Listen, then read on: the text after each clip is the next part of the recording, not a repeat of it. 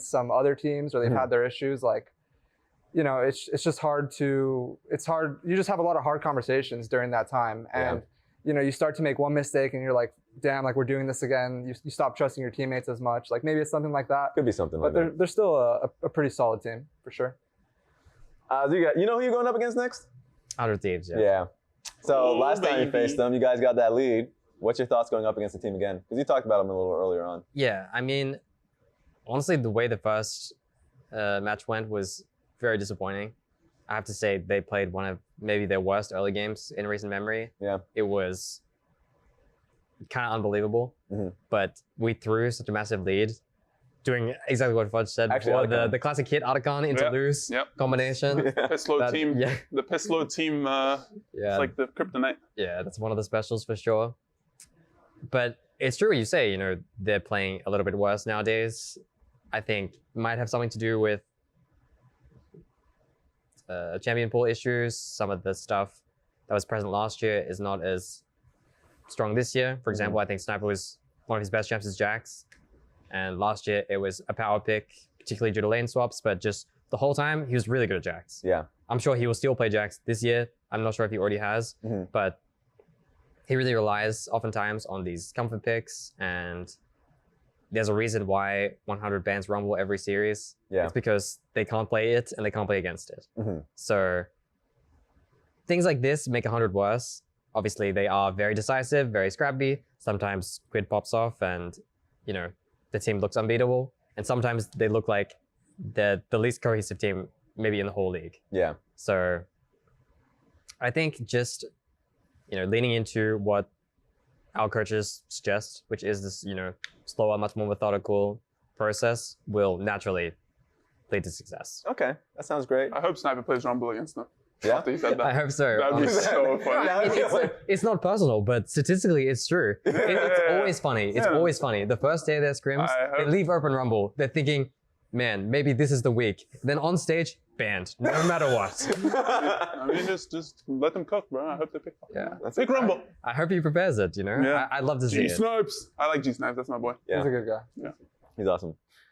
The two teams that are going to be facing each other, Lyon versus C9. Not here. Say whatever the hell you want about them.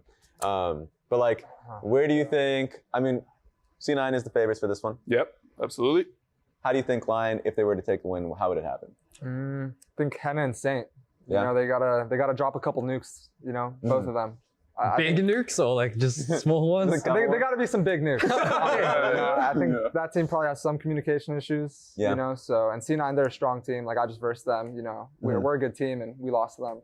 So well, I think it'll be hard for Lyon. So I don't know why they're laughing. You know, like I say good team and they laugh. True. You know, Kind of crazy. You were smiling, bro. That's why I lost.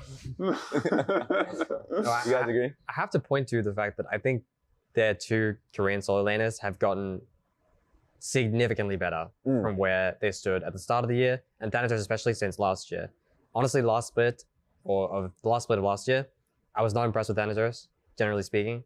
I think some of their problems they had leading to them not making worlds were stemming from solo lane issues. Yeah. I was not impressed with his laning, I was not impressed with his team fighting, but genuinely this split, it's night and day. Their positioning is so much better, the way they play flanks is so much better, their team fighting, their ability to play the game in a way that's consistent, that in scrims gets them results and on stage gets them results, is very admirable. I think they've done a great job, and you know, I'm not sure who's pulling the strings behind the scenes. Yeah. But It's an error. sometimes, I mean, like I said, last year he helped us for 4 weeks, and it's the best we got. So maybe Nick Smith is the GOAT. Yeah, Nick Smith. Shout out to Nick Smith. You're the GOAT. I'll see you tomorrow. But yeah, I like the way the CI play the game. I'm good friends with Sven, and you know, I think they just play well standard. And Lyon's really gonna have to look for holes. I think sometimes Lab is a bit inconsistent. Today, even versus DSG, you know, they had a really poor early game. They got exposed through their duo, either like poor laning, they had counter pick, and still they couldn't get any advantage, and they were a complete liability in early game. So, you know, maybe we'll see something. And yeah, I mean, I've already said that I think Saint is a great player. Yeah. Maybe superior laning or superior team fighting will show up from him, and you know, maybe they have a good chance. Sweet. I think that's about it, guys. Cool. Look forward to next week. Yeah. Thanks for watching on YouTube or listening on Spotify, Apple Music, or wherever you guys are getting your podcast. Be sure to tune into LTA next week for more Fearless Best of Threes, May 3rd and 4th. Check that one out. Thank you guys. Peace out. May the 4th be with you. Where's the hole in that team? That's a tough question. You know, those are my potential future teammates. That's true. That you're talking about. That's true. But I just So think you're not happy with the ones you have, or What do you say? What do you say? What does that mean? What does that mean, bro? I heard that. I was like, it's a dog-eat-dog league. You know. yeah, bro. All for yourself, baby.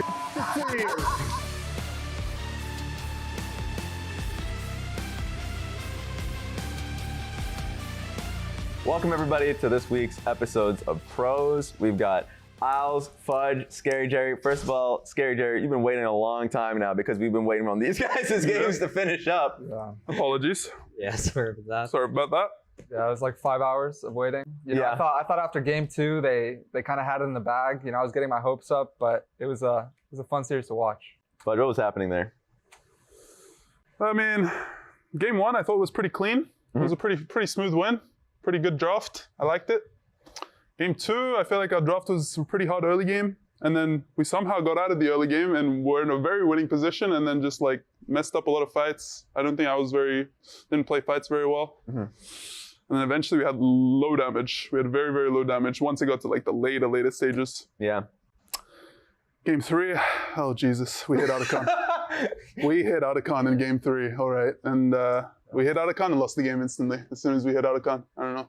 I mean, it was winnable. kind of goaded there. He just like last dying breath smited that thing. No, I mean, we could just take Dragon. Yeah, it's true. And we did the rookie mistake of hitting the objective when it's gonna tear our armor and MR away. Yeah.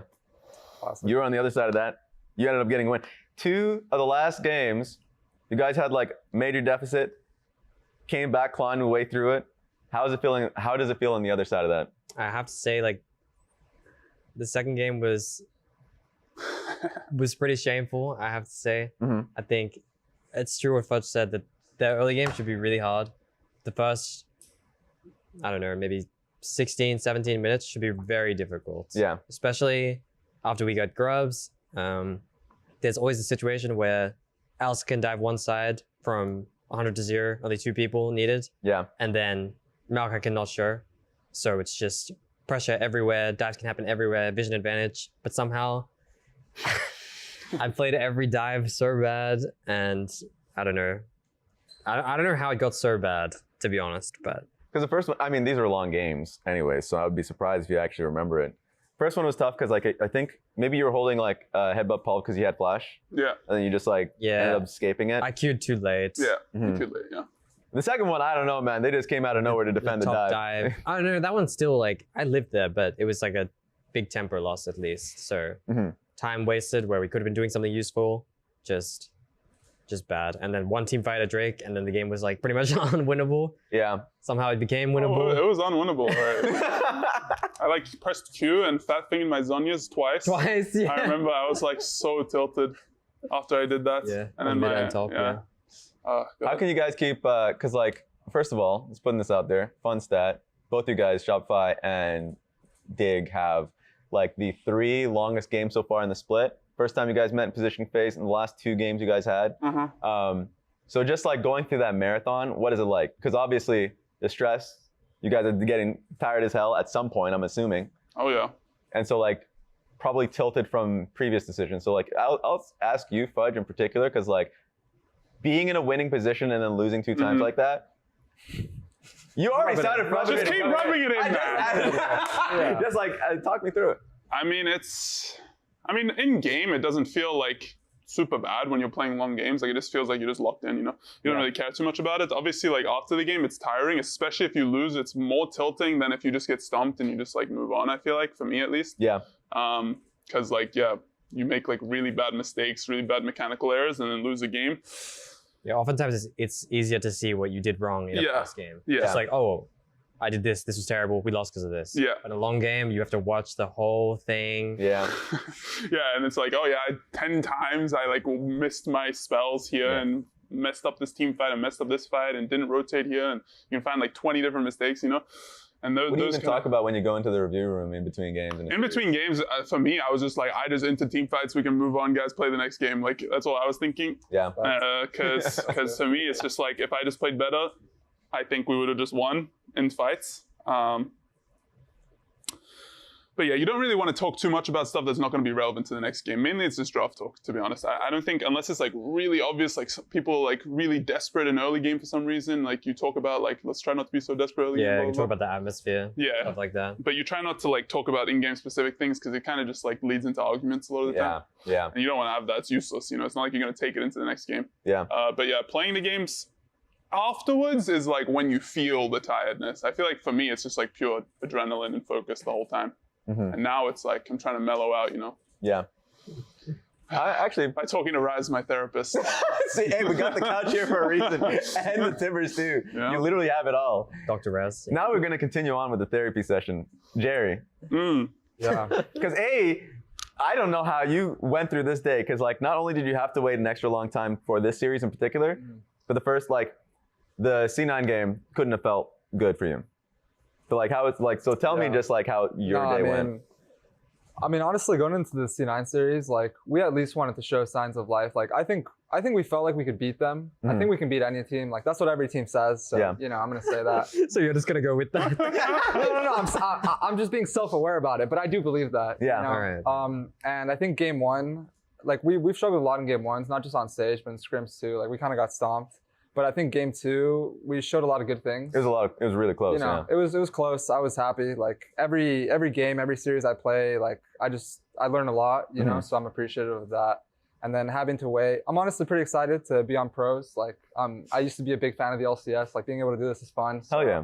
You know, it got me through the 5 hours of waiting. Thanks to these two, you know. They had to have the longest series ever, the comebacks and stuff. So, but no, just happy to be here. Made him waiting. How's so because you guys, I guess we should talk about it. You ended up taking a big win off of Team Liquid, and that must have felt great. But it feels like a pretty crazy week because that happens. Obviously, the news about like the coaching change happened. This is your first. Yeah, I love that dude. Love that dude. Yeah. My brother up there.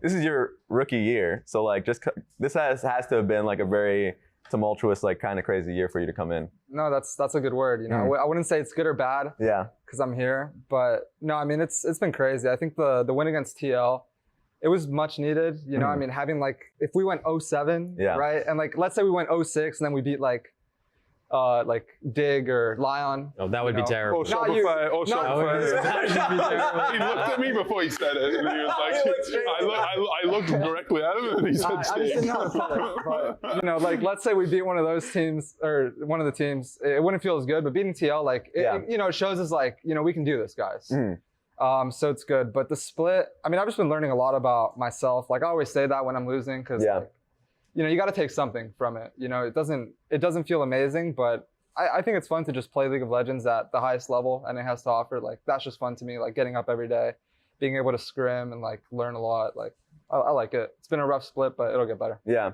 Like I think something that I love about you is like the confidence. Like because we saw that a little bit in when you were in Maryville. You talk trash, or like if someone's talking in a game, you're gonna talk back. You have to, man. And then you end up winning versus Team Liquid, and you start going off. Like, where does that come from generally? Where does that? Well, I just have the belief that like you have to be a fan of yourself at the end of the day. Like, especially if you're on a losing team. Like everyone, like no one else believes in you. The fans don't believe in you. Like the other teams don't believe in you. So you really just need to like, what's gonna make you practice the hardest you can every day? It's like having that belief in yourself, right? So I just try to be my biggest cheerleader, and like I really believe in myself. Like obviously I love my team. Yeah. You know, but you were asking about me. Like I really believe in myself and just like how much I can improve. Like I think League of Legends, it's a game. Like I don't think it's that complicated. I think it's like you versus your bad habits. Like trying to like get better at those, trying to like increase your awareness in the game. So, you know, that like why not be positive? Yeah. Right? That's what I think. I'd say the same to you, Fudge. When you first came in, like you were pretty confident. You were a big talker, or at least like somebody that had, I feel like, that same mentality. Yeah, I mean, I would say I was a little bit like insecure back then. I was pretty like, Not anymore. yeah, I mean, still a little bit insecure, don't get me wrong. I mean, I'm human. But back then, I think the reason why I talked so much was just because I felt like I needed to say I was superior to others. I didn't feel like it. Yeah. Nowadays, I kind of just feel like, you know, I'm actually just playing to improve and to like prove something to myself, I guess, that I can improve and beat people at the highest level. And it's fun. Like to me, like scrimming is really fun. Like day by day, like I would hate to have a normal job, honestly. And I love playing League of Legends every day. And I'm really lucky to be able to do it. So I just enjoy the process of everything. Obviously losing feels really terrible. And that's what motivates me to improve more. So yeah, at the end of the day, back to scrims. Back to the drawing board. Back to the drawing board. I was like, it's kind of weird when we're talking about like rookie year or something, because technically you started out with Dignitas like last year, right? But you've been around. Yeah. Like you were in Oceania. You guys both were in Oceania, obviously. So like you guys have been playing at a high level, but like you're generally like a silent type. And silent in the sense of like you're not yapping. But anytime I talk to you, persona. I don't have a very loud persona. Yeah. But anytime I talk to you, you're always like hypercritical of your own work. It's like anytime I interview Impact for something, it's like I say something he did well, it's like, no man, I did X, Y, and Z wrong at this point. So talking about me like coming into the league in general, like your mentality, I'd say. Because you came in with a lot of veterans with that Dignitas core. I mean, there was definitely, at least last bit to this bit, there's a huge dynamic shift. It's previously 4 people, I would say not including myself, kinda, 4 people that have already had significant success in their careers, that all have their ways of playing the game, their ways of playing and communicating outside of the game, how to understand what's important, and they bring all that into the team, you know? Doesn't leave a lot of comp space, doesn't leave a lot of space for, I don't know, me to like give my own opinion. Not saying they like tried to hold me back or anything like that, but there are a lot of pre-established views, and it's very hard to break out of this kind of mindset, especially when, you know, you had success like that in the past. So I don't want to get too much into the weeds of it, but coming to this split, the dynamic is completely different. You know, it's 2 rookies, Korean mid laner, 2 Korean coaches, an ADC that had success with 100 last split, and someone I played with before. So Tom and I kind of already had that like duo synergy.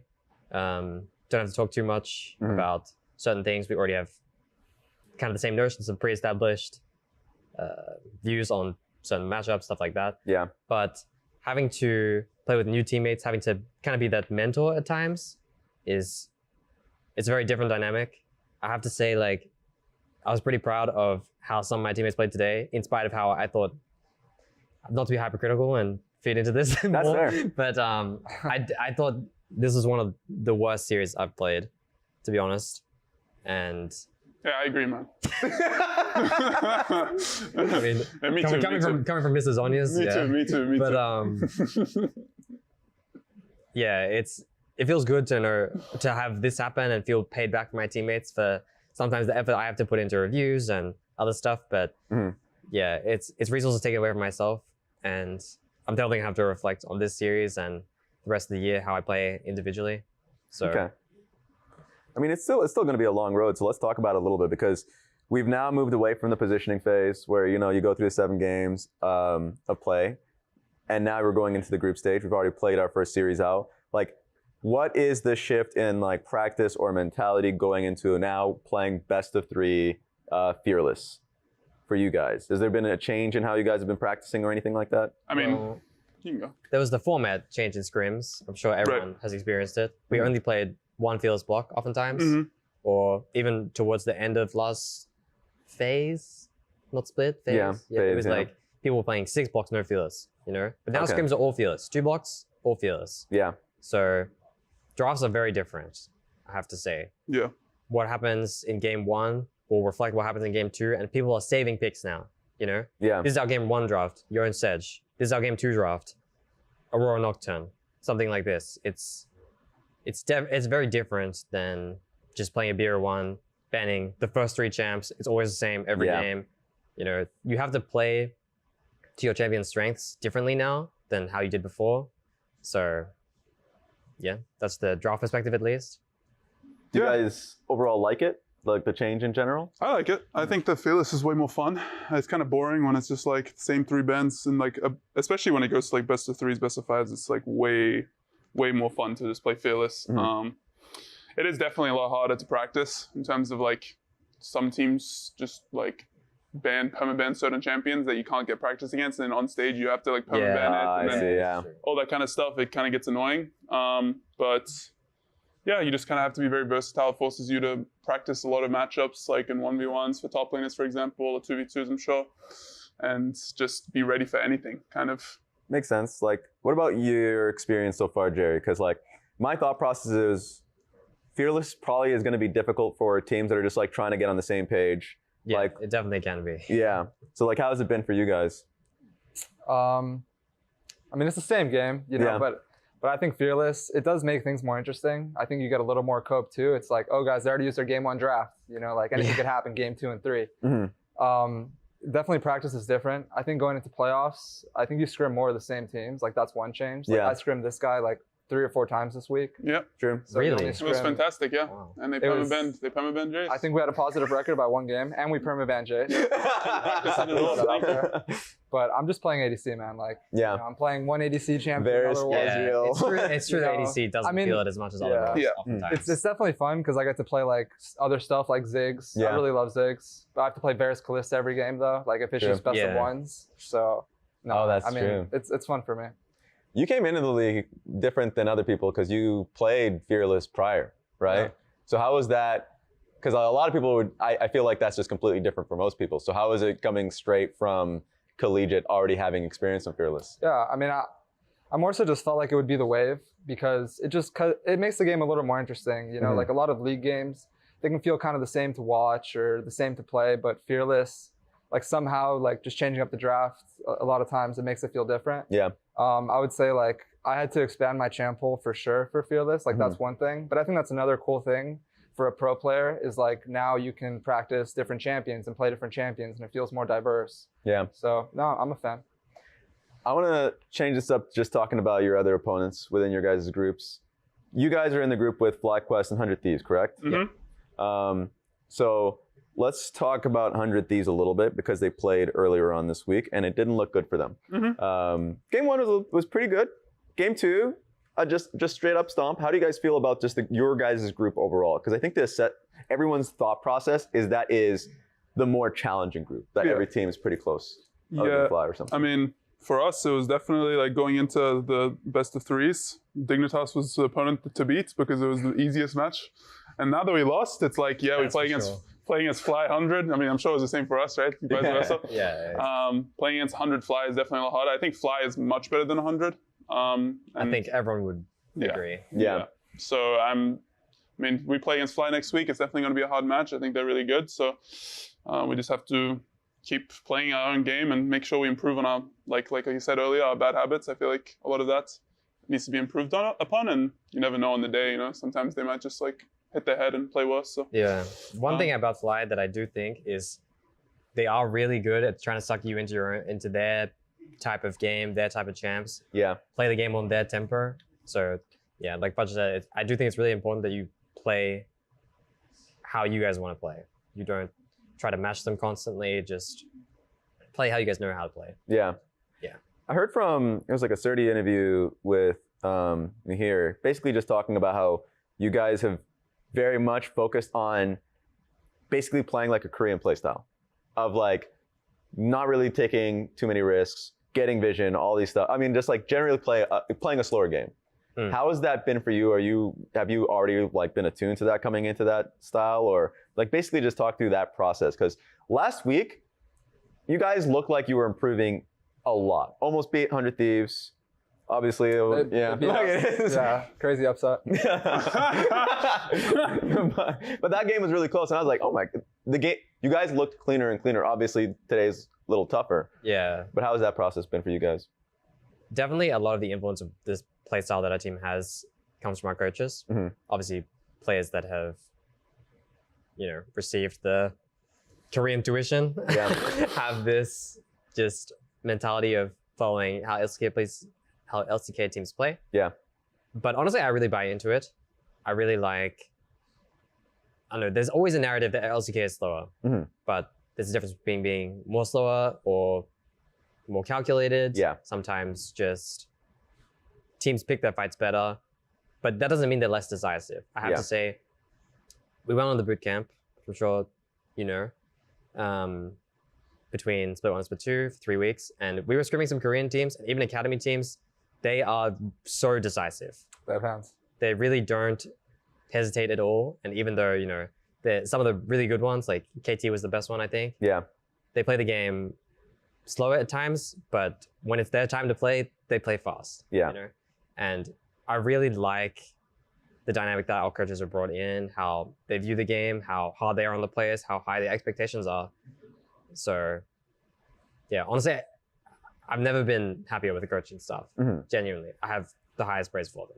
Hell yeah! It's weird to me. What weird to me in this case is like, all of that makes a lot of sense, and then you have a team within your guys' group, 100 Thieves, that just plays a completely Completely 100 opposite. Thieves is like a big outlier. I feel like compared to all the rest of the teams, they play like very solo queue-esque. Yes. I would say. But they're finding success. Like very scrappy. How's that? Because obviously their scrims, they even say it's not great, but they're finding so much success on stage. How is that working for them? I mean, I'm sure it carries through scrims. They seem to play better on stage. For sure. Maybe because they do take a little bit, maybe their players are just already good and they just decide to take less risk on stage and they just win. But I do think they don't look as strong as they did when they were playing last split. Yeah, split one. There is a bit of a difference. But it's also just very meta dependent. I would definitely say though that it's playing against them, I have much more confidence than playing against FlyQuest, I would say. Yeah. They definitely just seem like a team that could lose to anyone, and maybe that's just because in scrims they are anything, kind of, sometimes. I mean, not that they're getting stomped, but they're kind of just playing bad sometimes. And playing against like Fly or C9, it feels like you're slowly getting choked out, and they just have tempo at all times and don't really make as many mistakes, and then you just lose. Yeah. Much more methodical teams, maybe. Yeah. So I have decent confidence against 100. Obviously, our first opponent is Fly, so we'll see about that one. I mean, it's going to be a hard game. We shouted up. I mean, against FlyQuest, I mean, it's like You guys got them. yeah, we can beat them. I mean, they're not T1, you know. I mean, well, they're not HLE. HLE lost to DK. I forgot. What's the best team right now? I don't know. Gen G. They're not Gen G. Beat them twice. Yeah, but they did beat them twice though. That's it. What about, so even though they're not in your group, 100 Thieves, like, what do you feel about that team? Because I think your first series was versus 100 Thieves. And you guys had leads in those games too. And that was like where people were like, they're not looking great. And then they just go to the finals anyways. What's your thoughts on that team? I think 100 Thieves, they just have a lot of solid players, and they have a lot of solid team fighters too. I feel like on stage, I agree with Fudge, they just take less risks, you know, and then they show up to the team fights, and obviously, like, they just execute it really well. It's always fun for me versing them because FBI was like Hui's old ADC. Yeah. You know, and I'm trying to make Hui proud sometimes. So, you know, against 100 Thieves, it's kind of a grudge match, but only for me. You know? But no, they're a cool team, and you know what's cool about them is they give us confidence because we can actually beat them in scrims because they're not a good scrim team. Yeah. So, but no, they're a solid team. How's it been working with Hui?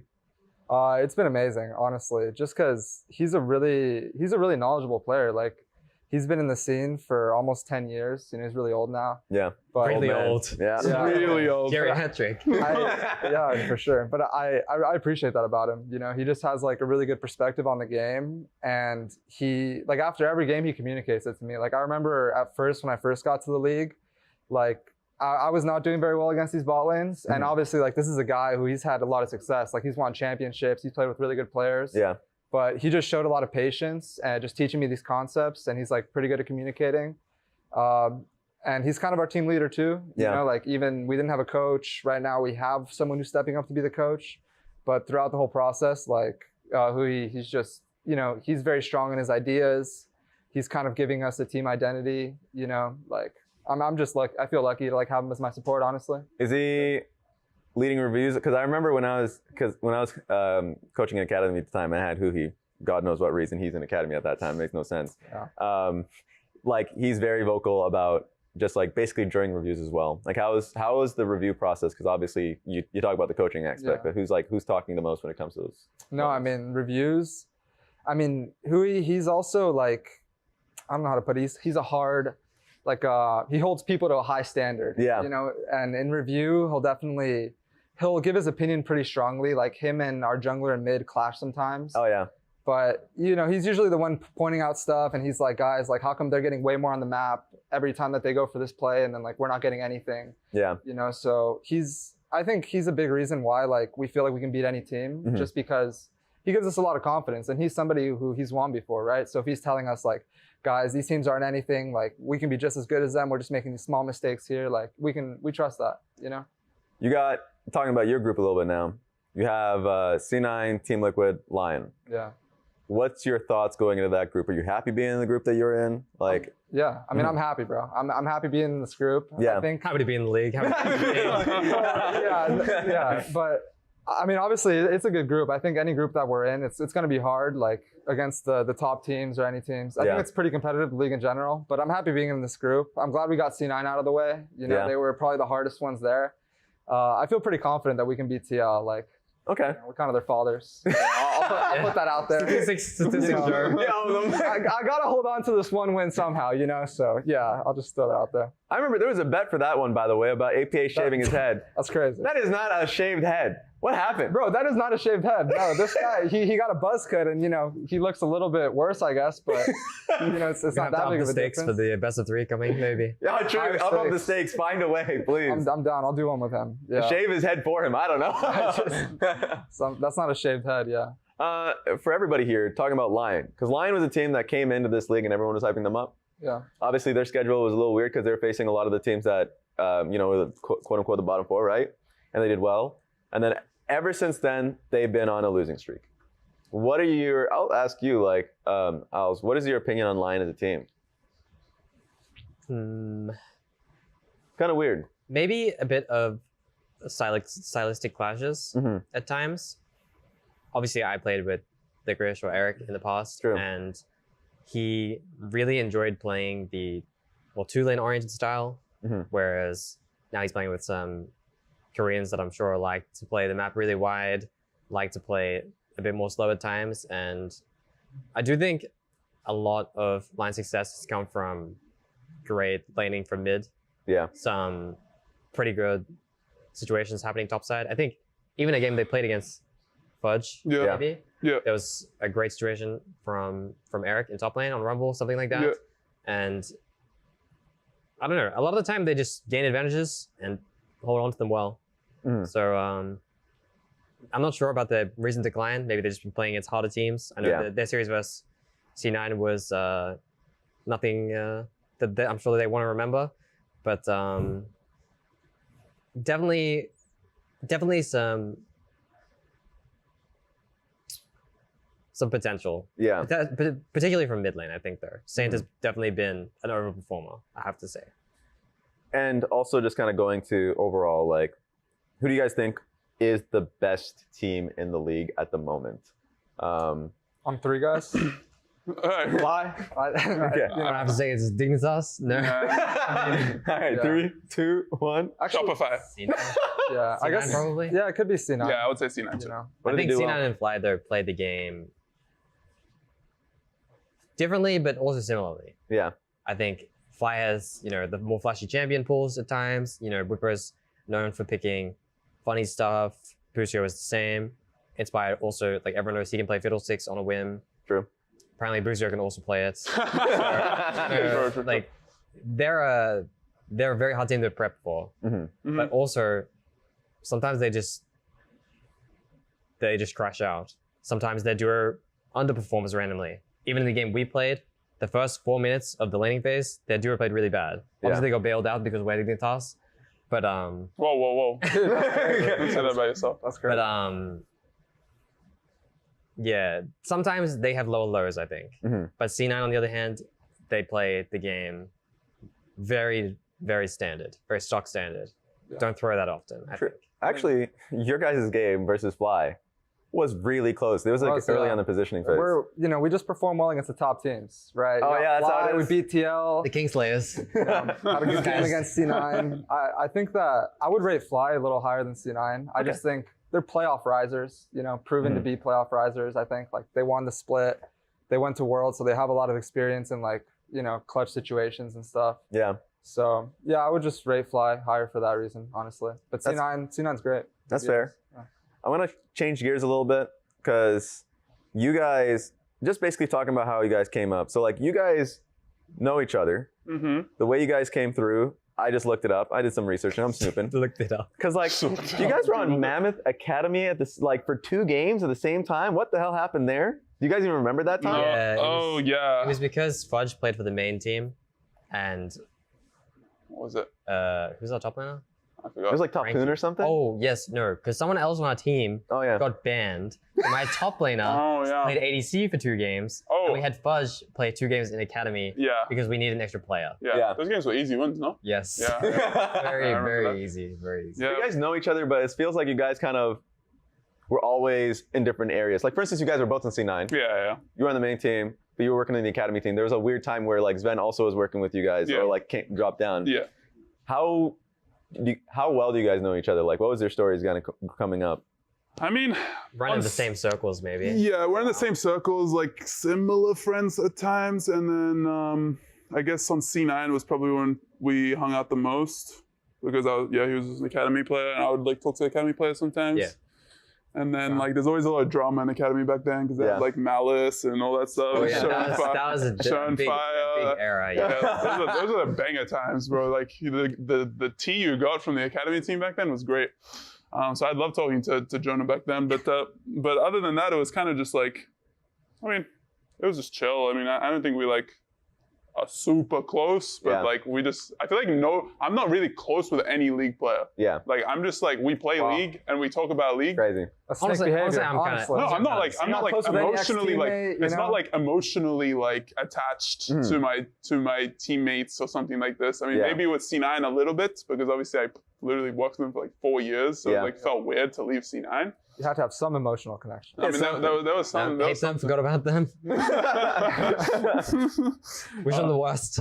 I was actually I was like outside looking in the academy side because you were there. I was like, oh, that team has Malice and Darshan. I feel like they're just completely different human beings. And that definitely showed, yeah. Okay, I was wondering what happened there. There's also another teammate that you guys played alongside and shared. Who do you think that is? King? Oh, I guess technically that Yeah, works. that's That's what I was the lying obvious about that. answer. I guess there's 2.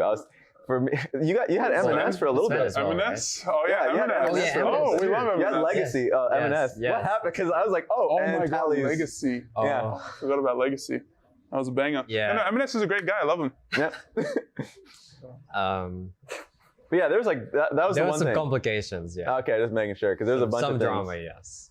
that you guys shared on that one. But you guys came up in a similar way through that, coming up from OS. You came up in a way that's very like not a lot of players come through, which is through college. Yeah. And coming through the collegiate system. How was that for you? Because you, I guess it's obviously natural for like NBA players or something to go through. And you were doing your college studies at the same time as playing league. How was that? Yeah. No, I mean, it was kind of rough because, you know, you have like an NACL match on the weekend and then on that Sunday there's homework due at night, Yeah. you know, that you put off all week. So, So you use Naturally. Chat GPT, right? Yeah. I mean, I might be going back to that school. So, but if you're not Probably using your not. resources, then, you know, you're not studying correctly. True. But Being efficient. ChatGPT changed the game. You know, honestly, it did. But no, I mean, it's definitely different. But I think in league, it's really easy to just like mental boom, or like just have a bad split and then your practice becomes bad. I think being in like a college environment where you just have people around you that like are supporting you and they care about you aside from like whatever's happening in the game. Because I had like some pretty rough splits in that collegiate time. Yeah. But I think like the people I had around me and just the environment in general, it's really what like helped me just to keep going, you know, keep pushing through it. So, you know, it definitely had its downsides of like homework, maybe the competition isn't as good, but I think the upsides of the environment, like it matters a lot. What happened when you make the decision to all in on playing competitive?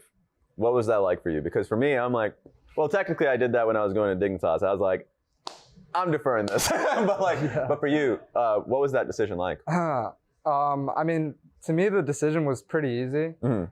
Honestly, I don't really like school, you know, I don't think a lot of people do. Yeah. But Fair. I mean, this is just the dream, right? Like, Yeah. if you're playing competitive League of Legends, like for the entire day, and you're sacrificing a lot of things, like if you don't go to the next level where you can be challenged, because in tier 2 I was doing pretty well, but you know the scrims become more boring, or like you don't fix as many of your bad habits because you don't have to. Yeah. I think like getting the opportunity to go to tier 1 where like all you focus on is League. I mean, I thought about it for a little bit just because, you know, there are some orgs that are budget orgs. Yeah. I don't know if mine is one, Mhm. but you know, I just had to think about it. Yours is definitely not one. Is what you're supposed to say. Content Definitely org. not one. Yeah. My org's great. I love my org. Just the content org. Kind of want to share some rookie stories because I'll start with you because you started up and I think everyone kind of just jumped on you right from the get-go. Oh yeah, that was fun. What can you share like some of the rookie stories that you had coming up? Anything with the team that you had, like any life lessons that you can share? No, I mean it's just like Some wisdom. Yeah. some wisdom. I Love mean, it. just Would like, love to. Hey, Yeah. Jerry's No, sitting I mean, here I'm too. locked in here. No, I mean, it's just a matter of you Listen up. don't look at social media when you're a rookie. That's all that happens. You don't look there, and you only focus on yourself. That's about it. I kind of like social media. Yeah, Yeah, it's like motivating. You know? I mean, it's tough, but it's like terrible, just bro. because like you see some of like the fan opinions, and you're like, these guys have no idea what they're talking about, but this is a funny comment. Yeah. Well, you look at the negative comments and you say they don't know what they're talking about. You look at the positive comments and like they're so right. Yeah. No, true. Exactly. And then you like check the Reddit thread only when you win. And Yeah. check the VODs of all the co-streamers only when you win. And, Yeah, no, exactly. Definitely had my errors of checking C9's Reddit once they lost. Yeah. Oh, jeez. Yeah, you don't want to check A those. big hating period, but But for me, I don't know. You just kind of get used to it, to be honest. You get used to like, you know, inting and then people's comments. And at some point, it kind of like, you just become like a little bit tolerant. Yeah. And nowadays, you just like focus on what does my teammates think and what do I think? That's all that really matters, you know? Yeah. And what do my coaches think? Kind of a little bit, but not too much. Don't focus too much about them, that one. You guys That's fair. just stopped checking out Reddit or anything like that in Oh general? yeah, no, I don't check social media because it's just there's nothing that's gonna make me happier or like more content or more confident in myself by going there, you know? It's kind of just, you don't want to like put yourself in that mindset, I feel like. I mean, unless it's like for content where like you want to like reply to something to like boost engagement and stuff like that, yeah, sure. Yeah. Or if I was like a streamer, then sure. But Wow. right, I don't really do that stuff, so. Yeah, it's a very wise take. You know? I mean, I'm checking the Reddit threads all the time. Are you gassing yourself Bro, when you do? I mean, kind of, right? Because I say a lot On of the TL I say a series, lot of yeah. Like I say some crazy stuff, like, oh, I'm as good as Jan, which I don't think is crazy, but other people thought was crazy. Yeah. You know, and everyone's like, what is this guy on? This guy's like, this guy's delusional. Like, this guy's gonna be out of the league. Like, it's just funny to me. And if I need that motivation to like watch an extra VOD or an extra solo queue game, like, it's right there. Yeah. You know. That's true. Wait a minute, Isles, what about you? Because you said you made the mistake of checking that Reddit thread when you guys were losing. Have you just like sworn it off? it was only a very brief period. Obviously, I didn't play on the C9 main team for more than literally 2 series. Yeah. I think. So honestly, people weren't that critical of me at the time. I still remember all of that, but definitely after I was off C9, I love to see when they lose. Check out, this guy needs to be replaced. This guy needs to be replaced. This guy has no hands. Like, how much do you hate C9? it was no. It was a small stint. It's funny. It's funny. Yeah. But like C9 is just like, being on C9 is basically just like, you have the fans who are the nicest people to you when you're good. And also, but online, the fans are really negative if you're not really good. It's just, I feel like in person, fans are always great. On C9, especially, like they are really dedicated.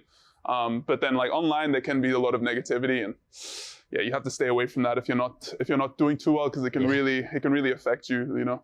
I would agree for sure. I still have C9 fans that come up to me asking me for signatures just because I was on C9 before. Yeah, that's sick. So yeah, they're legends.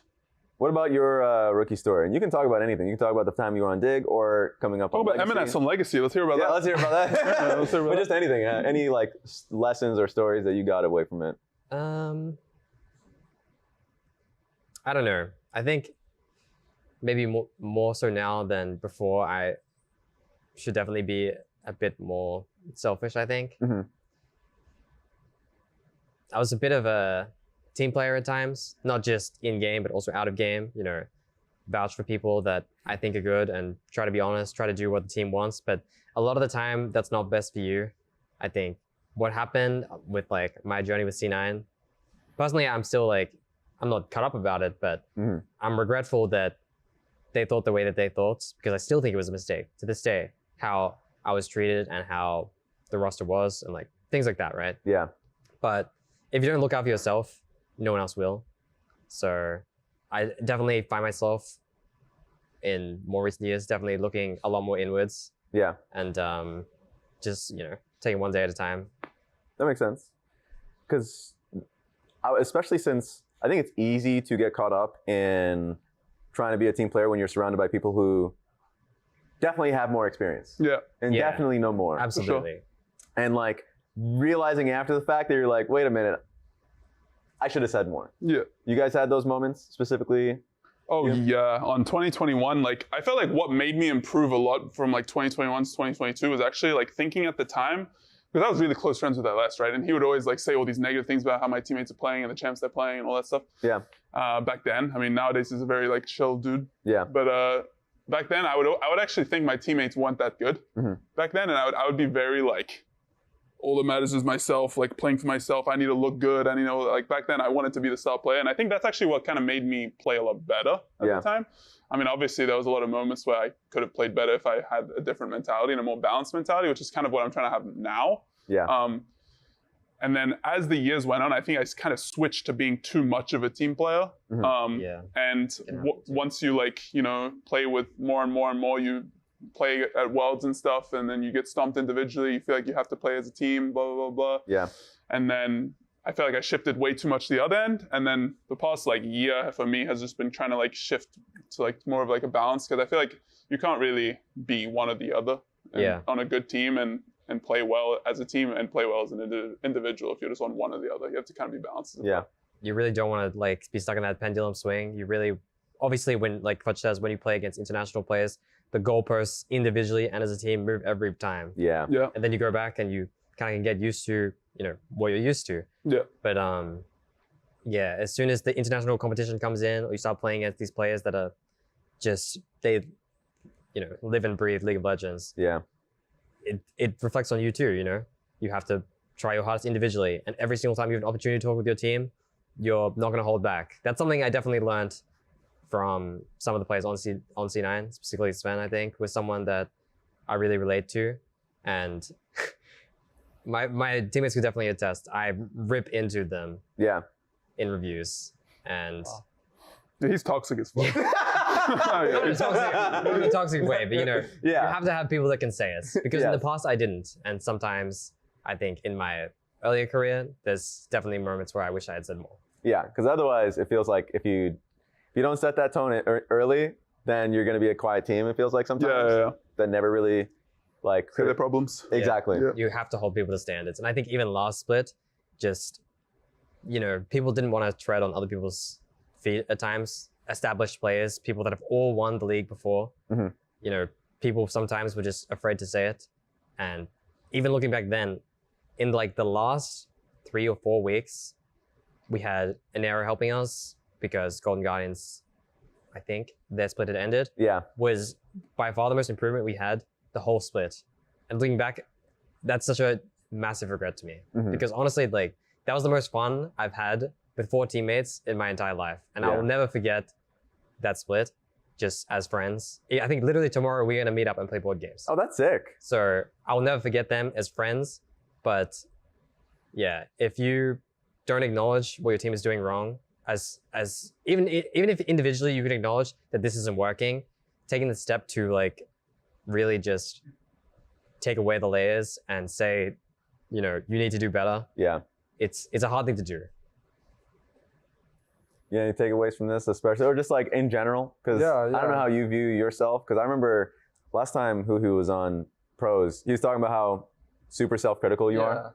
How do you feel like any of this, like your split has gone so far? Are you just like, I'm going to be silent, let you guys do your business? Nah, definitely not. I mean, my favorite thing about losing is just like how introspective I can get, Like I think after every loss, I just try to think about like my practice for the week, what I was thinking about in the game. Like I just really try to learn about myself like after I lose. Yeah. And I'm definitely a player on the team where I'm always asking for feedback. It's definitely not like we're the worst team in the league, I'm a rookie, like hopefully my career pans out. Like it's definitely not that. I'm trying to get better. And I think like I just have a few things to figure out before I just start having like consistent good performances. And I really feel like it's just up to me to have a good performance. It's not really about the team. And I think our team culture is actually pretty good. That's what I'm happy about, honestly, is like, because you can be on a winning or losing team, but if you have a good team culture, then the experience and the process will be enjoyable, regardless of the result. Let's talk about the next games then. Next week's matchup, you already talked about it. Fly versus Shopify. Very excited. Easy match. Also, I remember last pros or 2 pros ago, basically, Whippo was just like, Dogsmack, you responded. Just like, what are you looking forward to in that match? I mean, I think playing against Whippo is hard. He's a good player, and he plays a lot of different matchups that, I think that's his main advantage, honestly, is that he plays a lot of matchups that no one else really knows. So when you're on stage, you're already nervous usually, and you're trying to like, you know, make sure you play a good game, and then you play against the champion you never played against, you're going to play really scared, right? Yeah. And I think that's one of the advantages of like that Whippo has against most players, is that he has a lot of different matchups, like knowledge and champions in the toolbox. So playing against him is definitely not easy, but I still think that all that really matters is that we play well in mid game, to be honest. I feel like our early games rarely go really terribly, except for that, I think our one game against Lyon. Yeah. Maybe one other game, but most of the time our early games I feel like are pretty clean, and then we just like really lose it in mid game. So that's kind of just what we're probably going to be looking out for in the next week of scrims. And we just focus on ourselves, you know? I heard you guys have like strong early games against the top 4 teams. So like even hearing that. So how tough is it just kind of like punching into like your mid-game, late games? I mean, it's hard because scrims are never like stage ever. Yeah. You do not get mid to late game team fight regular practice and scrims. 2 or 3 games today with the orange Otacon. Yeah, I've never seen a GA Otacon in scrim. Like that does not exist in scrim. So it's definitely a little bit of different game. Hard to get the same practice, but you kind of just have to be very disciplined. It's as simple as that. Okay. You guys are going to be going up against Team Liquid? Yeah. It's a hard matchup, but it's really fun. Like I think Jan and Core JJ, like they're definitely one of the best 2v2 bot lanes. They're always trying to push their matchup. You know, if you mess up, like they can recognize it and they're not afraid to like all in you and get their advantage back. Yeah. So that's super exciting. I also think that out of the top teams, they're kind of slumping right now. Like you can tell they have some issues. So that's also exciting, you know, because we'll probably be able to take that series. So yeah. Where do you think the hole is for Team Liquid? Because they have quite a few problems. You probably have an opinion. I mean, that's my boy in the mid lane, APA. So that's true. I don't think he's the problem. Yeah. You know, I think that guy, he's playing really well. Where's the hole in that team? That's a tough question. You know, those are my potential future teammates. That's true. That you're talking about. That's true. But I just think. So you're not happy with the ones you have, or? What do you say? What do you say? What does that mean, bro? I heard that. I was like, it's a dog-eat-dog league, you know? Yeah, bro. All for yourself, baby. Fuck the team. I hope my team, I love my team, bro. Yeah, yeah. But, you know, I'm just not going to say, like, oh, this player's a hole. You know? I'll just give the classic answer. Like, you know, I think they're having, like, different issues. Like, they thought they were a really good team, right? They were really strong. And now that they're struggling against some other teams or they've had their issues, like, you know, it's just hard. You just have a lot of hard conversations during that time. And, you know, you start to make one mistake and you're like, damn, like we're doing this again. You stop trusting your teammates as much. Like maybe it's something like that. Could be something like that. But they're still a pretty solid team for sure. You know who you're going up against next? Outer Thieves, Yeah. So last time you faced them, you guys got that lead. What's your thoughts going up against the team again? Because you talked about them a little earlier on. Yeah, I mean, honestly, the way the first match went was very disappointing. I have to say they played one of maybe their worst early games in recent memory. Yeah. It was kind of unbelievable, but we threw such a massive lead, doing exactly what Fudge said before, the classic hit Otacon into loose combination. Pisslow team, the Pisslow team, it's like the kryptonite. Yeah, that's one of the specials for sure. But it's true what you say, you know, they're playing a little bit worse nowadays. I think it might have something to do with champion pool issues. Some of the stuff that was present last year is not as strong this year. For example, I think Sniper was one of his best champs as Jax. And last year it was a power pick, particularly due to lane swaps, but just the whole time he was really good at Jax. Yeah. I'm sure he will still play Jax this year. I'm not sure if he already has, but he really relies oftentimes on these comfort picks, and there's a reason why 100 bans Rumble every series. Yeah. It's because they can't play it and they can't play against it. So things like this make 100 worse. Obviously, they are very decisive, very scrappy. Sometimes Quid pops off and, you know, the team looks unbeatable, and sometimes they look like the least cohesive team maybe in the whole league. Yeah. So I think just, leaning into what our coaches suggest, which is this, slower, much more methodical process, will naturally lead to success. Okay, that sounds great. I hope Sniper plays Rumble against them. Yeah? After he said that. I hope so. That'd be so funny. It's not personal, but statistically, it's true. It's always funny. It's always funny. The first day of their scrims, they leave open Rumble. They're thinking, man, maybe this is the week. Then on stage, banned, no matter what. I mean, just let them cook, bro. I hope they pick. Yeah. Pick Rumble. I hope he prepares it, Yeah. I'd love to see it. Snipes. I like G Snipes. That's my boy. Yeah. He's a good guy. He's awesome. The two teams that are going to be facing each other, Lyon versus C9. Not here. Say whatever the hell you want about them. But like, where do you think? I mean, C9 is the favorites for this one. Yep, absolutely. How do you think Lyon, if they were to take the win, how would it happen? I think Henna and Saint. Yeah. They gotta drop a couple nukes. Both of them. I Big think, nukes or like just small ones? they gotta be some big nukes. I think Yeah. that team probably has some communication issues. Yeah. So and C9 they're a strong team. Like I just versed them. We're a good team and we lost to them. So I think it'll be hard for Lyon. So I don't know why they're laughing. Like I say good team and they laugh. True. But Kind of crazy. You were smiling, bro. That's why I laughed. No, You guys agree? I have to point to the fact that I think their two Korean solo laners have gotten significantly better from where they stood at the start of the year, and Dignitas especially since last year. Honestly, the last split of last year, I was not impressed with Dignitas, generally speaking. I think some of their problems they had leading to them not making worlds were stemming from solo lane issues. Yeah. I was not impressed with his laning, I was not impressed with his team fighting, but genuinely this split, it's night and day.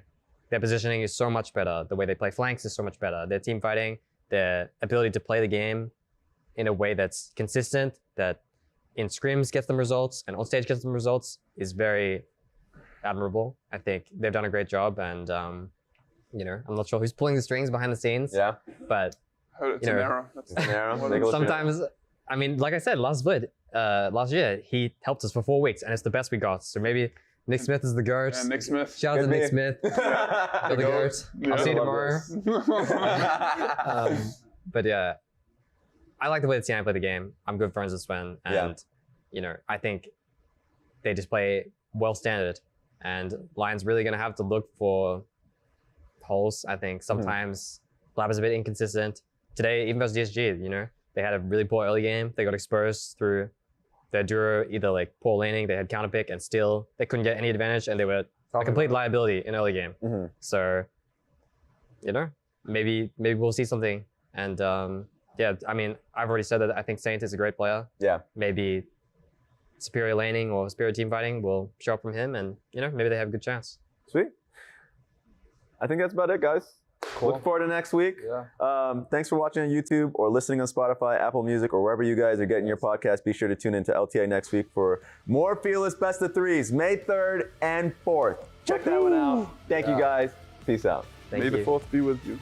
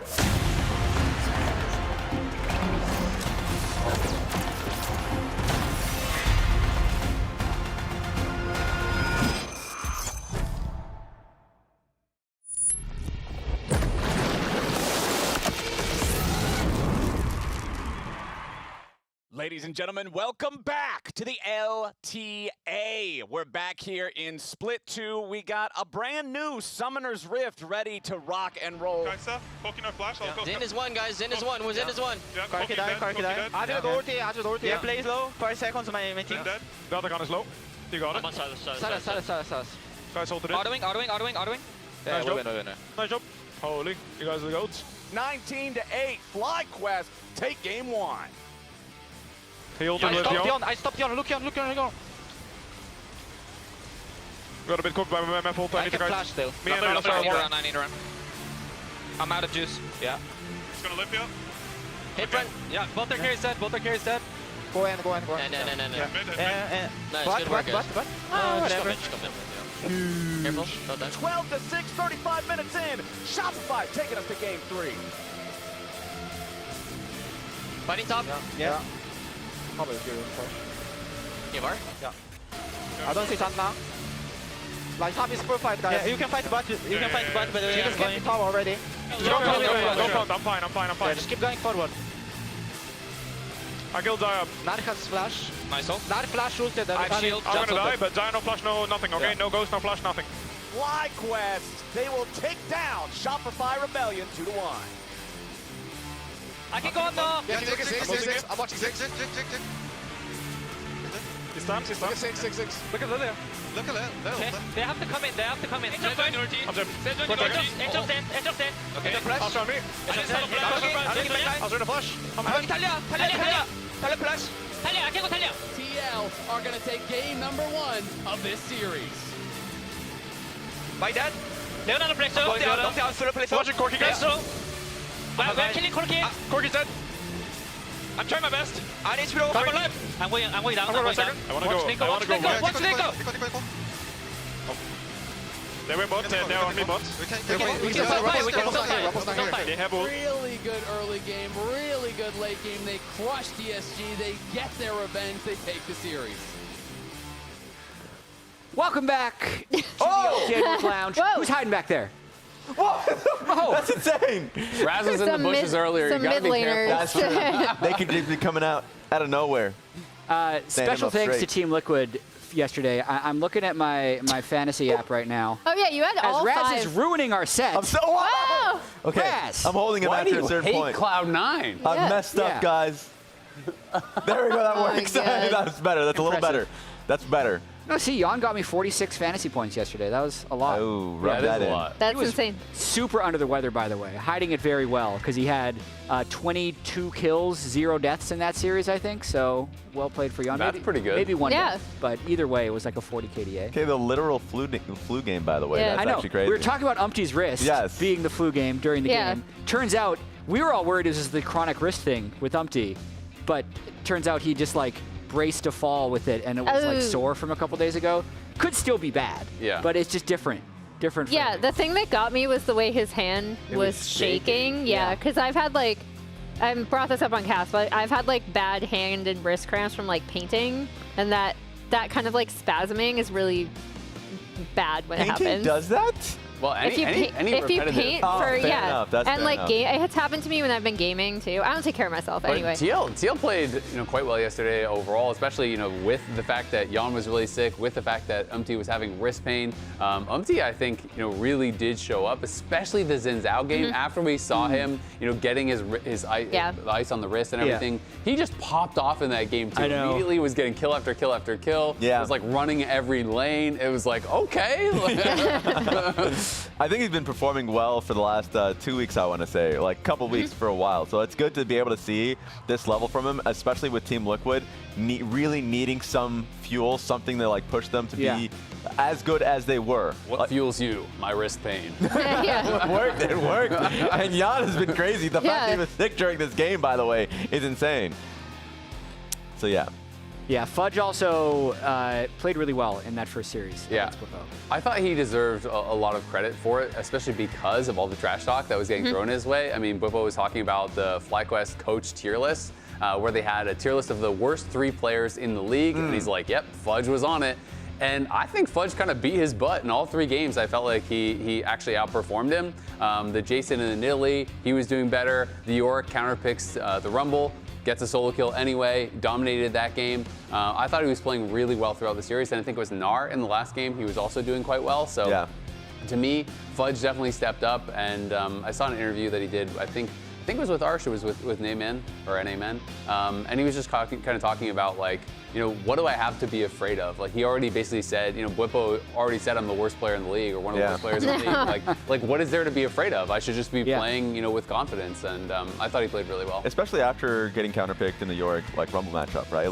Like being able to find his windows, especially in all 3 of those games, there's that. And I know, like, a few years ago, we had, like, awards that we gave out, like rivals, like basically like the best players on losing teams. He was definitely that. If he was winning that series, they were really close. He would have been that. Huhi from the DSG series actually could have been that one because his Alistar game was incredible. Obviously, game 2. Let's close our eyes from all that team. But like, I thought we saw some real fire from the teams on the losing side yesterday. Yeah. Let's check out the standings so far in the LTA North. Yeah, I'm interested to see what we got. Absolutely, we got Team Liquid. For as much as we're saying that Team Liquid has been struggling, they haven't dropped a game in the group yet. Yeah. They 2-0 both. And Cloud9 is going to be their main competition. Yeah, That's who they're going to be playing next week. But they have still been scraping out a good number of wins. FlyQuest as well at 2-0.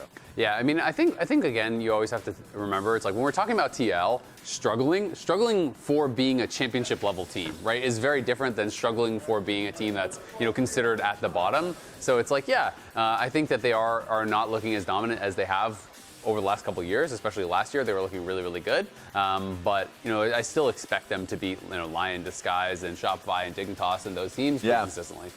Yeah, and by contrast, I mean, I'm looking at Shopify, even though they're 0-2, I think they've had a lot of, like, this is why I call Shopify the most infuriating team, because you see them have really good runs of play. You see individually strong performances on this team, and they're still not able to string it into a series win, which is obviously very frustrating for them. But they're not a team you can underestimate in that group, and I thought they did have a really good series, like, outside of winning a good series against FlyQuest. We were joking while we were watching the highlights that I wouldn't be shocked if Shopify pulls off some type of run in playoffs and ends the split at 3rd or something. Yeah. This whole conversation before. They can't win a single game, but just with the way the groups work, they could lose every game, every series in the group stage, and they'll cross-play the 3 seed from the other group, sneak into playoffs, and if, like, we know Contracts is performing well, we know B-Boy has a lot of potential, like, we know everyone on this team can reach a peak. There's just every game or series, it seems like one player makes some big mistake.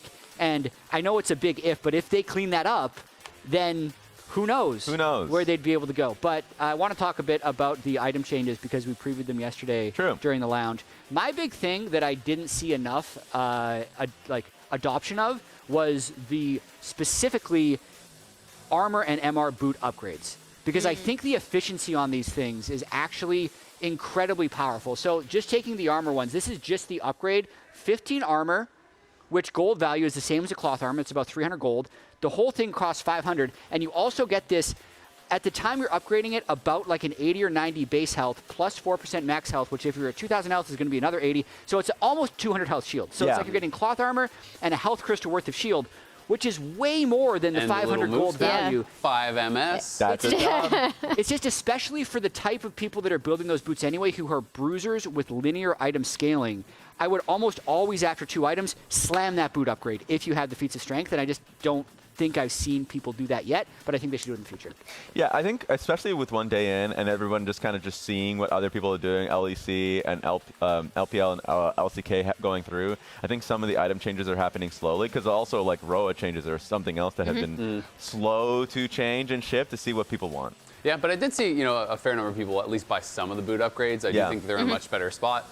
Something I was also really, really excited for with this patch was also the player behavior updates. They're basically having, you know, automated detection of soft inting, of people running down games and all this stuff. Yeah. And I've already seen in some of my games people, you know, getting punished. Yeah. And so it's been really, really good to see some of these people who are, you know, doing these heinous things, who are running down games, who are, you know, really just kind of in these situations where it's like, okay, are you really trying? You know, are you really doing your best in this game? Getting punished for their criminal behaviors. So do you think any of DSG's players will be punished after That's this? great. Oh, That's great. no. That's crazy. But like for me, by the way, look at these plays. You know, what is this guy's just going in there? Is he even trying to steal the bear and just killing himself? And that Nunu with 10% HP. I mean, who would do that? Wait a minute. Who would do that? These are players that I have caught and reported. What are you talking about? The system is working. That was a good steal. I had attempted a steal. One penalty prevents most players from starting Wait a minute. games, but in this case, it may be a lost cause. Why my face popped up Punish. How could you? That was a good attempt. Look, I'm defending myself in this respect. That's crazy. What were you doing on the Nunu, bro? The Nunu, look, my Nunu is not the greatest. My Nunu is not the greatest. Oh, I remember that game. Wait a minute. You need to show my teammates replay on that one. My teammates were trolling. If there was a Bard in that game, we need to report him. That guy was going crazy. I think Raz is toxic. No, Yeah, wow. I'm learning. Look, Toxic Raz. by the way, That enters did you some favors in that role too. They cut out the Yone all that happened right before. yes! By the way, those guys, the other 4 members, were my friends, but these guys, I am putting the report function to use. You guys are getting attacked too. If I'm getting hit, you guys are getting hit. It's working. Wow. Sweet. That's insane. Well, the producers have a quiz for us. The first few questions are going to be multiple choice, and then we're going to follow along in chat. Please vote in chat with A, B, C, or D. Don't use the player name, so just vote with A, B, C, or D. And the first question here is going to be, heading into week 5, which player has the highest damage per minute difference compared to their lane opponent? Stats. Oh, this is interesting. In a positive way? Compared to their I'm going to say Whippo just because I know he was #1 in damage per minute, and top laners oftentimes, especially if they're put on like a tank matchup, are going to be really low. Yeah, that's kind of what I was thinking as well, because he does also a lot of carry picks. Yeah, I feel like it's Sven's going to been be popping as Sven or well, though. Whippo. I feel Those are like- the two that I would think of. I'm voting B. Does it include Seeing yesterday? a little bit more. Are you Because on your phone? I would I see, go. you're looking at I would chat. go You're looking at for. chat. Raz See, isn't cheating. I would go for a C9 player actually. I'm an honorable man, and I'm letting the Let's have the chat one also series. decide this one. Of I'm course, going Whippo. I'm B leaning for towards Whippo. Whippo, Yeah. but there's a lot of C now. People are thinking Loki. At least the Damage people per in the chat are minute thinking compared Loki. to. Oh, it's a tie. Oh, that's yeah. really close. I think it's a Whippo C. and Zen. I actually think it's a C9 player. Oh, hold on. I thought that was the answer. No, I'm no. gonna go. This is chat. I am gonna go with Loki. Lock it in, Emily. Yeah, Lock it I'm gonna in. go with Loki. Where are you on, Raz? I would go Whippo. All right, let's find out the 3 answer Bs here. and a C.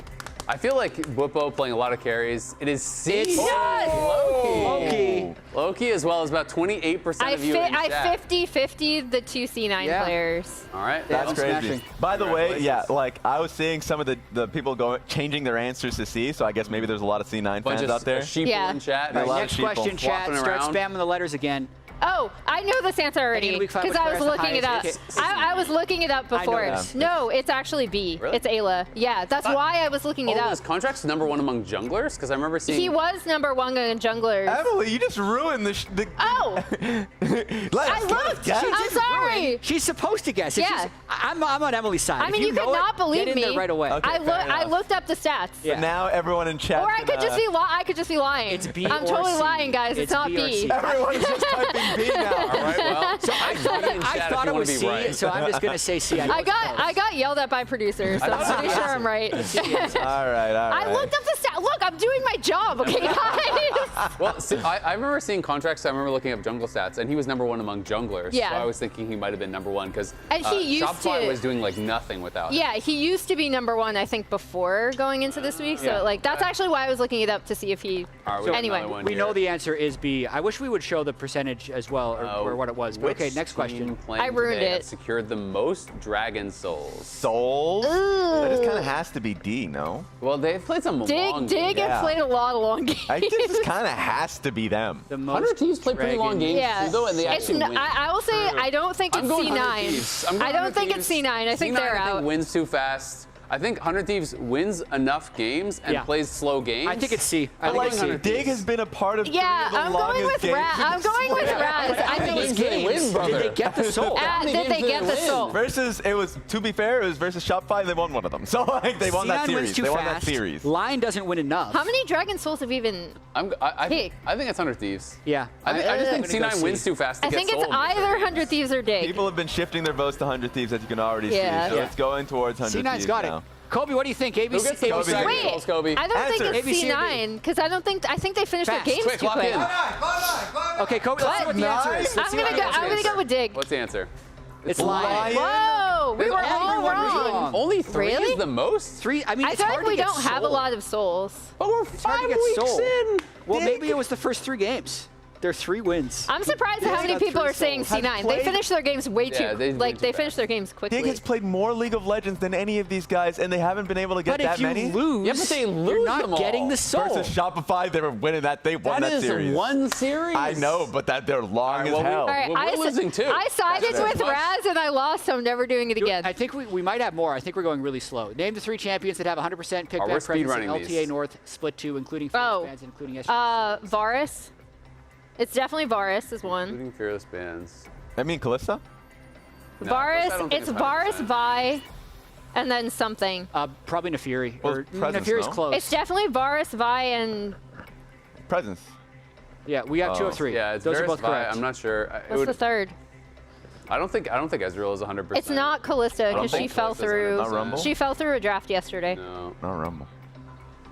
Spirit Blossom. Spirit Blossom. That's skin. our hint. Is it That is the hint. Yone? That's a lot of hints. Producers It's gave us a Yone. hint. It's of- Yone. Oh. Okay. All right. Okay. People are saying Azir as a question mark. Well, they're Maybe wrong. They were wrong. Yone. Zen currently has a Someone said Yone. 14.8 KDA across the full NA split. His best KDA is 12.4 from 2020 spring. But what did his KDA peak at that split? Price is Right rules. Price is Right rules. Price is Right rules. Okay. Oh God. What is it, Okay. peak? Are we counting infinite? Yeah, that's infinite. You just get one That's kill just before you infinite. get a death? 0 it counts as 1. That's just the way it always Okay, works. I'm doing 1 then. Yeah, that's wrong. Oh, wait. Wait, no. what? Raz? It peaked at 1 when it was Yeah. So that works crazy. if it's That's Price is Right. crazy. It keeps everyone. Fine. Okay, Raz is locked in for I didn't 1. think. No, I did Everybody- not. No, you put in your vote. Okay, Okay. Then whoever votes last just kind of wins. Yeah. I'll I'm just go. gonna guess. Who two. cares? I'm gonna say 27. I'm gonna throwing it out there. go. I'm gonna go something ridiculous. completely Because random. I feel like I'm going I feel 40. like Okay, I'm gonna. What do you say? I was gonna go 60. Okay, I'll go. What do you say? 27. 28. Let's see. What is it? 84. Whoa! No one got that. I Congratulations. won by Emily. default. Emily wins. Emily wins. Yeah, because that was the C9 split where they started. We thought they were going to go undefeated, so he probably just Yeah. didn't die until that first loss. Our committee said 76, so you're the closest one in the chat. Whoa. That one. That was close. Congrats. Yeah. Impressive. Congrats, I'll take it. Chatter. All right, let's check out the schedule for today. We got 2 matchups ready to go. Cloud9 is part of the second one. They're playing against Lyon. And first up is going to be 100 Thieves versus Dignitas. Yeah, I think it's on paper obviously 2 fairly one-sided matchups, but yesterday was actually a lot closer than I expected it to be. Yeah. So I do feel like 100 Thieves Dig, maybe there's some room for Dig to actually get in there. Certainly played a lot better last week, and they are kind of coming off of a win, so maybe they can actually springboard that into a more competitive series here against 100 Thieves. Yeah, especially if you're solely focused on one series, which is obviously much different than the what we saw from the best of ones. Like them recognizing they're going up against 100 Thieves, also the improvement that we've seen throughout the split. It's going to be competitive. I know it's competitive, but yeah, it is. I'm excited for it. Kobe is going to be standing by with River for an interview to get his thoughts ahead of the series. Hey, I'm here with River pre-game. Now, we actually talked to you last week after you guys won, and you were like, oh, our scrims are so chaotic. We need to focus up. Everyone's just going for kills. How were the scrims this week? To be honest, our scrim's going really well this week. So I have confidence today. How did your boy Sniper do? He's smiling ear to ear over here. A Sniper smurfed this week in scrims. He solo killed like everyone. So yeah, we're gonna win today. All right, Surdy, watch out. Dignitas, now, they are now known for just having the longest games in the entire league. They set the record for the top 3, actually. Is there anything going against this team that you want to target specifically, or you think you should play fast or play slow? I feel like we played a bit boring game last week, but this week gonna fast game for us. Yeah. All right, there you have it. We're in store for an exciting game. Take it away, Lounge. I can't tell whether he's trolling or not. Through while it was happening? Yeah. Yeah, I asked Quid as he walked through, and he said, "We had insane scrims." I was like, "Quid, are you lying too?" And he's like, "I'm not lying." They're all in on it.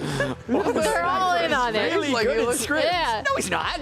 That's insane. They're all in on it. Oh my God. I mean, we should probably talk about it because it's the point of discussion for the team. 100 Thieves if we look through their 20-minute, throws in general. That's just recent. Yeah. Just recent versus FlyQuest, versus Dignitas, versus Team Liquid. We got What a lead. happened up here, brother? And then we're jumping. And then we're jumping. This is where Raz Nunu subbed in. no. This is where the tariffs come in. Well, wait, swap this out. But 'cause if you look at it like this, the goal graph starts looking really good. Wait, wow. Yeah, That's exactly. awesome. Wait, turn it the other way so I can hot swap it. Okay, so hot swap. Yeah, so basically this is against the two top teams, right? Where they threw around like basically Otacon. Okay. This was them against Graphic swap. Dig, where they actually were in a goal deficit. Yes. And then, if people remember, the last time they met Dig actually had a pretty strong early game against 100 Thieves. And then they ended up winning through That's team the fighting. opposite of a worrying trend. It is. I mean, a lot of times. What would you call it? Maybe they still What would you want call it, Jack? they want all of it to be above. What is the opposite of a worrying trend? A positive trend. Positive An trend. uplifting trend. Yeah. Maybe something more catchy. Here is this Otacon throw. I ought to can't believe they've done this. And River played this one so well. Of course, like being able to find the specifically Shaden, who was like really low in HP. I know that Dignitas talked about this in particular. Like, why did we start Otacon? It's just shredding our MR and 8 armor the entire time. Shaden almost died to the Otacon. Yeah. Yeah. He was at what, 20% maybe? You started that one really healthy too. I feel like teams say like they always know it and then they do it anyway. And then afterwards when they lose the fight, they're like, Dragon yeah, that's was right there shred. too, by the way. They literally came out of that being like, Dragon is literally right there. We could have just done that instead, but like we fell for the same bait. So. I mean, I thought River was fantastic in those team fights, and I feel like he's been kind of a shining, light, yeah, for the team, even when they have been struggling. Beacon of hope. But there was one thing when I believe this interview was also with NA where he talked to them about their scrims, because it's been such a huge discussion point with people ragging on 100 Thieves for their scrims. And this was last week, and the only reason I thought it was interesting is because a lot of people had constantly been asking 100 Thieves, oh, okay, does it help that you guys really overextend in scrims and then you can reel it back on stage? Is that why you're so good? And he said last week was the first week that they felt like on stage it was rough as well. So it was also cool to compare this to that interview he just did. Yeah. And where they did seem, in good vibes, right? And then this was Quid on 100 Thieves scrims, I believe the week before on pros, not last week. This was the one I did with him, and I was basically asking him, because people were always telling me that all they do is fight in scrims, but yet on stage they're really given a lot of credit for how good they are at fighting. And I was saying, does that actually add to it? Like the fact that you're always fighting, does that make you better on stage? And he's basically like, nope, Yeah, and I think it's, to me, really interesting with this team, because I was listening to Raz on Pros talking to Isles, and Isles was saying that they're one of the most solo queue team.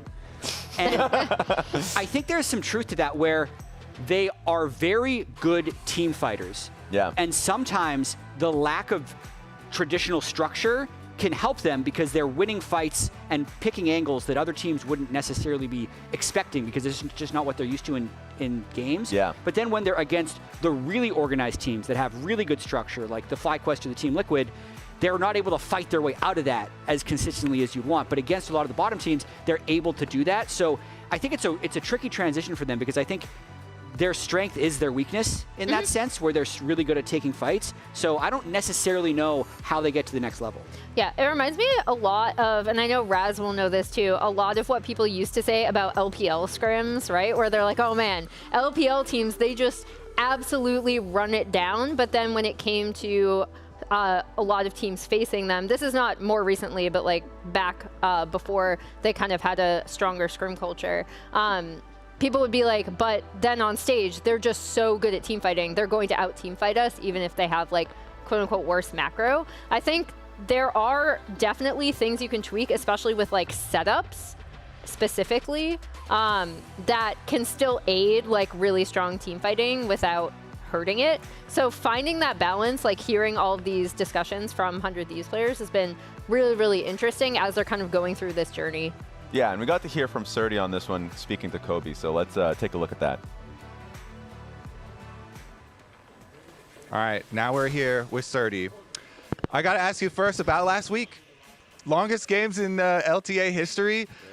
were you guys excited or like relieved? What was the emotion that you were feeling during that game and when you won? I think after game 2, I was just relieved. But after game 3, I was like pretty happy. Not because we played like especially well, but because it's like nice to get your first like real best of 3 win on stage. Like I don't really consider the DSG one like a real series, you know? So beating Shopify, it's like, it's nice.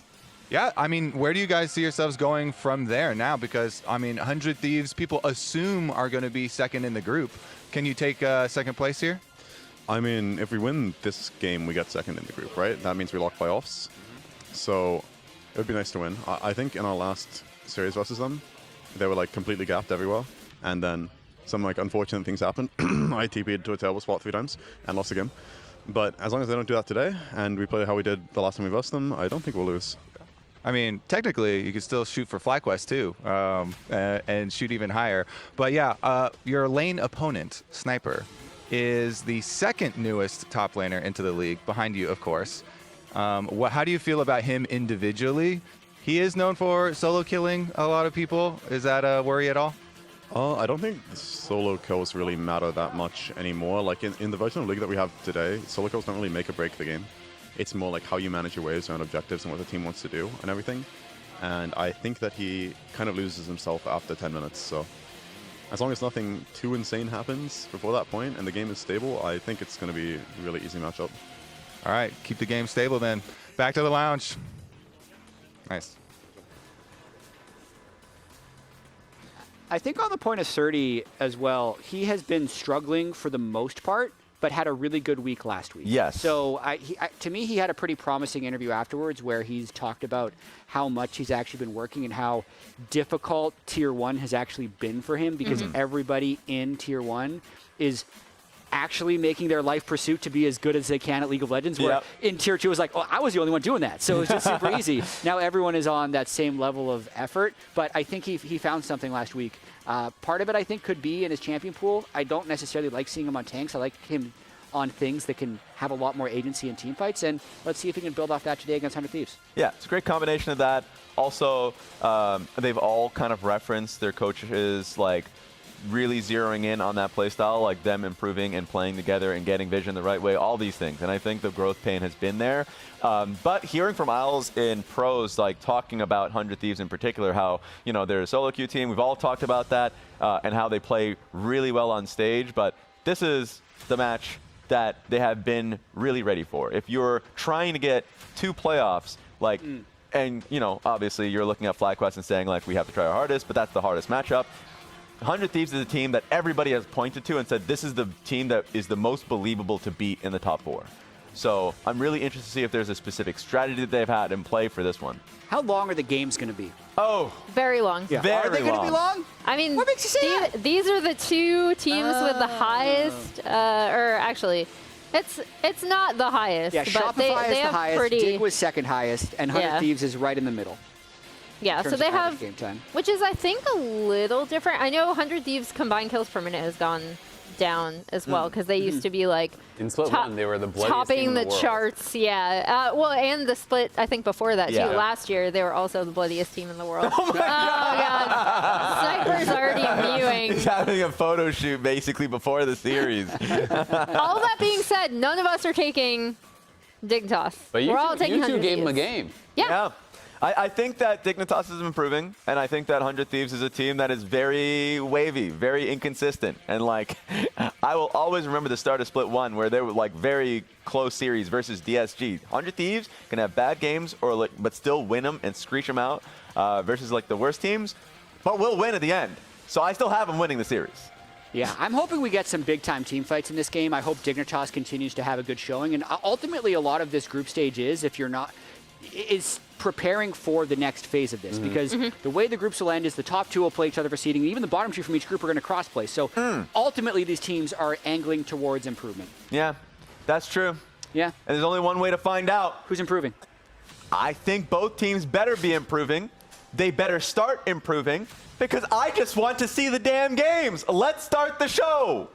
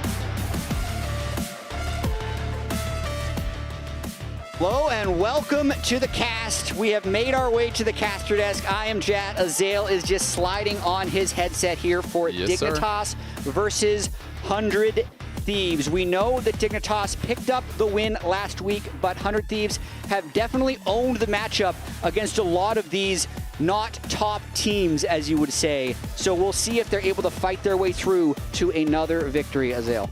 Yeah, it's going to be interesting. I mean, I think, especially, I'm really curious to see how 100 Thieves looks after that River interview and after Quad telling us as well that they were owning in scrims.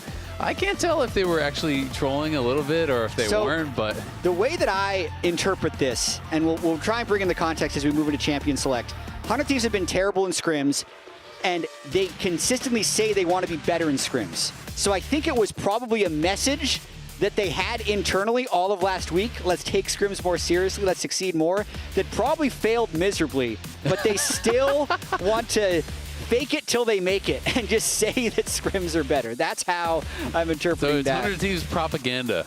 Yes. The Thieves are lying to us. They really are. Well, maybe they're going to look amazing. If they look amazing, will you believe them, or are you still going to think that's unrelated and they're lying?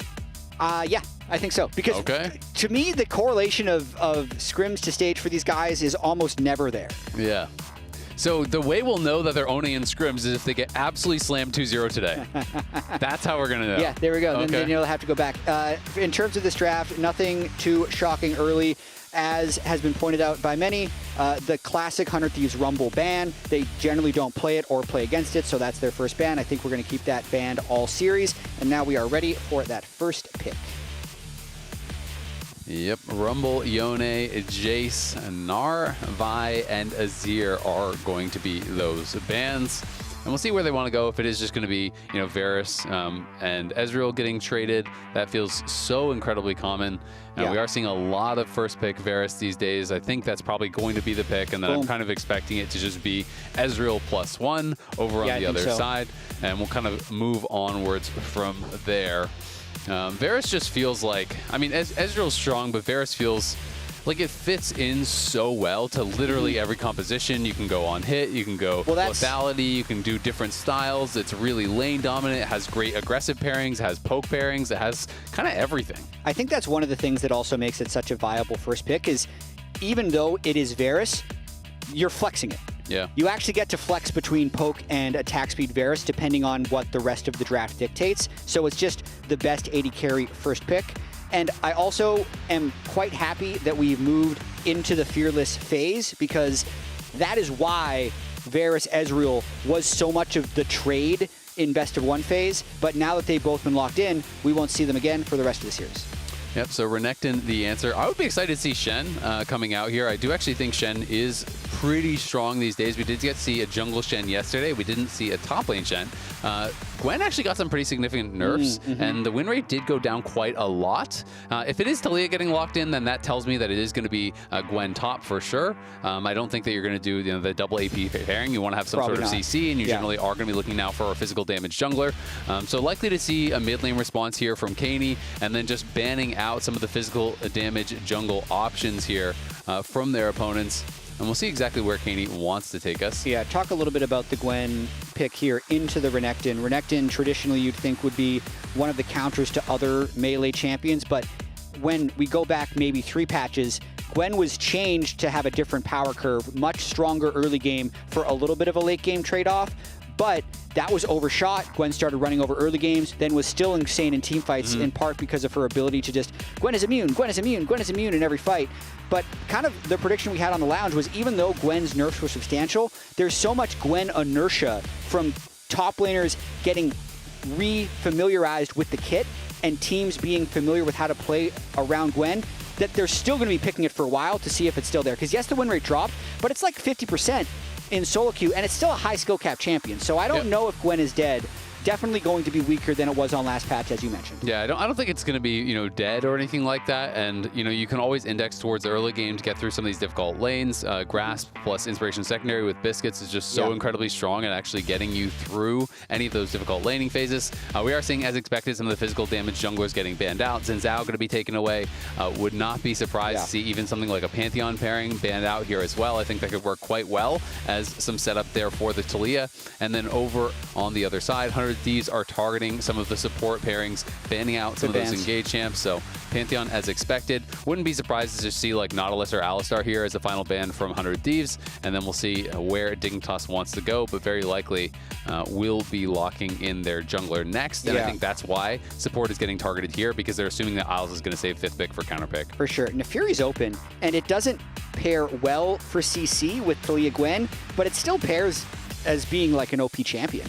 So I think that's a good pick for River. I would say Jarvan, but the Ezreal Ahri are both very good against Jarvan, so I don't think that River would take that. And with the Nefuri being up, Dig is just going to take it away. So that's now, look at this, Vi, Xin, Pantheon, Nefuri, in terms of 80 junglers off the table before River can lock in. Yeah, I mean, Talon is an option. I doubt it. I do think you could still go towards Jarvan, like you mentioned earlier. There's always Jarvan. There's Lee Sin. There's still a lot of different options. Viego, I think, works as well. Sejuani, if you really wanted to. Yeah, I mean, there's lots of tank junglers, but Viego makes a lot of sense here. You do want a physical damage threat up on the top side. Varus even has a pretty big splash of magic damage in his kit. Yeah. So you would be way too, I think, AP heavy. Nautilus makes sense here. You know, again, more setup there for the seismic shove from the Talia. And now we're just looking for a support counter pick. You know, is it going to be something like a Braum, a denial pick, or is it going to be, you know, more of one of those engaged picks like a Rel or a Rakan to try to lock it in? I think those are kind of the two options. Do you want to play the more defensive style with the Braum, or do you want to have engaged with the Rel or Rakan? Isles plays a lot of Rel. I feel like Braum might fit better, but the Rel is locked in because they want to be able to be the people pressing the go buttons. When I look at the 100 Thieves side, very little utility, lots of damage in their top side, and then they load their utility in with the Varus Nautilus. So I think it's going to be really important for them that they have a successful bot lane. I think River, if he preferences his ganks and his priority early, should be towards that bot lane, because if they can get them out on the map, then that's going to enable the rest of their team composition to function with the setup from the Nautilus and Varus, and then everybody else bringing the damage. Yeah, absolutely. I mean, I also think that in these fights, the first kill is going to be so important for both sides. If resets for Viego, resets for Nefuri, you know, resets for the Ahri, you know, a lot of the damage is going to be that upfront burst. That is going to be flying out, and whoever gets the early kills may be running over those fights incredibly quick. Keep in mind, we heard about it in the interview there with Surdy, but stats have confirmed if Dignitas does win this series, they would be locked into playoffs. So they will be making playoffs if they win this series. That would be huge for Dignitas. Of course, the bottom two teams are not eliminated, but they have to play for that playoff spot. Yeah, I really think that with this format, the difference between top two in a group and bottom two in a group is massive. Top two get upper bracket in playoffs, so they then get double elimination. If you're a bottom two, you're essentially immediately put into elimination before you even make the playoffs, because you'll have to crossplay the other group just to make it into the lower bracket of the playoffs. Exactly. It's one of the biggest differences we've ever had between like second and third in a group. Yeah, it is. It's crazy because third place, you have to play to even get in playoffs. Then you earn it, and you're already in the lower bracket. So it is a big deal to be top two in these best of three groups here. Of course, we will be rounding out that best of three group stage next week, and then we will begin the cross group play the week after to be able to decide exactly where all those seeds will be and what will be happening there for playoffs. Sniper, worth noting, is going to be playing Ignite TP. Not super uncommon, but it does mean you are much more vulnerable to the ganks. Obviously, you still have the skip and slash, but you know, if you ever use that aggressively and Shaden is in a bush, well, you're probably getting ran down. So that is something that they're going to have to watch out for. And FBI also going to be playing lethal tempo. Yeah, props to River taking the early risk and getting that ward that's going to be at enemy Raptor camp.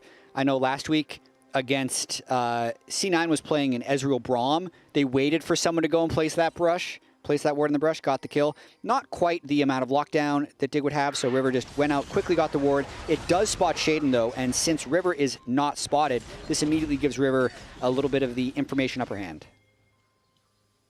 Yep, so we will see how this game is going to start out. Both junglers expect to just kind of be full clearing. We did see a little bit of divergence from that yesterday. Obviously, with the changes on this patch, there is more of an opportunity, I think, for junglers to get a little bit more aggressive.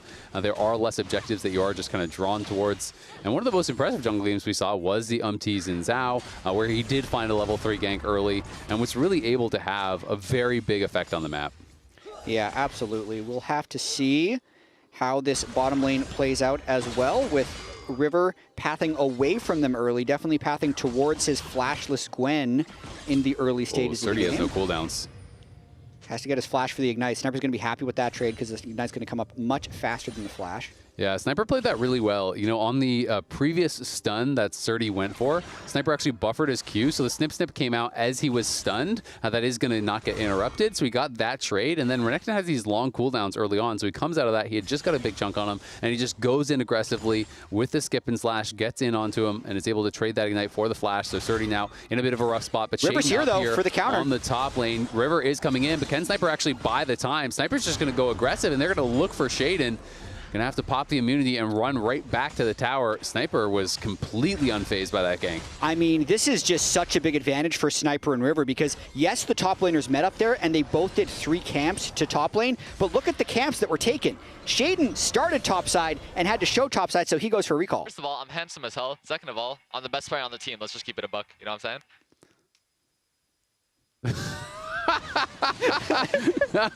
Okay. I like how we run that. I thought it was going to be like a comms replay of their communication during the game. I mean, it was relevant. Like, first of all, he is the best looking on the team, so of course River has to path up towards him to protect him when he brings best Ignite player, against the best Renekton. looking, you know, whatever.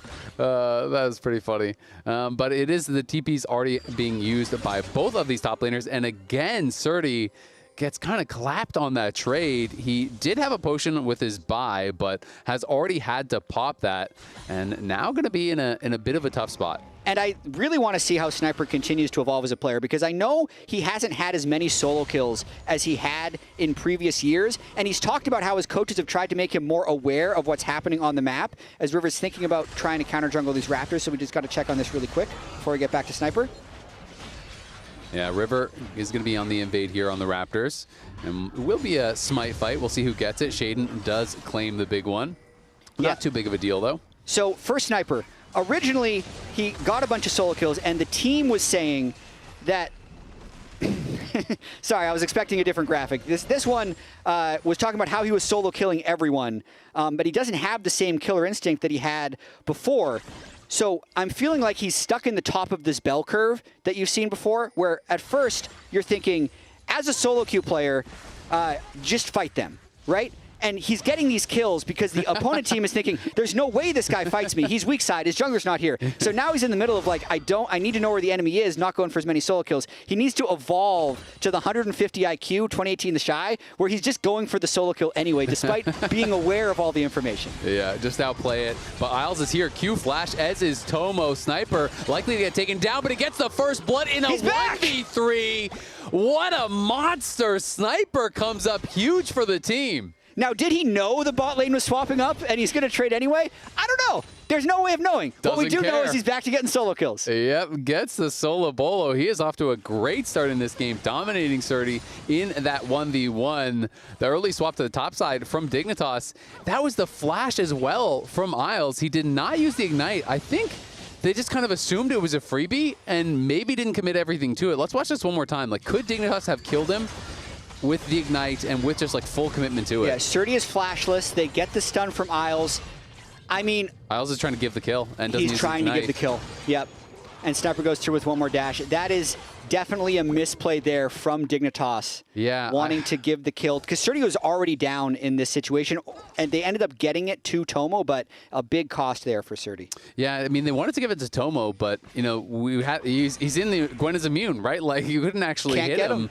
And as a result, you don't use the Ignite, you try to give it over, costs you a kill. That one definitely hurts. You have got to be careful about those situations, but Ayla going to be able to land a hook here onto Surdy, and thankfully, the arrow does not connect to pop those Blight stacks, so we'll be able to walk it out. But the wave's still in a horrible spot for him, and is going to be a tough game for the Renekton, who's already put very far behind. Yeah, and this is all too common for Surdy this split and this year. Early on, he was set behind from lane swaps, but even here, it's a 4-minute lane swap where they're trying to hand over the kill that contributes to him being further behind, and now he's just kind of stuck under his turret on weak side as the Dragon is getting taken down. Also, now that Grubs aren't spawning until 8 minutes, there's not a counterplay for Shaden to take either, so 100 Thieves is actually having their cake and eating it too. Yeah, they're feeling really, really good about it. I mean, that 3-camp gank that Shaden went for on the top side did kind of put him behind. He went for a base then, clears his bottom camps, but you can see, you know, River cleared as many camps or even more still at this point, and then goes to the Dragon, so had a lot more tempo. Sniper just trying to defend this wave on top side, though. That is a couple waves stacked up. He's got to be able to collect this. He's not level 6, but he almost is there. They are bringing up Shaden, though, looking for the dive. He's at full health, which gives him a little bit more outplay potential. Still hasn't taken damage. He hit 6, though. Yeah, this is so hard to dive, but Isles is going to position for it. They're going to look for it. There's a Shattering Strike in the crash down. Can they actually finish him off? No shot. Sniper just holds the cooldowns, kites back, knew that the dive could be coming, so held on to that W. Didn't even have to use the ulti. Is going to be able to soak some of this experience, but I guess they're just calling for the swap. I feel like this swap is a little bit preemptive because you're still losing so many of these minions. Like, he has an experience range, but I'm a bit surprised. You know, that's like minus at least 6-7 minions that he could have picked up, probably no problem there. He's going to want to catch the wave on the bot side, which is crashing anyway. So he's going to pick up, he's basically making sure the minions don't go to complete waste. I'm generally okay with it, but I see the top laner in you saying, why don't I just collect this wave, teleport bot, collect another wave? Because ultimately, if he gets 25 CS at Renekton, that's going to pay off way more later in the game. Exactly. Like, you outscale the Renekton. It's not like you're giving it to some, some trash scaling like champion. Like a top lane Nidalee. Exactly. You're giving it to a Gwen who got a solo kill and who's already running the lane. So to me, donating all that gold, like, even if you had to use your ultimate there to collect that triple wave that was pushing in, I still feel like that's worth it. Then you base, you TP down. Yeah, you're maybe denying 6 minions from FBI, but you're getting all the experience, you're getting all the gold, and you're accelerating yourself to a point where potentially the Renekton is just going to be a non-factor in the side lane for the rest of the game. I agree, but even just the snippet that we saw as we go back to the Gwen receiving nerfs and still getting picked, Gwen is still immune, right? Like, the things that he's able to do with the Ignite early on, pressuring Renekton in an early laning phase, as we're going to see a dive now onto Surdy, try to put him further down. Yeah, Surdy pre-pops the ultimate, but there's the hook from Ayla. They have it set up, and Ayla is just tanking this up. There's no way out, it feels like, for Surdy. Lives as long as he can, but the Aftershock Nautilus can tank that tower for a long time. For sure, and Tale of Two Ganks right there, right? That was a Renekton with ultimate, a 3-man dive, perfect CC chain. Renekton can't do really anything about it unless he's able to somehow flash the first CC. And Sniper now, let's see if they can dive him this time. Yeah, they're looking for it. Sniper in some trouble now, trying to outplay this with the ulti. Isles is tanking it up. Shaden's in trouble, but they will make it happen. 4 members come down. Katie was not needed, but they're looking for a potential redive here now onto Surdy. River was tanking this up. They've got to reset this tower and try to go for it one more time. Ayla is going to be the one to start it up now with the depth charge. There it is. The stun to follow gets burst down. Not a chance to survive. Ezreal cannot connect on the other side of the map. They do pull off the dive for Dig, but it costs them even more because no one's answering mid, and Quid has just been full shoving that wave. Yeah, this is a bit of a disaster for Dignitas. They get the one successful dive on Sniper, which definitely helps, but the double death onto Surdy, and then, to me here, Caney on the Ahri roaming down to be that 4th man in a gank that worked with 3, rather than roaming up to make the redive impossible. Big error. Because Renekton is completely out of the game now. 36 CS at 10 minutes, Azael? Yeah, it's definitely really tough. And I mean, even if you want to take the more risk-averse play, he could have just stayed mid and farmed. Like, he didn't actually have any impact on that bot lane play. And it ends up being Quid now with the full row. He pushed in mid, denied a full wave, took a plate. So 100 Thieves making the better play happen with less resources. And yeah, that is the same level as the supports. He just hit 7 now, but Surdy is in. I mean, you were like a flash stun this game and not much more unless you can randomly clean up a bunch of kills in a team fight. Surdy is completely out of this one. It's a roughie. Sniper at the level advantage, Quid a bigger level advantage.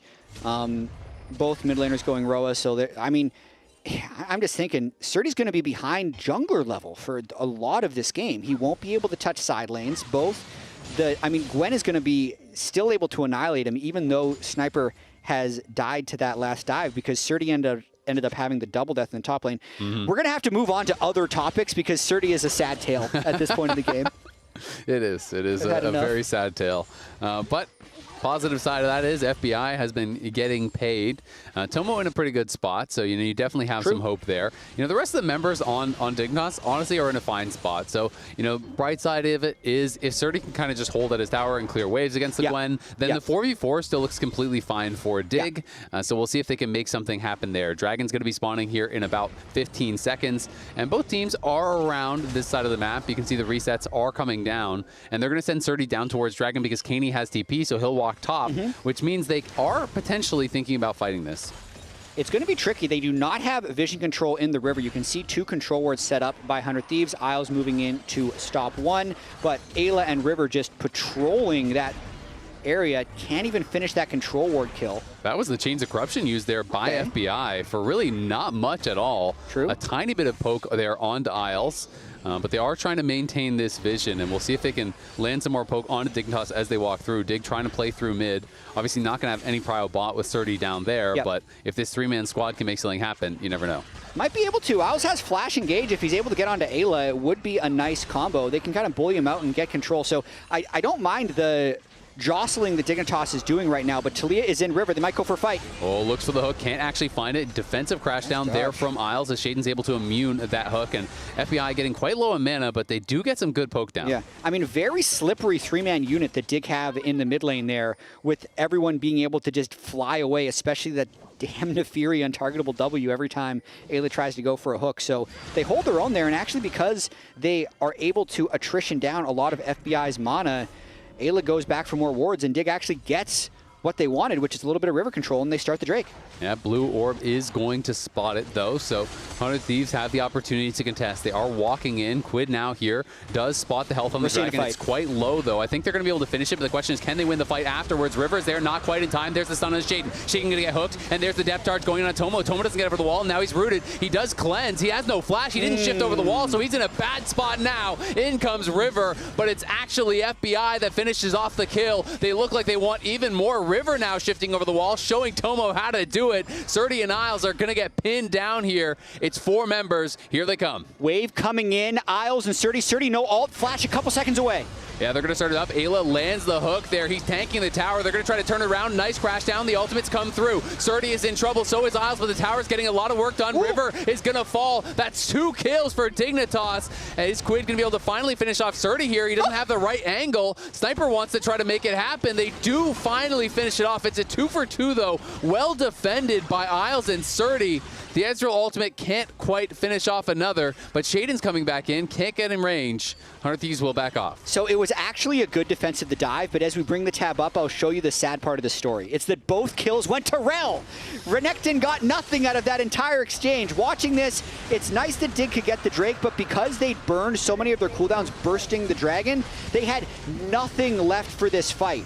Teleports come in on the side, don't really end up impacting anything until the dive. And as you mentioned, when Ezreal doesn't shift over the wall, it just ensures that he's going to die. Here, I thought Surdy did a nice job delaying the minions, healing up a bit with a big Q, and the fact that Rel was able to tank so much damage and had so much CC allowed them to retaliate very well. But it's just unlucky that both of these kills end up going over to Isles. It was about a 494 gold kill, that second one, that Renekton really could have used. Yeah. But it ends up going over to Isles as Rel. You can see the sigh even there on Surdy as he goes down. You know, those games where you're never getting kills, but you feel like you're involved. He didn't even get an assist on one of those. He's 0-4-1. Yeah, that is really tough. Well played, though, by Isles. Did have a really well-timed Shattering Strike, on Ayla, right as he pulled aggro, and then got the 3-man crash down Magnetstorm, locks them in the tower, was able to set them up for a pretty good spot, and does have that nice injection of gold over on his side, but we'll see if they can do anything with that. Both teams now looking like they're happy to scrap here around this Herald. 100 Thieves again playing for vision. Shaden just trying to defend their vision line as much as he can. And Ayla has been eating some poke, so is down to about 2/3 HP. Yeah, this could be another fight if Dig try to contest it. Surdy, they're probably trying to pull him up for this fight. He really just wants to clear that wave and get that turret to me, but here's a fight. They're going to go for it. Isles is going to be able to get over the wall. That's a Chains of Corruption used on Isles for not too much. Kaney comes in. It is going to be stolen by Shaden, but can they actually get in to grab this? Kaney looks like he wants to try to force it, but he's going to have to use the ultimate to retreat back. River low, Sniper looking. Can he actually finish him off? Kaney going to have to flash out. Shaden now jumps over the wall, and it's going to be Surdy in the meanwhile pushing down on the bot side, so they only commit 4. They do deny the Herald, and they're going to get a tier 1 bot, so this is great for Dig. Absolutely awesome sequence. Surdy's the biggest fan of this, actually getting a little bit back in the game, because Sniper was grouped that entire time, so Sniper was not getting any gold. And for as disastrous this game has been, to only be down 473 gold as they're Renekton against the Gwen, same level, massive win there. 100 Thieves not being able to secure that Rift Herald hurts them pretty substantially, but more so investing so much on Kaney at the top side of that fight, as he can just dash around and flash away with the lockdown, as we said, being pretty much just the Varus and the Nautilus. Dignitas maneuvered around that exchange really, really well. I mean, FBI is in a great spot this game, but that's back-to-back Chains of Corruptions that he spent on the Rel for pretty much zero, right? You know, the one prior to the Dragon fight, he threw out, maybe did 10% of his damage, 10% of his HP after it. Again, they committed it onto Isles in this fight as well, and he kind of just crashed down over the wall, didn't really take any damage, so definitely have to make sure that they are in a position to be able to follow up, and maybe he needs to be just following up on the engage from Ayla to kind of guarantee that they get more from that, because if you hit that on a key member, they are just dead, and Isles has been able to deal with it really well. Yeah, and Azale, we're approaching the 20-minute mark. We talked about this in waiting room. 100 Thieves have big things happen around 20 minutes. There's this thing of them throwing at 20 minutes, but the other thing that you pointed out in one of our meetings was that they're actually very good against the lower half of the standings and have struggled against the higher half of the standings. Part of this, to me, my theory, is that they're just so good in team fights. They're hands-checking a lot of these teams, and Dignitas is going to have to overcome that if they want to win. This isn't a massive discrepancy. It is. It's crazy. And it's like you said, we were talking about it in the meeting. It's something that I've noticed where it is one of these things. You want to be a title contender? Well, you got to be this tall to ride. And 100 Thieves are the line. You have got to be able to take down 100 Thieves if you want to be able to have a chance to kind of strike up in the standings. Because like you say, they will test you. They will fight you at every single turn. And they have very good hands. They are good mechanically. So if you're not good enough, they're going to really expose your deficiencies in those team fights. Yeah, and I would say 100 Thieves have good setup for this Drake right now. So even if the fight happens, the setup before the hands check is actually very advantageous for them. Absolutely. Shaden again on the side. Caney does arrive with the teleport. Are they going to be able to force it? It looks like the Dragon's already gone, so 100 Thieves can just back off. Nice True Shot Barrage. The Charm connects on FBI. FBI's in a lot of trouble. Tomo going to be targeted as well, but Shaden in the back line trying to take down FBI. He's going to be able to do it. Shaden's got to run now on the other side. It's Ayla, Sniper, and River. Very low. The health bar for Shaden is just low enough, but he can't quite get taken down. Surdy is going to be able to help the rest of his team get another kill. Now finally they take down Shaden. It's River on the side running. Tomo's full health. Isles and Surdy going to have to call off the chase. At the end of the day, it's just a couple kills going the way of Dignitas. It's a 2-for-1, but 100 Thieves do get the Dragon. Well, what ended up happening is the structure of 100 Thieves fell apart as FBI took a bunch of damage at the start of that fight, so they never got to set up any type of big fight line. I want to watch this one more time. The original setup is good, but that's only if Ayla or FBI are the ones starting the fight. When the fight actually starts, FBI ended up being in the front. An Ezreal W, an Ezreal ult, and an Ahri Charm all land onto FBI, completely taking him out of the fight, and everyone kind of just ends up diving past 100 Thieves. So a spectacular start to this fight. It doesn't really matter to me that Shaden fell during this, because from a deficit, being able to win that fight is huge.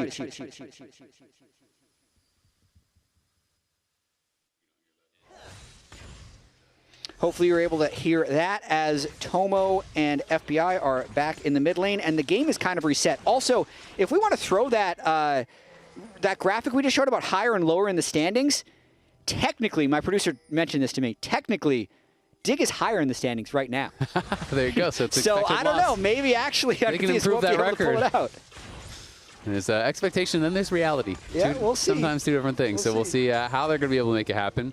Shaden definitely a good job following up on all that damage, but we see how much upfront burst there can be. Tomo and Caney, like you said, really softened FBI up, and then Shaden just flash ulted him. Get in, finish him off. And that is most of their consistent damage at this point. 100 Thieves is still in a pretty good spot because they took that Dragon, working towards a potential Infernal Soul here. Would be looking for that third Dragon here in just under 3 minutes. But Dignitas, definitely pretty strong, if you're just kind of squinting, ignoring the top side. 2 items across the board, for Shaden, Caney, and Tomo at this point. Yeah, and something that Surdy had talked to me about in his interview last week when they beat Shopify is that even though when they've had leads, they've had a difficult time closing games, something they've actually been pretty good at is prolonging losing situations. So they've been a very tough team to break. And that can definitely be a strength for a team. And I think they're showing it here, because at the start of this game, with how much the Renekton was suffering in the top lane and how the first Dragon just went free over to 100 Thieves, there's definitely games where that just snowballs out of control. Gwen can take over the side lanes. You can start losing your outer turrets. You lose safety. You're getting dove at every avenue. But they've done a really good job slowing the objective stack from 100 Thieves. It's just 2 Drakes to 1. They denied the Rift Herald. The turrets are even. They've really found a good way to stay in this game and give themselves a chance to win.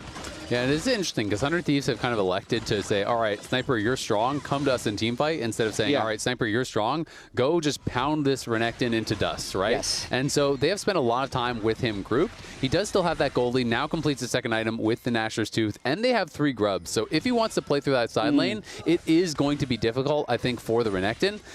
But the other side of that is, well, it's hard to split push deep when you don't see where Nefiri is because the engage range is so long for Nefiri, and they have easy setup, for either the Nefiri or the Ahri if they move to you.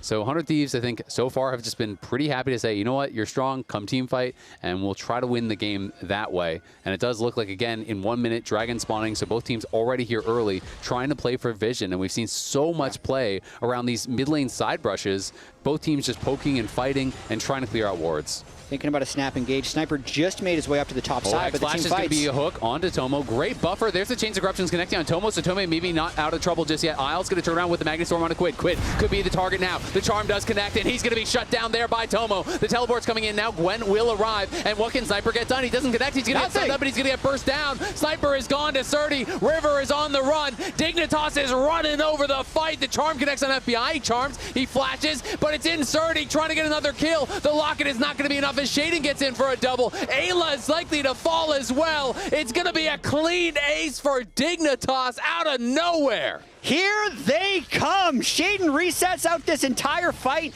This is going to be Otacon going over to Dignitas as well, and that was just decisiveness. Looking at the way they started this, they see Sniper on the top wave. They know he won't be there in a while, and Quid is in the river, so they just completely pile onto him. And once they've started the fight, there is no turning back. 100 Thieves then continues to all in as Sniper teleports in late, but by the time he teleports in, his team has already burned all their important cooldowns. They can't back him up, and it just leads to a total rout by Dignitas. Yeah, really well played by Dig. Again, they get that kill on the Quid, as you say. Ulti comes in, and just the call of the pack doing so much work every single time. It feels like he's immuning a big CC there. Shaden this time, immunes the hook. FBI, again, already spent the ult really before the fight broke out. He used it on the Estral mid. Again, wasn't even able to get his Q on him after he hit the ult, so didn't really get much poke down on Tomo. And they just don't really have the lockdown as a result, with Nautilus hook getting immuned and with that Varus ult being on cooldown and Quid being dead. The biggest thing to me in that fight, though, is just 100 Thieves not being on the same page. We have been back and forth about this Gwen and how Gwen could take over the game in a side lane. But both parties have to be aligned with that goal. Sniper had walked up to the top wave. He had just arrived at the wave. It was a clear 4v5, and 100 Thieves is just putting themselves in engage range a minute before the dragon spawns. Let Sniper get to the turret, then think about stepping up when he can teleport in a good situation. But to make matters worse, after the fight started, rather than taking the advantage that Sniper had spent so much time, he throws it away, gives up yet another kill. It's one of those things when we're talking about the most solo queue team, that's the bad part of it. What just happened there, taking 4v5s when your top laner is trying to set up split push and throwing away your advantages. Yeah, absolutely. I mean, Quid with no flash, kind of wandering through the river, he was in a really dangerous spot and gets punished massively. So 100 Thieves now going to have to do some work if they want to try to claw their way back. Their dragon advantage is now gone. It is 2-2 here. They are down 2,000 gold at this point. It is not a monumental deficit, and we've seen them come back from quite a few games against some of these lower ranked teams. But Dignitas definitely in a great spot, especially with how well the early game was going for 100 Thieves. Dignitas has got to be ecstatic with their positioning. And look at Caney now, level 16, hiding in the brush there. They could look for a pick here. They definitely have the damage if a fight starts off well. Yeah, Isles can be playing with a lot of confidence. It'll be even more when his Hex Flash turns back into Flash, because if you're looking at Viego, Gwen, Talia, Varus, all these people are one-shottable. I mean, heck, even the Nautilus right now, level 8.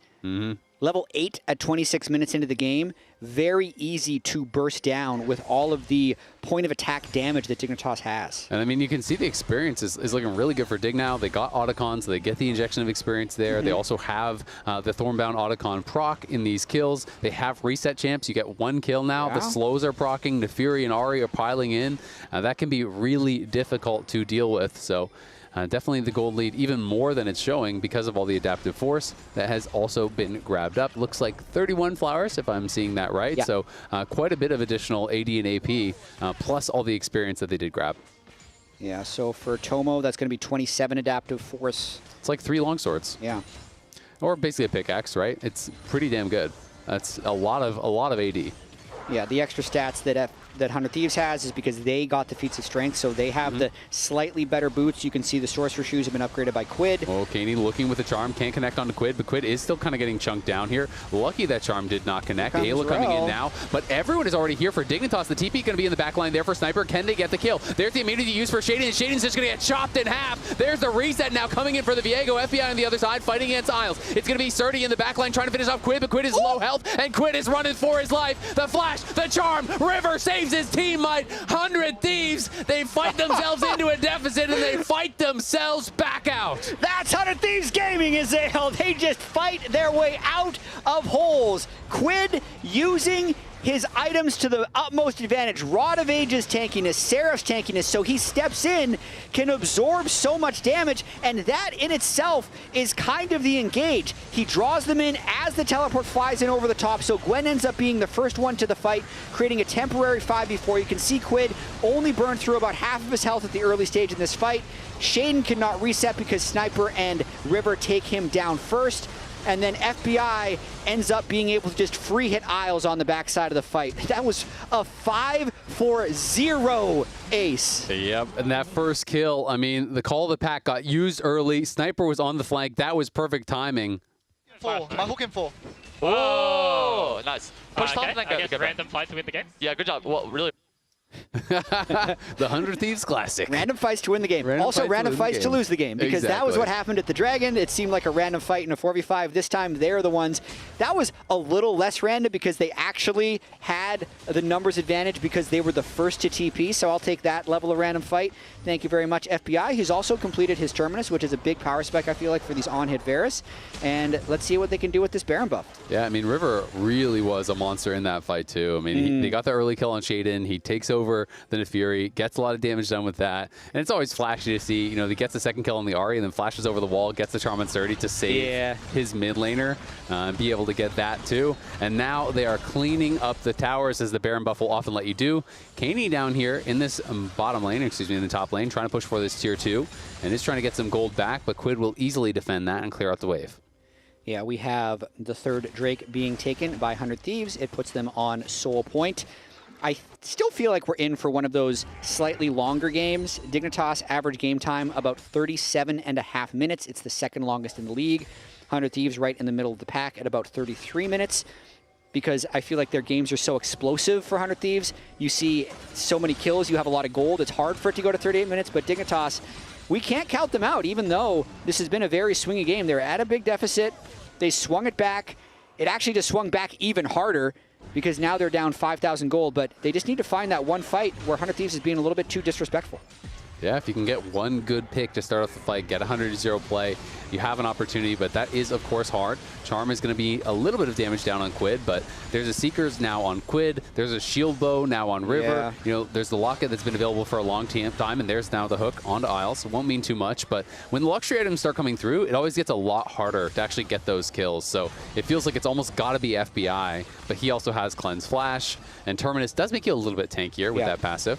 And the experience catch-up from these late-game teamfights for under-leveled supports is incredible. Ayla was level 8 like the last time I looked, and now he's level 11, same level as Isles. The 2-level disadvantage was completely made up for in that last teamfight and this last sequence of taking down turrets. So still, you saw there, Tomo, really powerful poke onto River, able to force a reset just by holding that mid lane turret and landing a few Ezreal Qs. So a little bit of League of Legends to be played, but I will definitely agree with you. Quid's items especially are getting quite potent at this stage, and he's going to be even harder to take down. And FBI now, he's getting to the point where he's going to build towards Jack Show. So when you have Terminus, then you get the Jack Show, you have your tabbies, you start to get really difficult to burst down on the Varus as well. So this is the point of the game where it does get a lot harder to find picks. You kind of have to be able to go toe-to-toe, have the same level of firepower, and they are very far down right now. Shaden should be able to hop out to safety, but Quid is over the wall on the wrong side. Could they actually find him? No Charm flash. Can they burst him down? Quid. The Seekers is available, but he's going to get stunned. He's going to get killed. Jumps up on the wrong side of town and gets let know about that right by Dignitas. Gonna knock him down in a hurry. You can see the reaction on the player cam. Look at his face. He knows he just messed up big time. He knows that was not it. That was not what you're supposed to do, especially with no flash.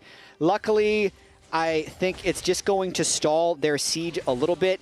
We were kind of in a dead point in the game anyway, because no Baron, no Dragon, no Baron buff alive, but it does allow Dig to reestablish this large amount of control. And the question is, can they go for more, right? Because now you're in a 5v4 for 20 seconds. Ooh. If 100 Thieves overextend and you get more kills, you never know. This CC chain was really, really nice, though. Charm Flash, right as it's about to expire, they get the stun. They don't let him have a chance to get into that Zonia's. I mean, in Quid's defense... Look at his reaction. In Quid's defense, that was a big jump. Yeah. It was one of those where the Talia wall... He would think, based on where he put the wall, that jumping off to the right is going to keep him on one side of the Wolves, but because it would have landed him just past the middle point of the wall, it bounced him to the other side of the wall. You know? Oh, he can jump further. Yeah, the foam is fresh. Yeah. So it just gives him that little boost. Exactly. The illegal running shoes that improve your mile time. He's got the new LeBrons, you know? Lucas shoes? Yeah, there you go. We're done with this. All right. Well, 100 Thieves now still in a significant lead. They are on Soul Point, 120 until that fight. But of course, the Baron got them a lot less than they would have hoped after that pick onto Quid. They still did clear out all the outers and are feeling pretty good about their position in this game. But we'll see if they can get a good setup on this. Dignitas are 5 stacked here. They're going to look, and the charm does connect. And it's going to be an insta-kill onto Ayla. Quid now in a lot of trouble again. He's going to get stunned up. Can he even get the stasis off? He does. As Shading goes in, call the pack of off. River gets a kill back. And now he's going to be in the Crocodile, and he's going to be looking to take over, but he's charmed up as well. These charms are just hitting and hitting and hitting. Can they get more? River and Quid on fumes. FBI low as well. They want to try to chase here. It's Tomo going forward, looking for more. Can't connect with the Mystic Shot. This should earn them the Dragon, but it won't be anything more than that. Ayla coming up in 16 seconds. There's a chance we still end up seeing a contested Drake as well, but I've cracked the code of how Dig finds fights. When Sniper on bot wave, 100 Thieves will act like he's with them. He's not.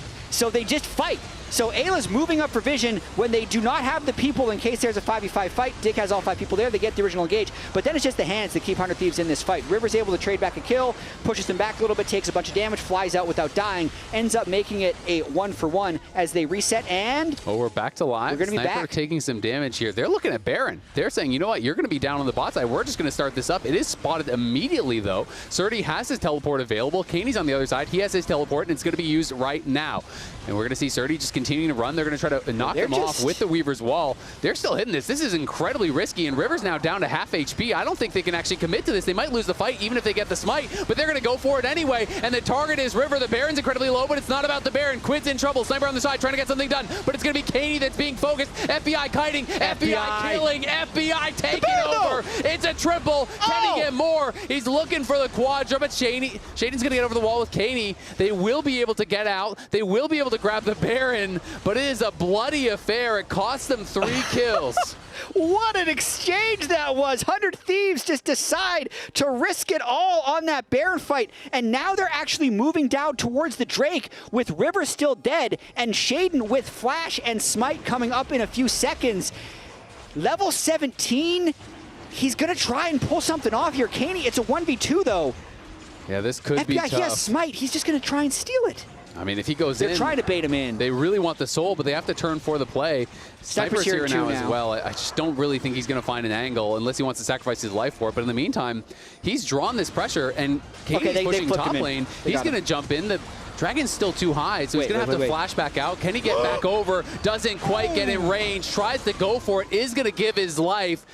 The soul is claimed by 100 Thieves. That was some risky stuff. Caney does cancel his recall, hits the charm, so should be able to ult out to safety here. Does still have that Baron-empowered recall, will be okay. I don't even know if it was really worth risking it for Shaden. It feels like such a low percentage play, but I guess he just felt like if we give Soul, we're screwed, so just tried to force it. This game is crazy. Oh, yeah. I mean, the fact that they just decide to full flip this, they burn the Talia wall, it doesn't actually stop them from approaching, and then River is at 60% health before this fight happens. The big thing, though, is no one can really get on top of FBI here. They peel Kaney's Ahri extremely well over on the left, and FBI ends up free hitting, but because the Baron was already started and Dignitas approached from beyond the pit, the Baron never reset. So Nafiri can just take it on the back end of the fight, which gives you good and bad things. This is exactly how I was feeling. No. Just kidding. I mean, who needs words when you have sounds for River? And then, to your point, Shaden at the end trying to deny the soul. He was really close to being able to deny that soul. He was maybe, I don't know, like barely out of smite range by a couple units. I saw it at 600 and the smite would have been able to take it. It ends up costing them their second to last Baron buff. I think Caney should still have his Baron buff, but now without soul, team fights are going to be even harder. Yeah, it is going to be pretty tough, and Shaden did spend his flash as well in that exchange, but a lot of item completions have come through. You can see Death Cap now done for Caney, and he is working towards that Void Staff, and does already have some of the Magic Pen bought up, but now the kind of bad news for them is that a lot of these luxury items are now all completed. Now, Sniper has a full Zonia's since we last checked in. The Jack Show is fully completed for FBI. The Seekers has been upgraded to a Zonia's for Quid, so who do you target? You know, it gets really, really tough. And there's a QSS now on top for FBI. So he has Cleanse, he has QSS, he has Locket, he has Night's Vow, he has Jack Shows. It is really, really tough. They have got to have a perfect CC chain, but we've seen them do it a few times. We've seen them get those 100-0 kills, and they're going to have to depend on that. I mean, how many CCs do they need to chain? They're going through Cleanse QSS and a tank Varus. I mean, this is where on-hit Varus, to me, really takes over the game. He's 184 armor, 125 MR.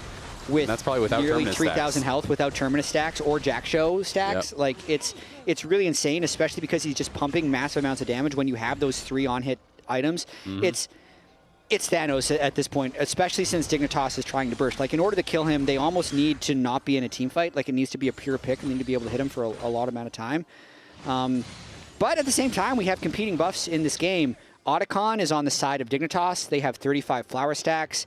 They have the exploding slow and 15% current health damage of the Otacon buff. So we do have some competing power. And on top of this, Azael, like, does it really matter when it's a 4v5? Because every fight is actually just a 4v5 in this game. Yeah, you never know, man. Positioning is definitely going to mean a lot more than gold in these fights. And, you know, Cleanse, QSS, Zonias, all these things can mean a lot, but there is a ton of CC over on the other side. And if they can connect with everything, you never know what could happen. You believe in yourself. Like, it's all just numbers. Exactly. 50% chance to win every game, win or lose. Yep, every fight as well. Okay, one thing I'll say is I do like that the fact that they've finally upgraded their boots. I would have wanted Ayla to upgrade his Merc Treads before building the Kindle Gem, just because I feel like the stat efficiency is higher on that upgrade, and it is doubtful to me that he's going to be able to turn that Kindle Gem into a full item. Yeah. So I'd rather he just get the boot upgrade first, but I think that will come in time if my math is correct. But it is a Dignitas game, so maybe it's going 50 minutes, and he's going to get the item completion, it's going to pay off. Maybe. Did anyone take Gathering Storm? That would be the real question. That's the next level for Dignitas. They need to embrace that they're the hardest possible team to actually close out.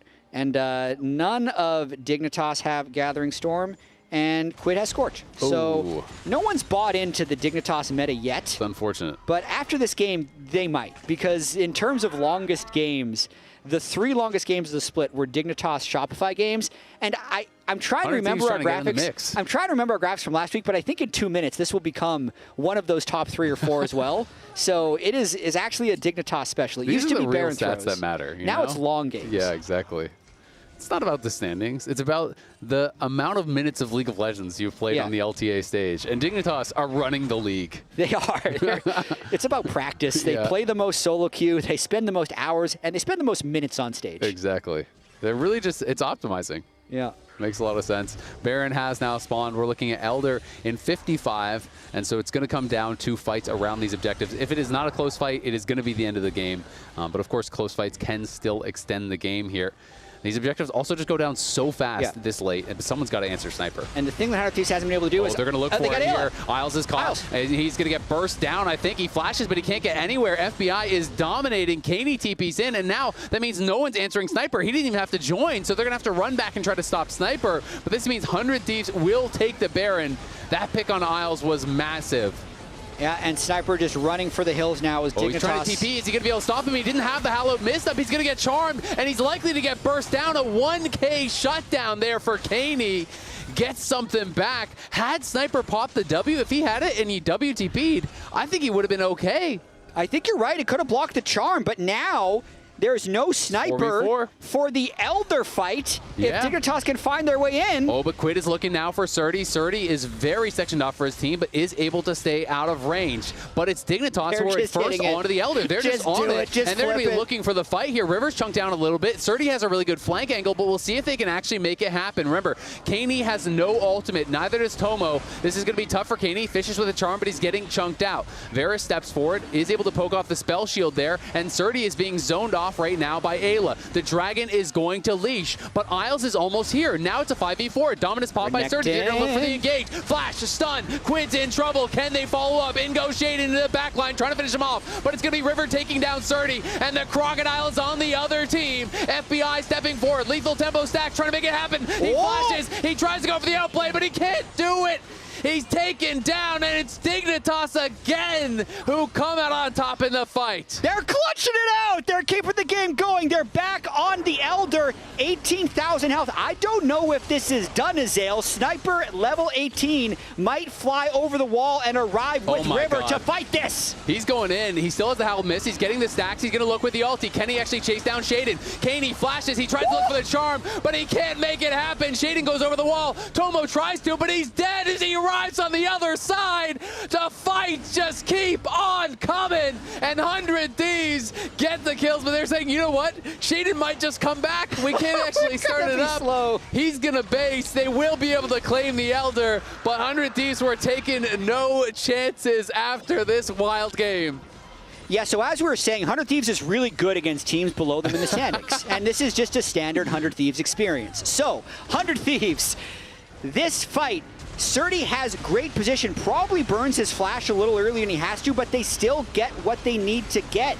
They burst Quid so well as they finish him off post-stopwatch, and then Shaden, I'd say, sticking around the back of the fight, finally getting a little bit of free hit onto FBI. Seems like it's going to be enough to win this fight, but the whole reason this fight was advantageous in the first place is because of the pick on Sniper. But then when he returns, he's still a level 18 full item Gwen. You just have to run. You cannot stand there and let him snip you down. So 100 Thieves get away with another one. I mean, it looked to me like Caney tried to flash into the mist and get the charm, but it didn't land. And I don't know if he was just on the edge of it or, like, I don't know exactly what happened. I couldn't quite see. But it looked like that was the call from him, is that he tried to go in that 3v1 situation or 3v2 situation, try to flash inside, get the charm, and then we're just going to 100-0 in play.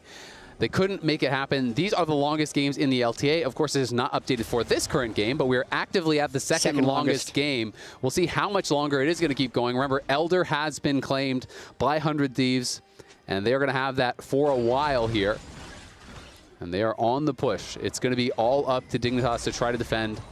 There's not Baron buffs, though, so it is just going to be possible to wave clear this out, and that's really all Dignitas have to do. The Taliyah Weaver's Wall is going to get thrown down, though, and they are going to be able to step up and claim this first inhibitor tower.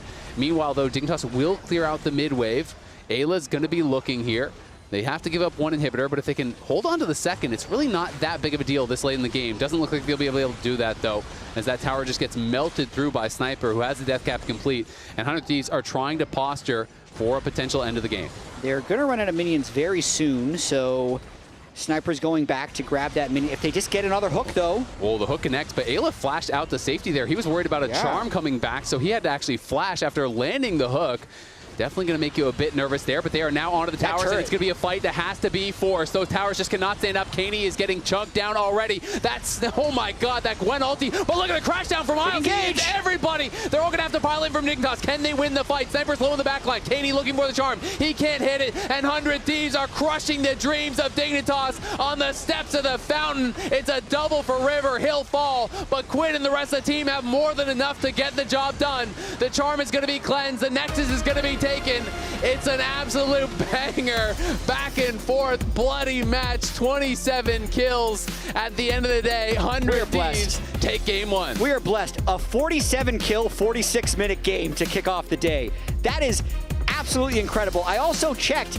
It was still decided by Pixels. The charm you're talking about to save the Elder, Caney flashed past Sniper through the charm over his head, and then Sniper's able to one-shot the rest of their team, which ultimately is the final fight that decided it. There were so many back and forth fights. There were if you include the Elder, 7 Drakes taken, multiple Barons. What a game one. That was crazy. And don't forget, week 6 is Spirit Blossom Theme Days. We are celebrating the launch of Season 2 all weekend. And tickets are still available for Sunday, May 11th. Enjoy music, festival food, LTA team activations, free Spirit Blossom Yasuo and Yone skins, and more. Click on that QR code to join the party. We'll see you there next weekend. But before that, we're going to head on over to the LTA Lounge to break that one down. 4v5. Look, Rector. IO, Ezreal. Hit from. I'm up in 3. I'm coming right now. They cannot do it. Yeah, just leave. Yeah, it's good. I can kill them. I'm coming right now. Ario's gonna open. Okay, sorry guys. I almost so lost this again. No. Holy fuck. It wasn't only you. Yeah, it wasn't only you. LTA Lounge. That's League of Legends right there. That's League of Legends. I feel like we lived an entire series in one game. But let's start with some of the crazier later fights because we had the Baron potential flip. We had the Elder crazy. flip. So this is a 4v5 at Elder for the game, and they go straight onto Quid. He survives a while with the Zhonya's. Isles, by the way, had so many good rel engages and almost had a clutch one here for Dig. But then we heard the comms. Sniper is already saying, I'm coming back. And then they're able to fight them off the Elder. Here's the craziness of the Baron that was before that even got us to that point. Yeah, I mean, Tomo going down. Sniper was such a pain to deal with in these fights. The triple kill for FBI, then followed by the steal from Shaden because Nefiri was just so difficult for them to get onto. Yeah, the presence of mind from Shaden on a losing fight to be like, wait a minute, it's right for the picking. He went back in a little early too, and then they lost the extra person, and you're like, the Dragon's soul is still up. So even though they got Baron in that one, then they lost the soul right afterwards when Shaden tried to go mess around stealing, looking for the steal on the soul, and this is just adrenaline pumping League of Legends from beginning to end. It is. Emily. I am still very hyped. We have more moments to break down. Let's break down this week's Pagoda moment featuring the 100 Thieves ace at 27 minutes. And this initially skewed the game in their favor before it turned back. Because it started with what was Dignitas trying to find a pick on towards Quid. Like, you see Kaney go over the wall, try and get a charm. Like, the rest of 100 Thieves also follow through. I think the hook, by the way, from Ayla to catch out Shaden was really clutch, and Quid barely survives. It was the stolen RE that was able to basically get the job done, so that was really fun from 100 Thieves, and it seemed like it was Dignitas that should have won that fight. They had the lead at the time. And that one, that was supposed to be the play that's just going to win the game for 100 Thieves. They're like, oh, we just killed them all, and we were right in front of Baron, so we get Baron also. So that's supposed to wrap it up all nice, Emily. I know. That was the thing as we were looking at. We were like, oh, okay, surely 100 Thieves take over the game now. No. Since we've talked a lot about gold graphs, I do want to see the post-game breakdown because we already talked about this like 20-minute, 21-minute mark here. From 100 Thieves. Yeah. There's a little, and then there's a little dip. Right it's not as crazy as I thought it was going to be, actually. See, it's because we need to zoom in. It's all about scale. You see, this graph scales up to 7,000 gold at the top of that mountain. And so it looks like it's pretty small dips because it's at the bottom. I guess but that happens. there was a whole life that was lived inside. It's like the ocean. I guess that happens when you go through a 46-minute game. Like, by the way, Dignitas, the common denominator of the 4 longest games so far this split. Pretty crazy to see so far. Yeah, I mean, they could complete the top 5 with this next upcoming game that we're about to see in the best of 3 with 100 Thieves because right now Dignitas have top 4 of our longest games. They've also selected blue side. If you're the coach in that room with Dignitas after this game, what do you say to them, Rez? You just have to focus on the next game, honestly. Like, you can maybe talk about one concept and one moment about remaining calm, because even Kobe, you were talking about it. There was the Herald fight that they were going for, that they ended up stealing, that they could have gone for more. I think Dignitas in the mid game was playing a lot more safe than they should have. So just basically winging it, going for fights. They were basically doing it in the back half of the fight, so hopefully that carries on to game 2. That being said, let's just go straight into game 2 after the break. Thank you, Coach Raz. Got you.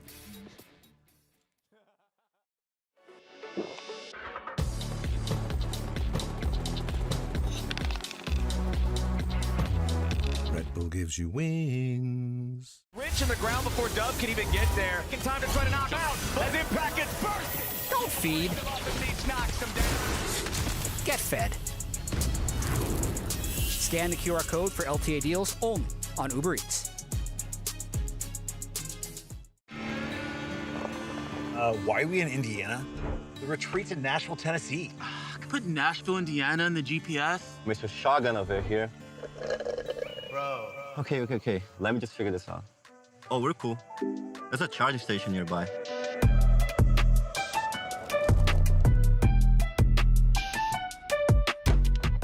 Who puts in Nashville and Indiana anyway? Yeah. Plans change, but the Kia EV9 is great for road trips and so much more.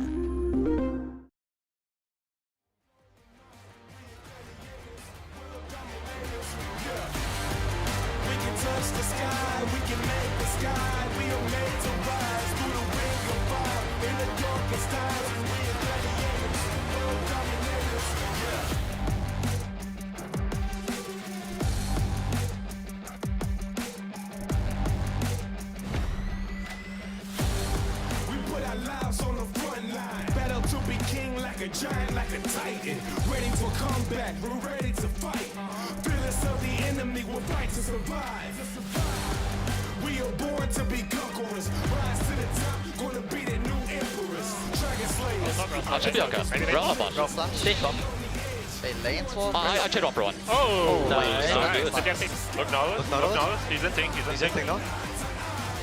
I don't have anything now. Vigor's in thing. Vigor's dead. Let's go. First is car. Okay, please look away. Where's that? Okay. We can win. Keep fighting. Gamble reset. I'm fine, guys. Keep fighting. Yeah, I'm looking to Furia. Killing Furia. The Furia dead. The Furia dead. He's good. He's good. Renekton. We won. Yeah, we won. I'm coming. Renekton. No, he has flash. My hook in full. Oh, nice. Push. I'm going Renekton. I'm looking at Joe, guys. I'm going at Joe. He's your dead. He's good. He's good. Can I help you? Got this guy? Nice. Kill that Fury. They wanna get Baron. Blood pumping, waiting for the enemy, the battle's coming. We're creating our destiny, open up the floodgates, bearing our souls. Nothing can stop us now, we're going for gold. This time is for heroes, a new era unfolds. Cutting through the darkness like a thunderbolt. Boom. We can touch the sky, we fly high, fighting eye to eye. We start a fire, we will blow your mind. We are gladiators, world dominators, yeah. We can touch the sky, we can make the sky. We are made to rise through the ring of fire. In the darkest times, we are gladiators, world dominators, yeah. We are soldiers, we are heroes, we are fighters. We can save you through the fire, through the blaze. We are gladiators, world dominators.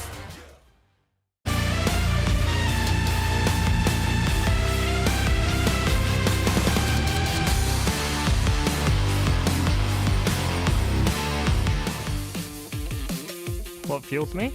The feeling of winning is what fuels me. It always feels nice, I would say, to win when you're a severe underdog, as we were in the matchup against G2.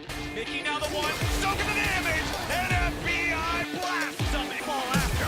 Mickey wants to get out, but FBI cuts him off. So it felt extra nice after we won, and obviously we're really excited, all of us, to get to go play in the quarters. The loyal, the unwavering, the faithful. Bye-bye. What fueled you?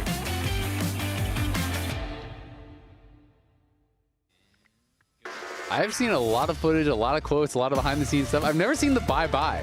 Yeah, that's an amazing I feel pull. like I've never actually seen that before, and I have watched that game quite a few times. I mean, what fuels you, what fuels me are 47 kill, 46 minute LTA games. Yeah, they got to be able to one-up it now. It just, my adrenaline is through the roof, man. Let's go for a 60 kill, 50-minute game. I will say that Sniper in the end comms there saying, like, I'm sorry, guys, I almost solo through the game.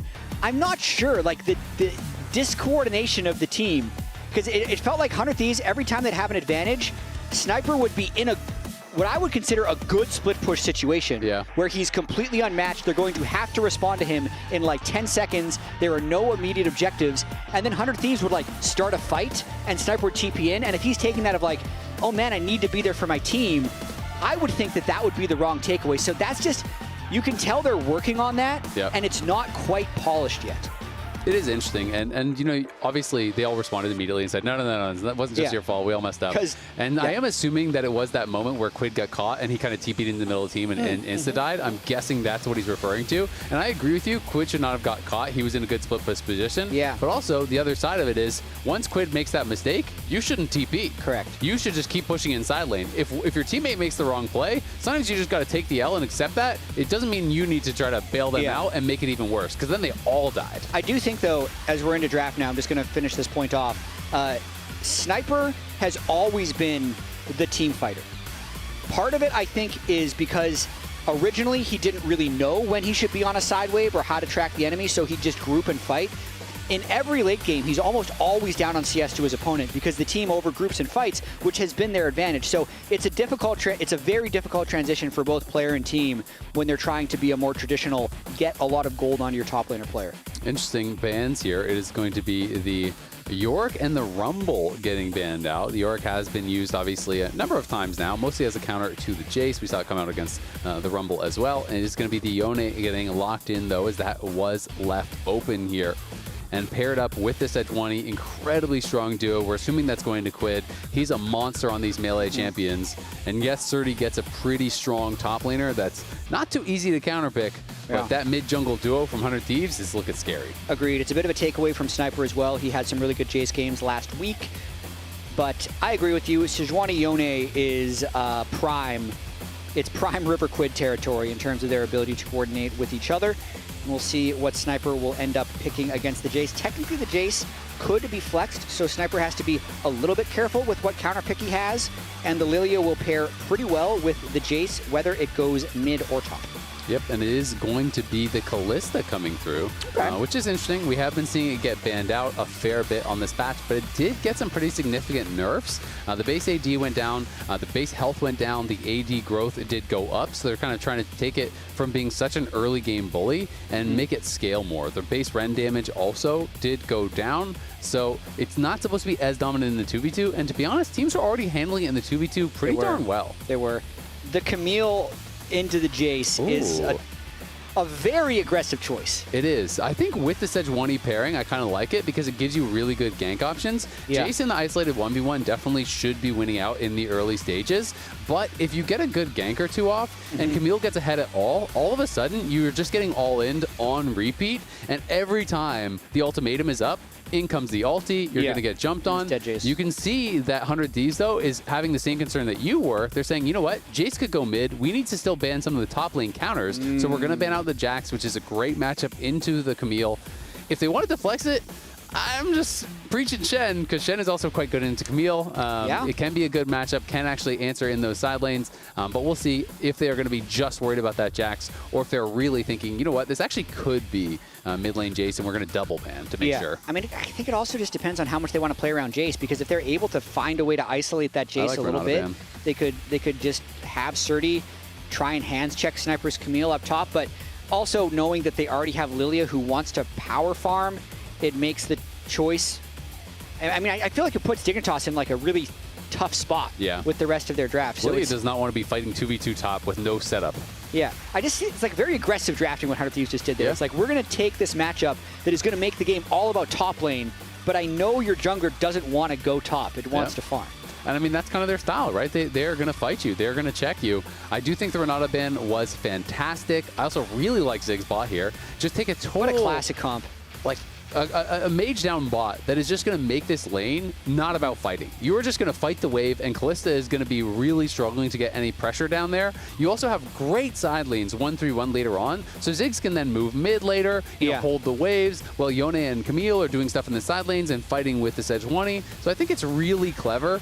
I love the Renata ban. Obviously, it's a classic pairing with the Kalista, and you're playing full dive when you've already shown that top 3, so that is going to shut that down. It is going to be instead one of the more old school pairings, which is the aggressive melee with the Kalista. But we'll see if they can kind of force any of that action, because last pick is still available for Ayla. So again, he can just take one of those denial picks over on the other side. Yeah. They have tons of engage, just anything to stop potential engage from that side. And it is in fact going to be a flex, but Ambessa could still be mid. They could be flexing these back and forth. I do think though that it's a bit of a missed opportunity from Dignitas when they look back at this draft. Seeing what they banned on the 4-5 with the Lucian Nico, going like, ah crap, we should have thought of Ziggs. Because this Sejuani plus double 80 melees plus a Ziggs bot is almost like a blind pick comp. It's like those champions just fit together so perfectly well because it allows the Sejuani to play topside with her incredibly potent melee damage dealers, but then it also gives them team fight damage spread because of the magic damage from Ziggs bottom lane. Like, you would blind pick this if you had a blind pick choice, so not having that ban snuck in there, like Lucian wouldn't have been good in that comp. It would have been too much AD. So I do think that 100 Thieves is going to be really happy with what they put together. Yeah, absolutely. I mean, FBI hasn't played the Ziggs yet this split, but we do know he can play it from previous splits and stuff. But it's also, you know, like the Nico ban I think was good, because when we think about what the classic answers have been, you know, in the LTA, it's often been long-range ADC plus, you know, some sort of poke support. So if it was like Nico Ashe or something, that could have been really tough for them to deal with as well. But I do think 100 Thieves coming out very happy from this draft. And at the end of the day, it is going to be the Ambessa moved up towards the top. We are going to have the Jace moved mid lane. So there is some swapping going on there. They don't want that Jace necessarily exposed in the side lane against a potential gank there from the Sejuani. And we'll see how Ambessa can handle things against the Camille. Non-subscribers, we will see you in 30 seconds as we head on into game. And I think what I'm going to be looking for in this top lane matchup is actually only the first 4 minutes, because 100 Thieves is going to be swapping the crap out of Dignitas when they have the opportunity. They had been... Surdy has struggled so much with keeping up with waves that every team is going to be doing this against them until they can show that he doesn't fall behind in these early laning phases. So I'm expecting River to do some cheeky early path, try and get Sniper in a good position, and then once the bot lane's mobile, they're going to be moving Ziggs up as quickly as possible. Yeah, we'll see how much they want to do the swaps round, if they're going to be playing for Grubs. Definitely if you're planning on playing 1-3-1, and Ziggs is a great siege champion as well. The Grubs could be pretty high priority for 100 Thieves. It's going to be double grasp up in that top lane. Mid lane, Quid is going to be playing Fleet. Obviously makes sense to just kind of survive against the Jace, who will be taking Phase Rush. So all the rune choices, pretty standard, make a lot of sense. Yeah, and I'd say these River games, with how tricky he wants to be in early jungle, start as soon as these players leave the base. In the last game, River got a good ward in to the enemy Raptors. This game, they pushed him back before he could get a deep ward, so he ends up placing that defensive ward. But it still ended up being a good defensive ward because they now know exactly where Dig's ward is. So just a little bit of knowledge trade back and forth. This does mean that River will not know where Shaden started, and if River goes over those Raptors, then Shaden will know where River started. Yep, absolutely. And he will, you know, very likely after the red buff. Of course, we can see Shaden is actually going to look for blue, and he might go like he's trying to pull blue into enemy Raptors, but or he's just cutting it back and forth. Never mind. But it was looking like he was really trying to actually pull up towards that side. Instead, he's just going to be able to group up those camps and try to get some damage down together. Tomo has already taken a ton of damage, by the way, as Ayla got a little bit down with the Zenith Blade, and FBI has just been hitting him with these bombs. That's like 3 in a row that he did actually tag him with. Tomo is already using his potion, and he's still incredibly low, and has to pop a biscuit. I mean, it's really funny. Alistair Kalista is always a funny pairing because at level 1 they're weak, but later on they're stronger. So they're doing everything they can at level 1. Yeah, FBI trying to get level 2 really fast there. They mistimed their engage slightly. Ayla went forward, and FBI was trying to finish off the minion, but couldn't quite finish it off as he went in with his Zenith Blade. If he actually got 2 right there, they likely would have been able to force the cleanse, and then you have the Ignite following it up. But they did at least get the Ignite out of Isles, who was trying to push back FBI. Didn't want them to be able to follow up on that play. Yeah, interesting. Ayla starting with Sweeper as well, whereas Isles starts with the Trinket Ward, so Ayla winning that one out early, being able to clear that ward away. They're going to have to be a little bit scared of a gank at about 3 minutes and 15 seconds, because that's when Shaden will have finished his full clear. Very unlikely that Lilia ganks you before level 4, which is why they're so comfortable being pushed up at this stage as they move to the Tri-Brush to get a ward down. Yep, absolutely. And, you know, often the safest thing you can do is actually just hard shove the wave and bounce it before that jungle timing comes, because now the wave is going to stack and come back towards you if you are worried. Isles, though, goes in with a combo onto FBI just for a little trade there. You can see Quid sustaining pretty well with the fleet, just trying to do his best to minimize damage. And up on the top side, it's just Sniper and Surdy trading back and forth, but thus far it looks like Sniper is getting the better end of it. Yep. Sniper, if you're willing to pick Camille into a possible flex pick, you're going to be really confident in your ability to play Camille. Shaden full cleared, River full cleared, and likely the Sejuani just ends up trading crabs, and he's going to be happy with this because this allows him to maybe have first look at top, but Shaden might be moving through for a double crab angle. Nope, just going back. Yeah, Quid could actually potentially stop him on the recall if he wants to use his Soul Inbound to do it, and probably will try to do that. Elects not to, though. Instead, going to go for a nice little trade here onto Caney.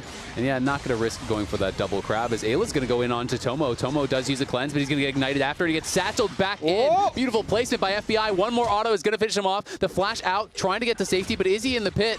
He's going to get taken down. That's first blood for FBI. Well played in the 2v2 to them. Isles gets one back, but not going to be anywhere close to worth it. And it burns Cleanse Flash from the Kalista, making him more vulnerable in the future. Very well played by the 100 Thieves duo lane early on there. I understand what Tomo was thinking, that he could maybe flash and juke around, but ends up, he was dead to rights anyway. Definitely should have saved his flash. Yeah, that is really tough. And when you look mid lane, you realize that Quid actually forced the earlier reset from Caney in this melee versus range matchup. That is also tough, but in comes Caney, maybe going to look for the solo kill, just gets it. Quid disrespectful, sees the teleport coming in, just says, you know what, I can probably clear the wave and then back off. Instead, he was in a great spot and gives over a freebie.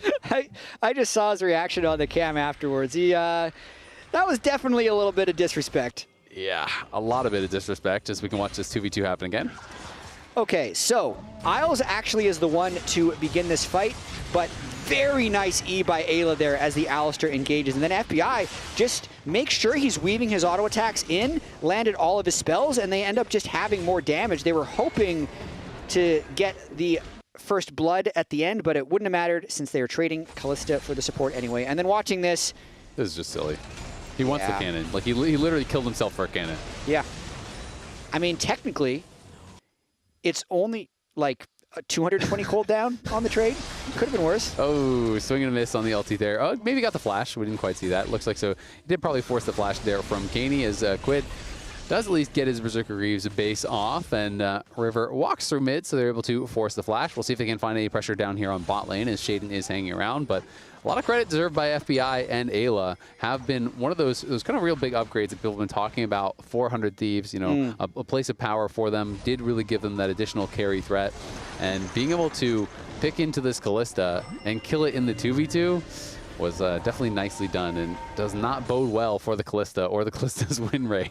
No. I mean, 3 and 4 so far in the LTA. Across the big four, it's around 50%, even though it feels... I know, we've been having this discussion, Azale. Kalista doesn't seem to do much in a lot of these games, but if you're winning half the time, can't be that bad. Especially when you're picking it early. What's the winner at now? I know you're checking it. The search was not loading. He's going to come back to it. I'm going to keep casting. We see the swap here at 6 minutes, as we were expecting in this game, as Sniper has moved bot lane and the Ziggs has moved up to the top lane, just to start throwing Surdy into some uncomfortable situations. Surdy was winning the 1v1 against Sniper's Camille, I think mainly because River was just matching Shaden's full clear farm and not going for any early ganks. Understand that when you're against Lilia, because if Lilia starts counter-junking your camps, you can get into a really vicious cycle where the Lilia flies ahead of you, and so far River has stopped that from happening. Yeah, 3 and 4, as you said, in LTA North, and then globally it's about 48%. In top 4 regions, it is about 51%, slightly over 51%. So top 4 are doing pretty well. I just gotta say, it just doesn't look that strong. The eye test isn't there. The eye test is definitely not there. Until you watch some of the really crazy Kalista players, you watch like Pays or whoever, and then you're like, okay, this champion's OP. But we do see a bit of damage going down there onto Isles. He doesn't have the ulti, so FBI just gonna throw his down, get some damage down. Shaden meanwhile, is invading on the red. Is actually down experience right now to River, which is somewhat surprising, though. Sejuani does have a pretty good early clear, and Shadens will continue to accelerate throughout the game. Yeah, FBI kind of weak side gaming here, even though we have the Sejuani matching in the River. And River now moving up here. Maybe going to try to play for a little bit of vision as the Grubs are about to spawn. Both teams have made their swaps up towards top. Again, both teams would love this. Ayla just short on the Zenith blade there. That could have been trouble for Isles as he still is not level 6, and River would have been there to follow up with his Glacial Prison. Down on the bottom side, there is no TP for the top laners, so they are not going to be joining. And Sniper just continuing to trade, go in with the hook shot. As soon as the passive is expiring, you back it up. That passive shield, really difficult to play around, but now that Isles is 6, I think Dig is going to have a lot more confidence to try to actually force here. They want these calling Grubs. over Caney, and they are looking to try to play for this. 4v4 if they fight. But Quid is split from the rest of the team. Yeah, I just don't think they feel like they have a good positioning. So all 3 Grubs, and I'm going to steal your line from yesterday. The 3 Grubs aren't as strong as the 6 Grubs from last patch, but they're stronger than 3. That's true.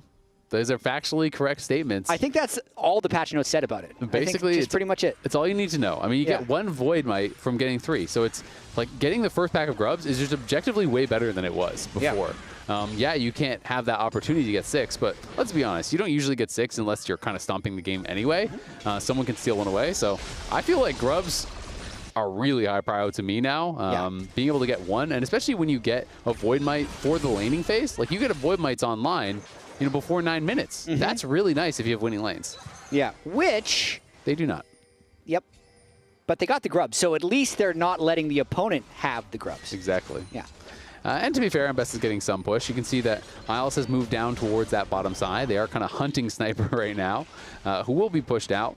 But River just farming well, keeping up pretty much almost entirely with Shaden, and has been doing a good job there. Quid obviously with the 1 oopsie in mid lane, gave over a freebie, but he as well is working in towards that Blade of the Rune King. FBI could be in a lot of trouble here potentially, though. The Satchel Charge is going to create some space, so it is just a big chunk. But now he's got to be careful about anyone else coming up there. And we see Isles on the minimap. FBI, of course, does not have that luxury, but he could just come in from behind level the tower 6 here. Alistair just wants to He's power level through 6. it. We'll see. Can FBI actually flash the combo? He's going to try to look for it. He just realized, you know what? Not even worth flashing. I am just dead. You could see that Isles just walked behind him, popped the ulti, and held his spells. So if he flashed, he would just die right after. They're going to look, though. Tokyo Drift. In comes River and Ayla. 3v1 mid lane is going to get 1 back, and it's a shutdown there for Quid. Wow. Team Gap. Couple of really nice ganks there, actually. Well executed by both teams. Isles with the walk at you strategy. Alistair can actually tank. It's the best strategy. If he tries to W, maybe there's an escape. But then in the mid lane there, Caney looked like a fraction of a second left on his flash by the time that came through.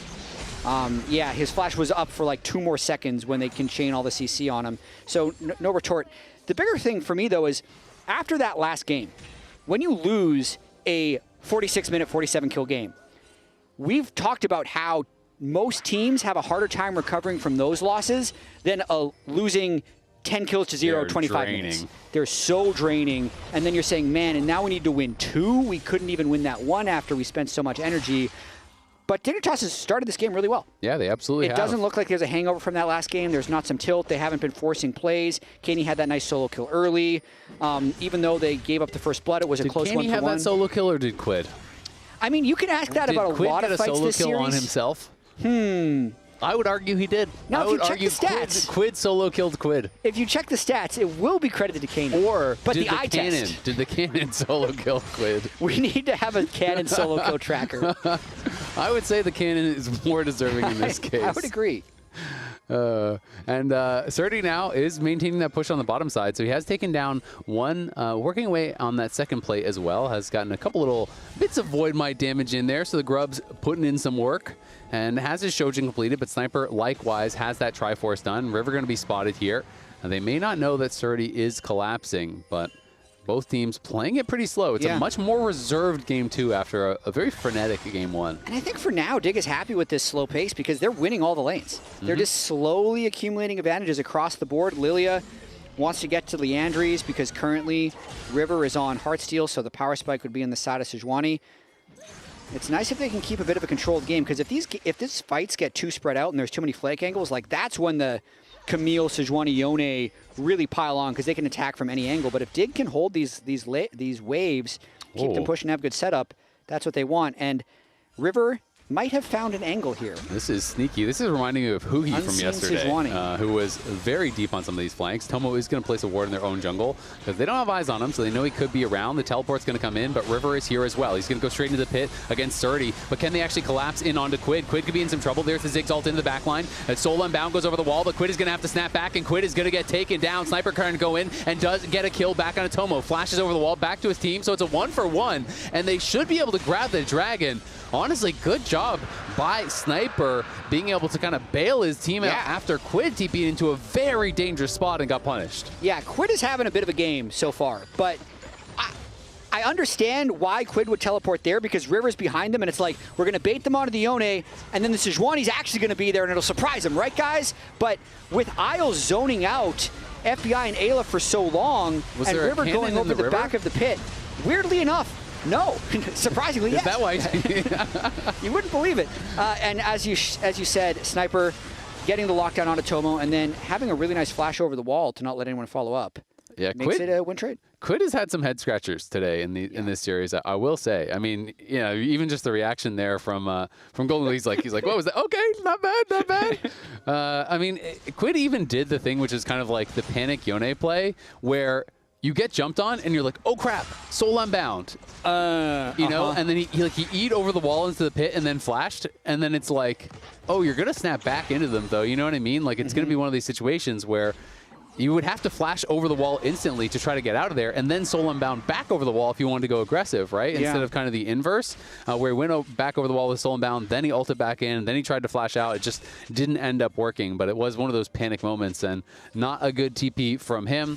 But still, you know, the gold is pretty close, and 100 Thieves do have 2 dragons to their name. The Feat of Warfare has been claimed by Dig, but it is 2 objectives to the 1 for 100 Thieves, so they are 1 away from that. And first tower still on the board for both teams. Yeah, it's a very close game, and I like that you point out Quid this game. You can even think back to last game. He had a few head scratchers as well with his Talia.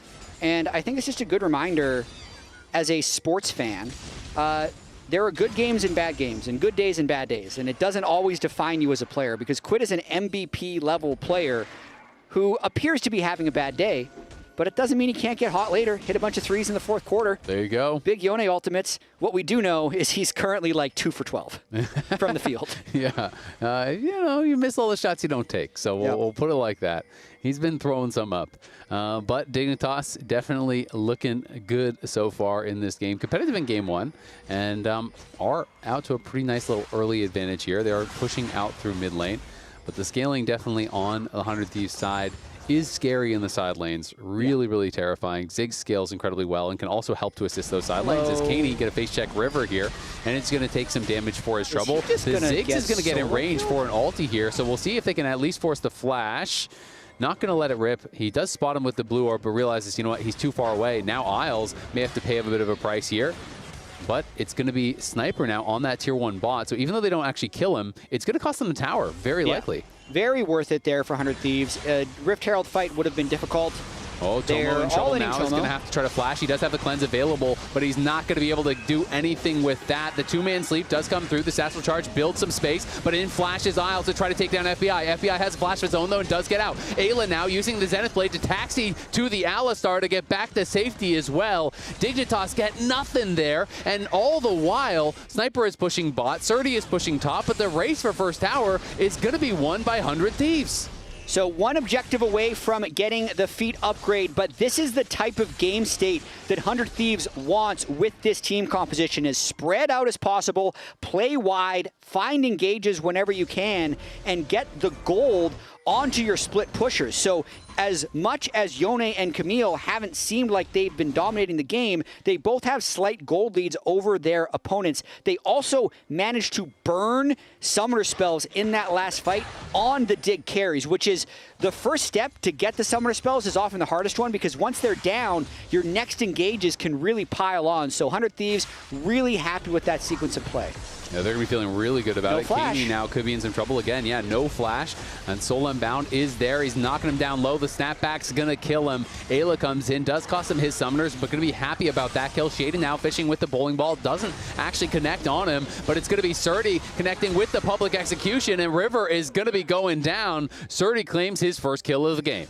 Pretty nice counterattack there from Dig. The first play, it's exactly what we're talking about, though. Kane looked at Yone, and because Leona was near the same screen, he was able to all in knowing that that flash was down. But River, I feel like, ends up getting caught out. He was also without his flash. You can see that tiny little bit of black before it has come off cooldown, so River will have his flash for the net fight. But that trades it 1-for-1 and keeps the game pretty close. Yep, very, very close game. It is now only a 300 gold lead here. It is going to be Hextech Soul, though, on the table. 100 Thieves have the opportunity to grab their third dragon and move to Soul Point here, as that has just spawned. Dignitas, though, out on the map, trying to clear out vision in their own jungle and prepare for a potential fight. Both the top laners are on the top side, but teleports are available, and 100 Thieves are moving in. Pretty swingy Drake here, because this will also decide who wins Feats of Strength for the ability to upgrade their boots, since we know Dig won the Feat of Warfare and 100 Thieves got first turret. So both top laners having TP. We'll see who ends up pulling the trigger first, because generally speaking, that is the team that wins the fights. Well, Quid does go in, doesn't take too much damage, is able to get a little bit down on Isles. You can see that the Herald was summoned mid, won't be able to kill off the tower, but is drawing the attention of FBI and Ayla, and that's supposed to give Dig some time to get some vision down, but really didn't accomplish too much. And now 100 Thieves are going to be the first one to actually pull the trigger. They're starting up the dragon. This is interesting. I thought 100 Thieves would push bot first, but they're teleporting in early and just going all in on the Drake, and now they have a flank from Camille. Oh, Surdy's just teleporting straight into the pit. Can they actually find him? Isles is going to hex flash over the wall. There's going to be a flip here. It's going to be claimed by River, but how will the fight go? Sniper in the back line. He finds Tomo. Tomo's in a world of hurt. Ayla falls down first, but can they actually get out? Tomo still standing. Tomo surviving. Going to get finished off by River. Sniper flashes out to safety. Quid has got to get back in there. FBI pelting him with bomb after bomb after bomb, but Kaney, Surdy, Shaden charging forward, looking for more. The public execution is going to take down one. Surely Quid and 100 Thieves are on the run, but they can't get out. Sniper trying to get out here is incredibly low. He's going to get finished off as well, but not before FBI kills off the Alistar on the other side. A bloody affair. Dignitas win the fight, but lose the dragon. This one was reminiscent of last game. It's another banger. Let's look at the teleports to start this fight. 100 Thieves is trying to draw Dig in, but because Surdy just goes straight in the pit, he ends up being in the fight first. So it looks like even though the Smite fight decides who wins by getting the soul, the fight goes over to Dig, and I think mainly it's because Tomo lasted so long. Quid couldn't find his way into the fight for the longest time. Once they actually do kill him and Quid flies in, Dig has the next set of cooldowns, so Isles can just peel him off right away, and Surdy tries to chase for as many kills as possible. I mean, this is just the Ambessa experience. You running away from a fight? No, you are not. Ambessa is dashing and dashing and dashing, and Lilia has all of that move speed stacked up, so no real way out. 100 Thieves try as they might, couldn't get away. It's back to a 2K gold lead just like that. It was down to 200 last time we checked in. 100 Thieves are on Soul Point, so Dignitas are going to have to try to make a stop.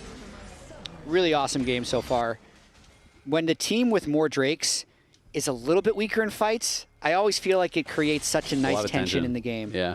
Because the Soul will probably push them over the edge to win the game, but it's also possible that if Dig just holds on well enough, they can take him down. And I think the way to do that is just continue to play around Shaden. I think this game, we haven't mentioned it much, but he's been farming very efficiently. He's been first to a lot of the objectives, and he's against so many melee dive characters. If he's able to not be the one that gets one shot and just have a long fight, he will carry that fight. He's doing so much damage here. Yeah, I mean, Lilia versus 4 melees is kind of a dream situation. It is absolutely a dream situation, but now the CC going to be chaining down onto Kaney. That's more of a nightmare as he gets put to sleep by Ayla and Quid. Meanwhile, Surdy getting a bit of damage down onto River, but FBI is here and Ayla is back to support, so it's not going to be anything more than just the skirmish. The second time Kaney has died to a similar play like that as they keep jostling, it's when River is shown on the map, so Kaney probably thinks that he's not getting ganked, but it's actually the second jungler, the support, that's gotten him. That's the second time that's happened to him. It happened first in bot lane, happened again in top lane here, where Ayla is the one shadowing Quid. And you can see, despite Quid having a couple oopsies this game, he's very far up in gold, and he is going to be pushing in this top lane. You know, the TP is available for Kaney, so we'll see if he wants to teleport up to defend the tier 1, or if he's just going to let that go. Quid not feeling confident to push, knowing that they could have reset and come up there. So he's just going to take his win, go back to base, spend up his gold. But he already had the Strikebreaker plus the Bork. He's going to be working towards an IE very likely next. And it's going to be incredibly strong when he finishes it. Miss 100% of the shots you don't take. He was 2 for 12.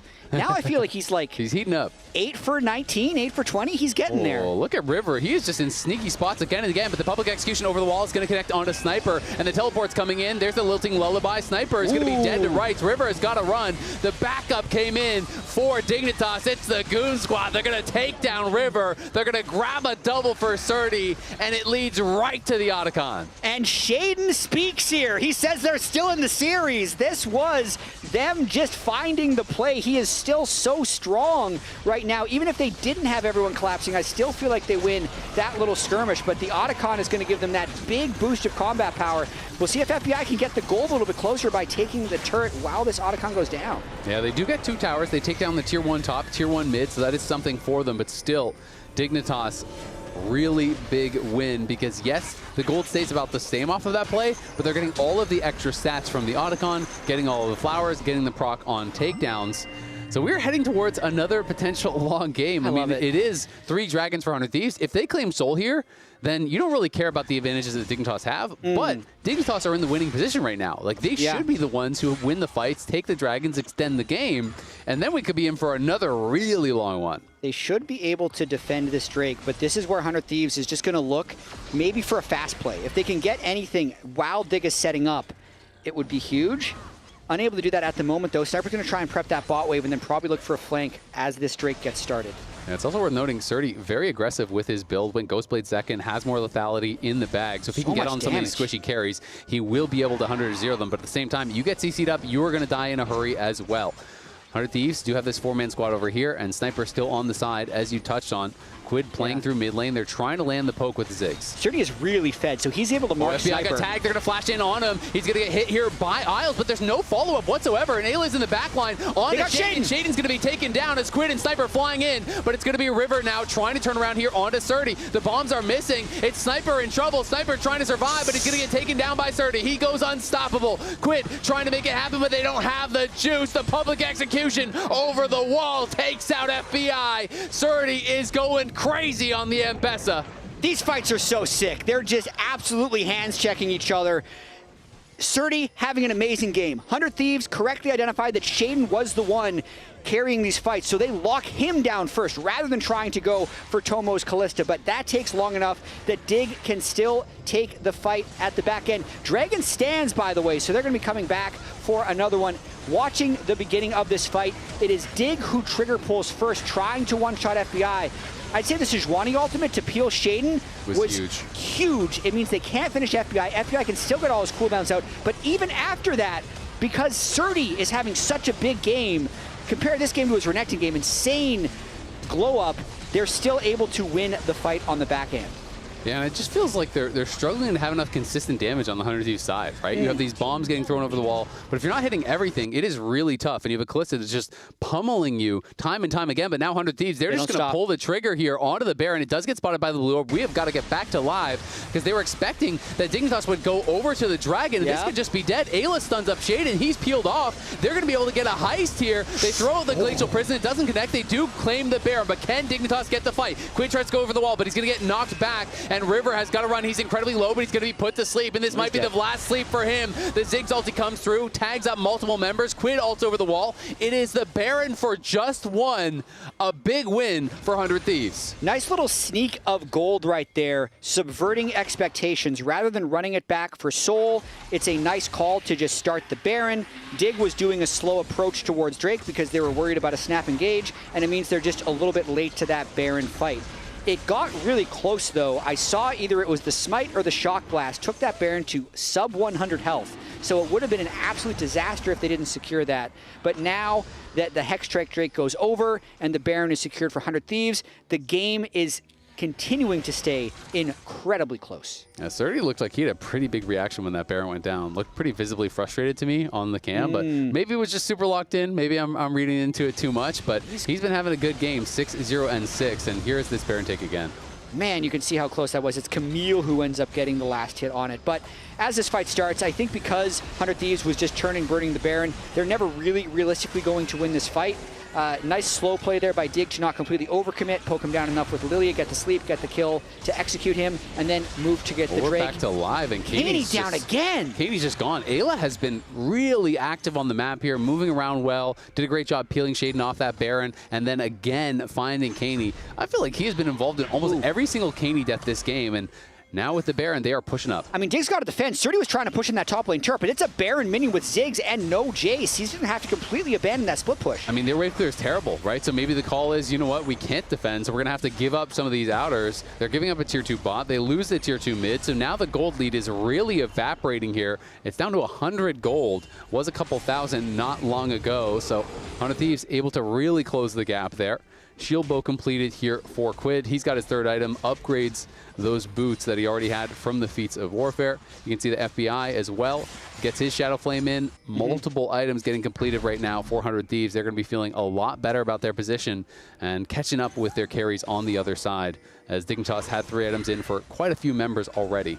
We might have a second to catch our breath here, because it's 3 minutes to Hextech Soul, another 3 minutes for Baron, and the Baron buff is going to be leaving 100 Thieves soon. But when is Elder going to spawn? That's, you know, what we really need to be looking towards. It's a Dignitas game. The slowest in the LTA North. They own the 4 longest games of the year so far. It's really incredible what this team is accomplishing in this young split.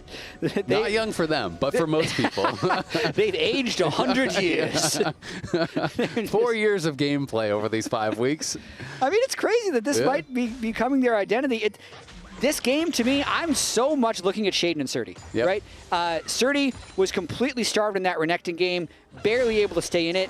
This game, he's really showing up. He's stopped Sniper from being able to take over side lanes, and it's almost about like how much pressure can he create before the team fights start, because the other side laner for Dignitas, Cani, is getting completely picked on. Yeah. That's where Ayla has been so good at playing Fog of War, with his control wards, with his sweepers, sneaking around and just teaming up with Quid to get a bunch of extra kills on Cani. I think it's what's keeping this game close, because without all those picks that 100 Thieves have found on Cani, I think this game probably ends up just snowballing in Dignitas' favor. Absolutely.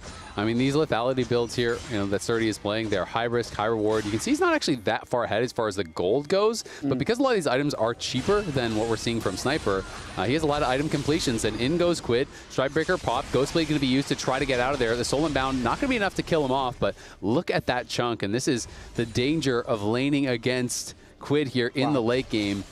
Yone just scales like crazy, and because you build sustain, you can only take that once and then you have to base. And Bessa has no lifesteal.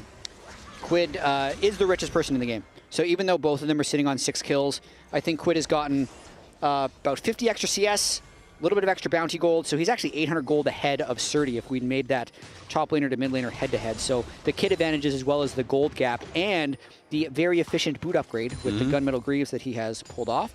So Quid in a position to carry this one, as is Surdy, I think. Yeah, and we'll have to see. You know, Tomo quietly is very rich. You know, he doesn't have the craziest score line, but if you're committing everything to trying to kill off Shaden or try to peel Surdy, and Tomo's hitting, like he's getting very, very strong, and he's working towards his Jack shows, same build that we actually saw from the Varus last time around. You start to get very difficult to actually knock down. He has his Terminus completed, has for quite a while, and when he gets that Jack shows done, if Sniper and Quid can't burst him down, like if you don't take him down right off the rip, he's going to have higher sustained DPS than you will in almost all the fights. Yeah, the Ambessa, the Lilia, the Callista, all really good against these quadra melee if they're playing these fights well. So I almost want to say Dignitas is a little bit ahead despite the 3 Drakes. If they don't get this Hextech, though, that all goes away, as now we're 20 seconds in, and they don't have good river setup, so 100 Thieves might look for a play right off the bat. This Ziggs poke starting to hurt, though. Isles is about 20% of his health from one bomb there getting thrown in by FBI. Shock Blast getting traded back onto Quid. They do have that mid lane prio, but 100 Thieves are just going to drop it, and they are looking for Ayla. Ayla going to flash in, try to turn it around onto Surdy. Surdy flashed out to safety, but Sniper is in the back line. He's looking for Tomo. Can he actually take him down on the other side? It's going to be Quid, and Quid gets put to sleep, but he buffers does it with his ulti and go to sleep. Lilia instead. 100 Thieves are taking over here. The GA traded out for Sniper, but Sniper does not care. Quid does not stop, and Dignitas will fall and lose the soul and maybe even lose the game. We'll see. These respawn timers are so incredibly long. They're just going to flash in and try to take down Isles, and with that and these incredibly long respawn timers, I think they might have done it. Dreaded run from it. 100 Thieves team fighting always arrives. They might be able with the Ziggs to take down these turrets and win the game. They don't even go for Soul Azale. I think they have done it. I think so too. Tomo's not up for 15 seconds. 100 Thieves. They might get exciting. They keep it close. And just like that, they flip the switch. They turn on a time and they take you out in the team fight. They're going to take down Dignitas 2-0 and claim their spot in playoffs. The match score doesn't do this series justice. It was so close from start to finish, but it is 100 Thieves with the 2-0. I have to shout out their team fight targeting at the very end there. I was watching Sniper on the back end of the fight. He took on about 3 people, still killed Tomo before falling into his GA. That allowed the rest of 100 Thieves to burst down and focus Shaden. And it's probably not as pretty as 100 Thieves would have liked, but it's a 2-0. And they've improved that record. Check out 2-0. They're able to take down Dignitas. Close games, competitive games. 100 Thieves, though, showcasing their strength. And don't miss any LTA action when you get your favorite foods delivered on Uber Eats for less gold. Scan the QR code on screen, click the link in chat or the Uber Eats button on lolesports.com to access the Champion Shop featuring exclusive deals and 50% off Uber Eats. Now we're going to join Emily on stage for an interview. Hello, I am here with Sniper after, I would say, a frenetic 2 games. How would you describe your team's performance today? I think we played pretty bad. Considering all week in scrims, we've actually been improving. But I think this is like the first ever time I was up like 100 CS on like a stage match. It happened in the first game, so I'm very proud of myself for that. And I think everyone else played much better in the second game. So shout out to my teammates as well for that. I want to talk to you a little bit about the Baron call, because that was kind of the most decisive factor, I think, in this game too, that kind of set you up for the eventual win. Who decided for that? Because previously you kind of just lost the fight around trying to secure the Drake. Wait, the Baron call in game 1 or game 2? Oh, game 2, right? Game 2. Oh, I think Quid actually called it. Quid, this guy's like a silent assassin, by the way. Like, he's silent the entire game, but like, he's just like the best player in the world. No glaze, of course. So, I mean, shout out to Quid. Like, whenever he speaks, I like truly listen to him, and like, the game is just so easy whenever he talks, and yeah. Does that mean you don't listen to your other teammates? No, I listen to my other teammates, but a lot of the time, let's just say Vic, for example, or like FBI, I might be spazzing out in the comms, you know, every now and then he's like, shut up, Sniper, you know? But it is very helpful, because he's a pretty good teammate, but everyone else on my team is also good, yeah. Nice. The last thing I did want to talk to you about, because I feel like one of the things you've been working on personally is kind of choosing when to side lane versus choosing when to join the team. Yeah. So how do you feel like that went today? Because I did feel like there was an improvement from game 1 to game 2. 100%. I mean, game 1, I think I basically won my team the game, and then I like lost my team the game at the same time. And then game 2, yeah, I just like. Well, I still died on side lane, but it was because of River. This guy was like, yo, like, kill them bot, kill Mbessa. And then we both just died, you know? Like, he wasn't thinking about the TP. So if I just think myself, it's gonna be better. My side laning is gonna keep improving. So I think today was a pretty good showing of my side laning. Yeah. Thank you so much for checking in with me again, Sniper. Congrats on the win. And we will toss it to break before C9 take on Lyon. Look here. I'm gonna look close up. I'm gonna look Jason. Always ready to throw. I'm gonna look close up. I'm looking close up. Look at Mbessa. Look Don't flash Mbessa. Jason, Mbessa no flash. I'm not close to guys. Mbessa no ulti. Mbessa no ulti. Lilia. No flash. Help. It's fine. Kill us. Mbessa. Does he have flash? No flash. Okay, I can eat flash. No flash. What about Jace? I'm gonna eat flash. Okay, can we have that? AT&T has a new guarantee because most things in life are not guaranteed. Like common courtesy. Really, Brenda? I know you can see. When they say, I'm on my way. no way. Pretty blue, though. Or a fun night at the movies. Yeah, that's not guaranteed. Yo, hold on. Let me put you on speakerphone. You know what AT&T guarantees? Connectivity you depend on, the deals you want, and the service you deserve. Or we'll make it right. That's the AT&T guarantee.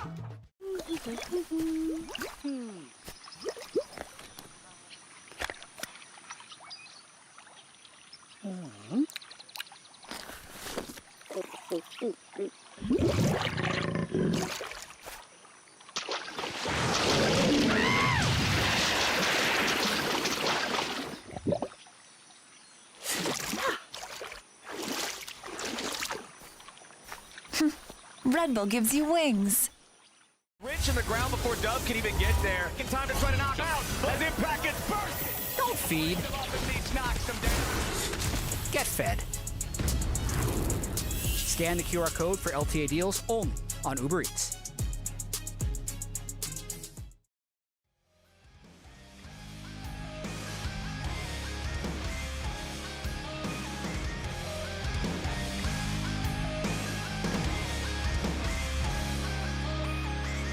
I can just take the tower, okay? Just come. Yone can TP bot. Camille can't TP. I can Yone can cancel. TP. I can kill 6. But Yone want to push first. Yeah, He's dead. Nice. Nice. I'm gonna go top. I best ult. I'm coming. Lilia Lilia flash. I'm looking Kalista, guys. You're Lyon. Sleeping. You're Lyon. I'm okay. I'll just Try to get. Yone can have TP though, okay? I'm coming. Yone no. Burn his splash. Burn his splash at least. We're here. Yeah, burn his splash. If he goes over, nice. I want to clear down the dragon, guys. He's a 50-50. Just wait for fight. I'm ulti. Can you look at Urine? Can anyone look at Urine? Yeah. Oh, look at me. I'm Q2. Search flash on me. It looks good. Careful, Urine there.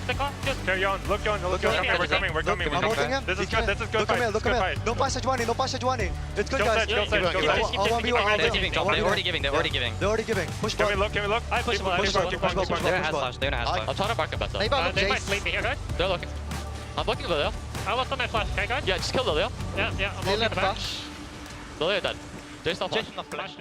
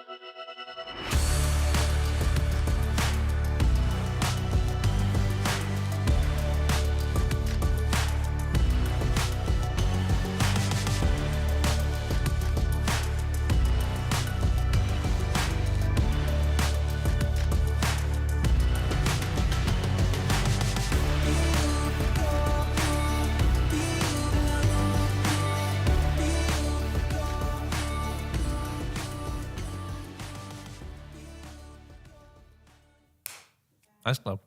Thank you. Ready? Yep. Okay. What is your gamer name? Loki. Loki's grabbing the first kill, but it's immediately traded back as Thanatos drops to the culling. Now the Herald's been summoned up. Loki's trying to run him over, but Vulcan's going to be the one jumping in. Quad is looking to keep the aggro on. He's got to be careful. The Emperor's defied. Loki gets the kill. What's your real name? Sangmin Lee. Is there a story behind your gamer name? My SEO coach made by my name when I was in HL Academy. How old are you? 19. How tall are you? 171. Where are you from? Korea. What is your MBTI? Maybe INTP, sometimes INFP. I have no idea what this is. Do you have a brother or sister? Yeah, I have one younger brother. Who is funnier? Who is funnier? Yeah, you or your brother? Me. Does your brother play games? Yeah, play League of Legends. Oh, because of you? Yeah, maybe. But he's not good player. He's not good? Yeah. What elo is your brother? Oh, baby silver. Oh shit. How long have you been a gamer? 6 years. What season did you start? 8. Season 8. Season 8? Yeah. Oh, bad times. What is the first game you played? Maybe League of Legends. Really? Yeah. Oh. Maybe. So you're one trick? No. No. What else? Valorant. Oh. Yeah. Are you good? Yeah. Not Really? bad. Yeah, really. What rank? Immortals. Whoa. Thank you. Okay. You can delete one champion from League. Sorry? You can delete. You know, delete? Remove. Yeah. Can't play ever again. Yeah. No one can play. Xante.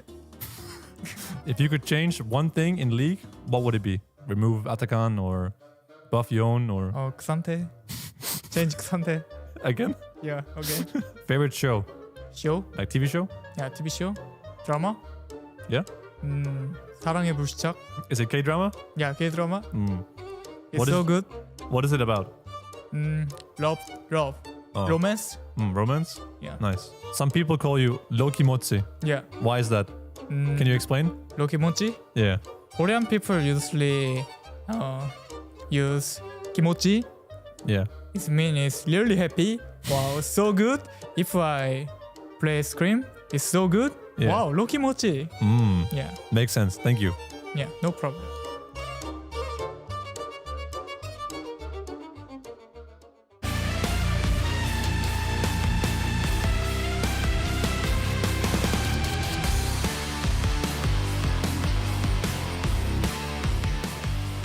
Welcome back, everyone. You got to learn a little bit about Loki as Cloud9 Kia are making it in here. Of course, they're going to be facing Lyon later today. Actually, very, very soon. Wait, what's in your hand? Oh, he's watching a show. Okay, I was just making sure. But Crash yes, landing on you reruns. maybe it is. Yeah. Maybe it is. I got to watch it. I have to watch it. So, yes, the team's coming in. So we just came out of a banger of a series of 100 Thieves versus Dignitas. And I hope that this series is just as good. Yeah. If not better. So listen, a lot of people look at this and say, man, Lions lost a lot of games in a row. Nice yes. Man, Cloud9's the best. Thank you. But I'm very here to tell talented. you that Lions' loss streak is not as bad as you think. Okay. Okay. So explain. I have clips. They are in good positions, and then they overpush. The last time they played Cloud9, this is a level advantage from Licorice. As they try to two-man dive this, it gets counter-ganked. The game's kind of over from this because it's a 2-0 Gwen, and this is pre-nerf Gwen. Yeah. Then, last week against Team Liquid, Nocturnal up top lane, get a feat of warfare. Amazing. Ooh, that's pretty good. Yeah. We're in a Pretty good spot. But they just they haven't been able to say, all right, good enough. Ooh, that's bad. They keep diving in. Henna ends up burning his cleanse while giving a kill back over. Same game, yet another clip. Nocturnal. Oh, it's pretty good. They killed him again. But you know what? They just kept going for more. Why is the clip still going? Because they go for more, Raz. Ooh. And okay, this clip actually goes on for a while. Okay. Yeah, it doesn't end up well It for gets them. really bad. Ooh, that's bad. Yeah. Wait a minute, that's bad. We actually get to speed it up a little bit as well. Oh, wait, that's even it gets worse. worse. Yeah. They lose the flash on their carry. Oh, Wait, that's horrible. It's even worse. Or maybe he lifts. Oh. And you can understand now why they lost this game. But if you take all three of them, Yeah. oh yeah, Everyone's just dying. it's a disaster. But they were in good positions. They're making good plays, and then they're fumbling somewhere, which to me is much better than just losing. It's just it's actually crazy because while you were saying this, and you're making me a bit of a believer. Yeah. Just take the good, remove the bad. Yeah. If only life was that simple. But then I look, great. of course, at the loss streak currently that they're going through. And it is just the schedule of doom. You get all the teams that are, of course, worse than you. And then you get the trail of teams that are just perceived as better than you, and you're losing all of them. Yeah. And you're now playing, actually, it seems like, worse. First, now you're facing a team that has just not lost until they're, since their first match. So, C9's in a huge streak. Technically, Lion's also on a huge streak in the opposite direction. Raz, you want to move over just a little bit? I can do that. You're blocking. I can do that. You're blocking our special guest. Rookie of the Year matchup. Oh, my bad. Saint and Loki, right here. You know, I'm bringing with us.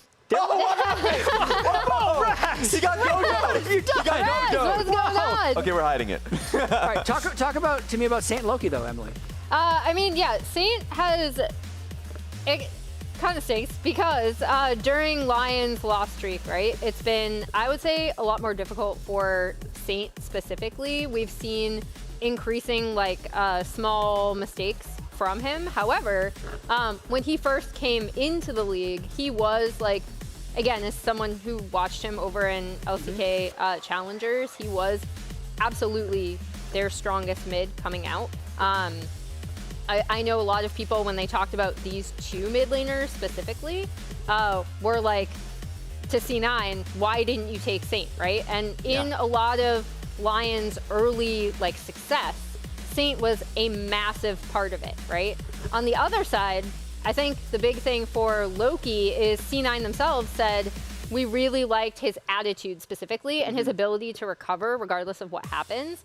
And I think you really, really see that shine in C9 content. Whenever you watch his stream, he's very funny. He rebounds very quickly when something bad happens. So I know all of the C9 teammates have spoken very highly of him, and I feel like he's only been improving steadily over time with the team. And with all that being said, the stakes for this matchup is pretty big. For C9. If C9 ends up winning this, of course, and that's likely to happen, they lock in top 2 of the group with Team Liquid. So with all that being said, I'm going to hear from the casters. Take it away. All right, thank you very much, Lounge. I'm ready to get into this one, Mr. Kobe. Those tale of 2 streaks, one being much more preferable than the other one, with C9 not having lost in... Green streaks are good, red streaks are bad. Okay. And we don't talk about brown streaks. Oh, no, that is not how I want to start off this series. On that note, ladies and gentlemen, welcome back to the LTA here. It's our last match of the weekend as C9 wants to keep their streak going. Lyon wants to keep their streak not going. And I do not want to talk about the last streak. But we do want to talk about the hype matchup. Yes. The lounge was setting up in the mid lane because they have so much history in LCK Challengers. And when I did my stage interview with Saint, you know, talking about all the strong mid laners that he was going to play, he definitely feels confident versus Loki. Even among the strong mid laners that he was going to play, he was like, yeah, I feel very confident versus Loki. You know, I feel like, you know, I have the advantage because he did beat him a bunch in LCK Challengers. But that has not been the case. This is LTA. This is not Korea over here. We've got a 8-game win streak for Cloud9. They have been on an absolute tear through the LTA. And as they said, you know, Lyon definitely have been struggling in the last one, 6-game loss streak. So really looking forward to the draft especially. These two top laners are also very exciting because Thanatos has just been dominating. It's been basically him and Whippo as talked about the best top laners in the LTA, bar none. And Licorice has been very creative, though. So I want to see, you know, he's been like flexing the Fury up there. We'll see what sort of tricks Lyon and Licorice do have in draft phase here, because now we are into Fearless. And we've been looking for, you know, some extra tweaks there. And top lane has been a very diverse role in terms of just how much different stuff we've been seeing. The lack of lane swaps, now also the pushback on the grub timer from 6 minutes to 8, allowing a longer standard laning phase before things have to be switched around, swapped around. It's just like allowing more picks to be viable, to be apparent. So maybe that's the secret. Maybe Licorice has some secret sauce cooked up to deal with the Thanatos problem. Maybe. We do have a slight delay on stage. Oh, no. Is it? Please don't tell me there's coffee in another computer. I didn't see anybody, you know, spilling coffee at the end of the last game. So it seems like everybody is warmed up here. Look at all the in-concert shaking. Everybody's in sync here. Everybody's fully warmed up. Practice. The hands are hot, Flowers. We got hand warmers in each hand for pretty much everybody. They're cooking. We're cooking. Okay, so I was informed the players just have to relog their clients. That's all. There's no coffee in a computer this time. There's no crazy spills. No issues. Breathe deep. We're good. Oh, we're good. Little relog. Turn it off. Turn it back on again. Still looks like we got 10 butts in seats. Nobody's running away to the bathroom. That's good. That's good. We're hopefully gonna get in here real fast. I can handle that. Yeah. Quick little log out, log back in. Everybody's been there. Everybody's had that issue. I can tell you, I've never spilled coffee in my computer, but I have had to relog plenty of times. Yeah, the only problem I log into or run into with that is when I'm trying to log into my other account, my Smurf, and then I instantly re-log back into the same one I just logged out on. Oh, yeah. Like an idiot. Just muscle memory right back into the same account. Then I feel so stupid. Yeah, it's just like, you know, I should be playing on the Smurf. I'm too dumb right now to be risking my actual LP. Yeah, I definitely should be on the Smurf right now. It's not decision making, not looking so good. Yeah, honestly though, Lyon here in this group, it is very tough because both of the groups for this stage of the LTA seem like they have a very clear top two. Everybody coming into this was like, oh yeah, you know, this group is going to be Cloud9 and Team Liquid. Yep. And the other group is going to be FlyQuest and 100 Thieves. But we have started to see, you know, some hints of possible shakeup. So I'm excited. We'll see if Lyon can make a dent here. It's definitely going to be difficult as overall Cloud9 have really been looking like the strongest, or at the very least, second strongest team in the entire league. So yeah, they're gonna slam the Rumble first, though. That's a place to start. We were talking about these solo lane matchups, and Licorice does feel very comfortable on the Rumble, stealing that away from Thanatos. But it's not something spicy. It's not something surprising. What Rumble, if you do the spicy hot pot and you pair it with Jarvan?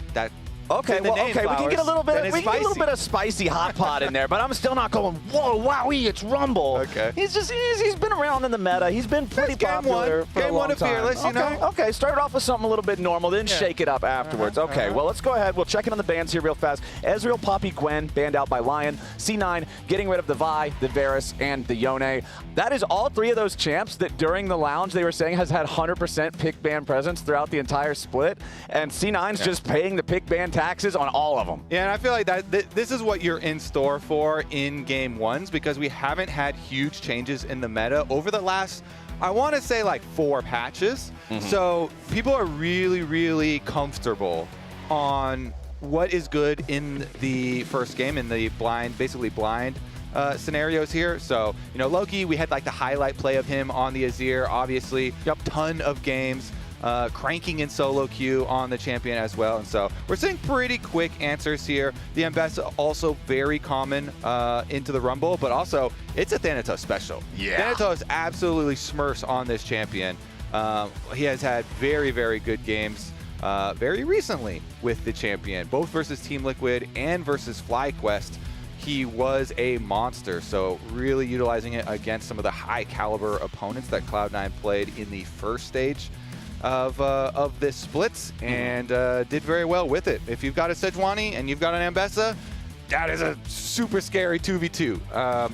Meanwhile, 100%. Though, got to respect that Xin Zhao. It is most people's one of most people's like favorite options into a lot of the tank junglers. You know, you go conquer on Xin Zhao pretty much always, and you can duel very, very effectively. And we've seen a lot of like lane ganks come from Adilan, especially too, like slipping into the brush in lane to be a little bit sneaky about it. So maybe we'll see some of those antics, but catching up on the bottom lane, Flowers. Yep, let's go ahead and look where we're at here, because both sides have drafted both of their solo laners alongside their junglers, so the second half of the bans have to focus in that bottom lane, and 3 out of 4 bans are targeting the support role, specifically champions that are good at roaming around and setting up picks or engages. The Bard, the Alistar, and the Nautilus all banned away. The one change away from support, C9 removing Lucian from the table, interestingly enough. Okay, no Lucian Nami, no Lucian Milio on the board.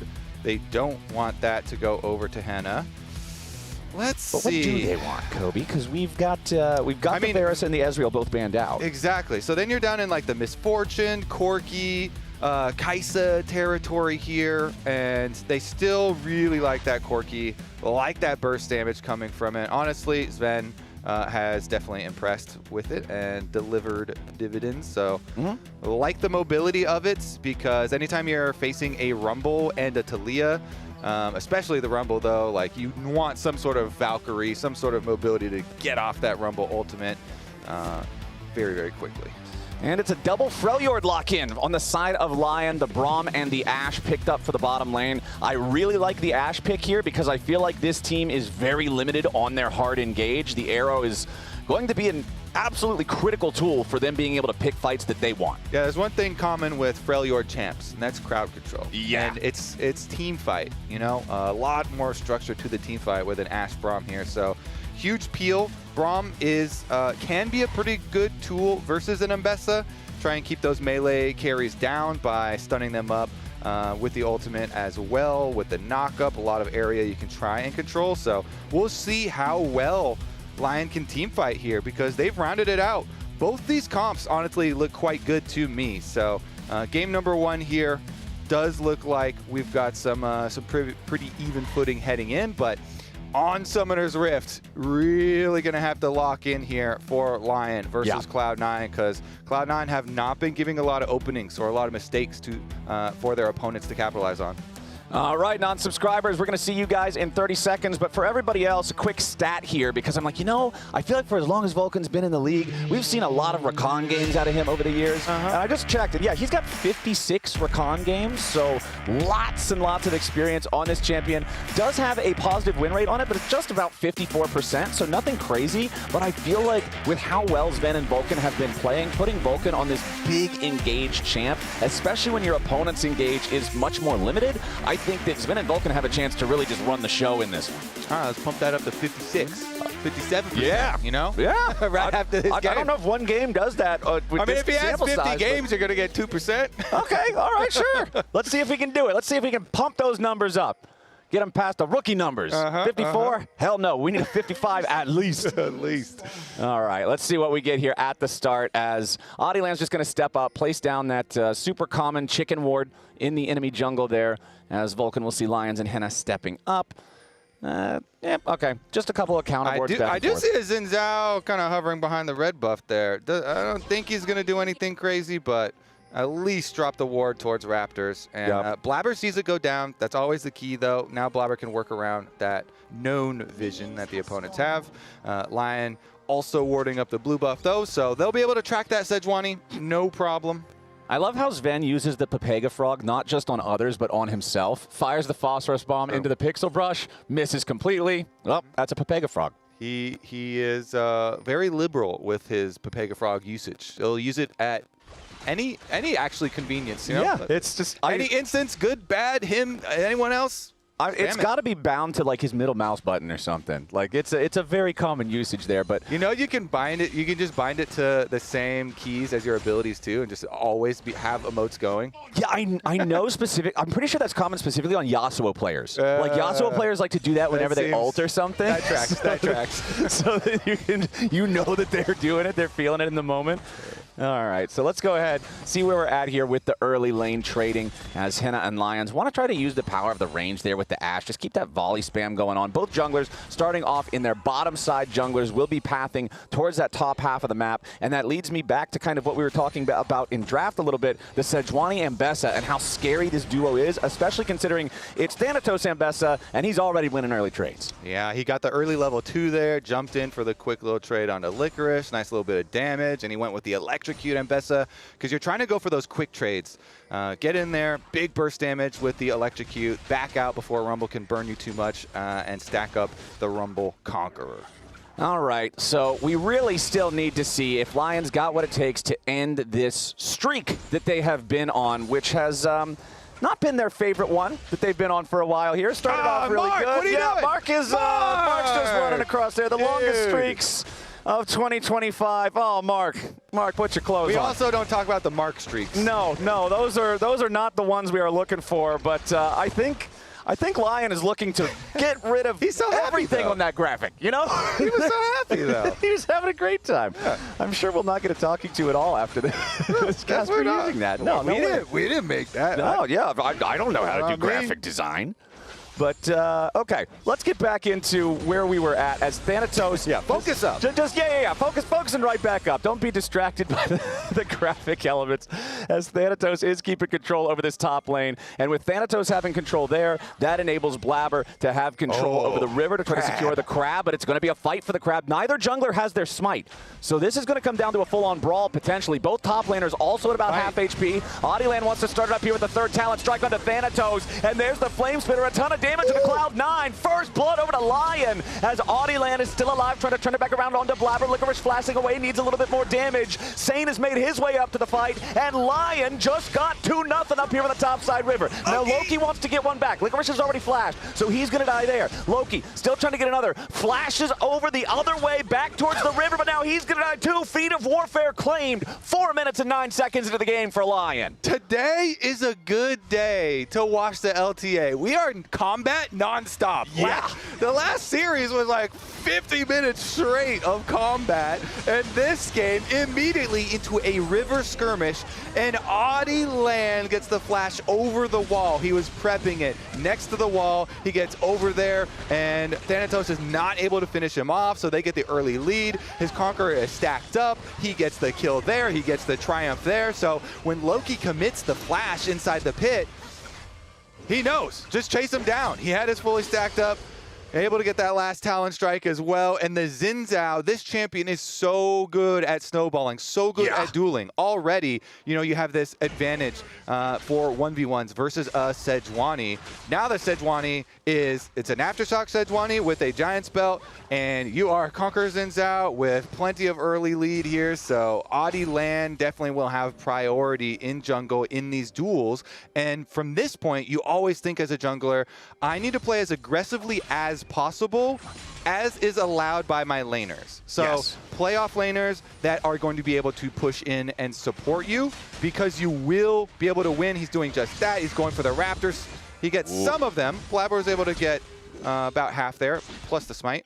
You know, Odd is just going to keep the pressure on, make sure that Blabber is constantly having to be aware of his presence here in the jungle. So this means Blabber knows he's been chased out of his top camp, so Blabber's only options are bot side plays. But his camps are all gone, so the only real thing would be a dragon, and he feels too weak to go for that because Saint can cover. Bottom lane is pushed up also for Lyon, so Lyon really utilizing this early lead well. Their lanes are pushing up, covering the possible options that Blabber would go for. So Blabber had to go for an honestly terrible recall there just to get another Ruby Crystal. Meanwhile, Adilan took away his Krugs and will be able to get a topside scuttle. And the only thing real left here for Blabber is, all right, do I try and get a gank off? Do I go for this dragon? And there is a ward here that's going to see him start up the dragon. And critically, that ward is placed right outside of where his sweeper was. So he's starting the dragon up without the knowledge that his opponents are aware of it. But Lyon knows what's going on here. His bottom lane, though, did get the push back out.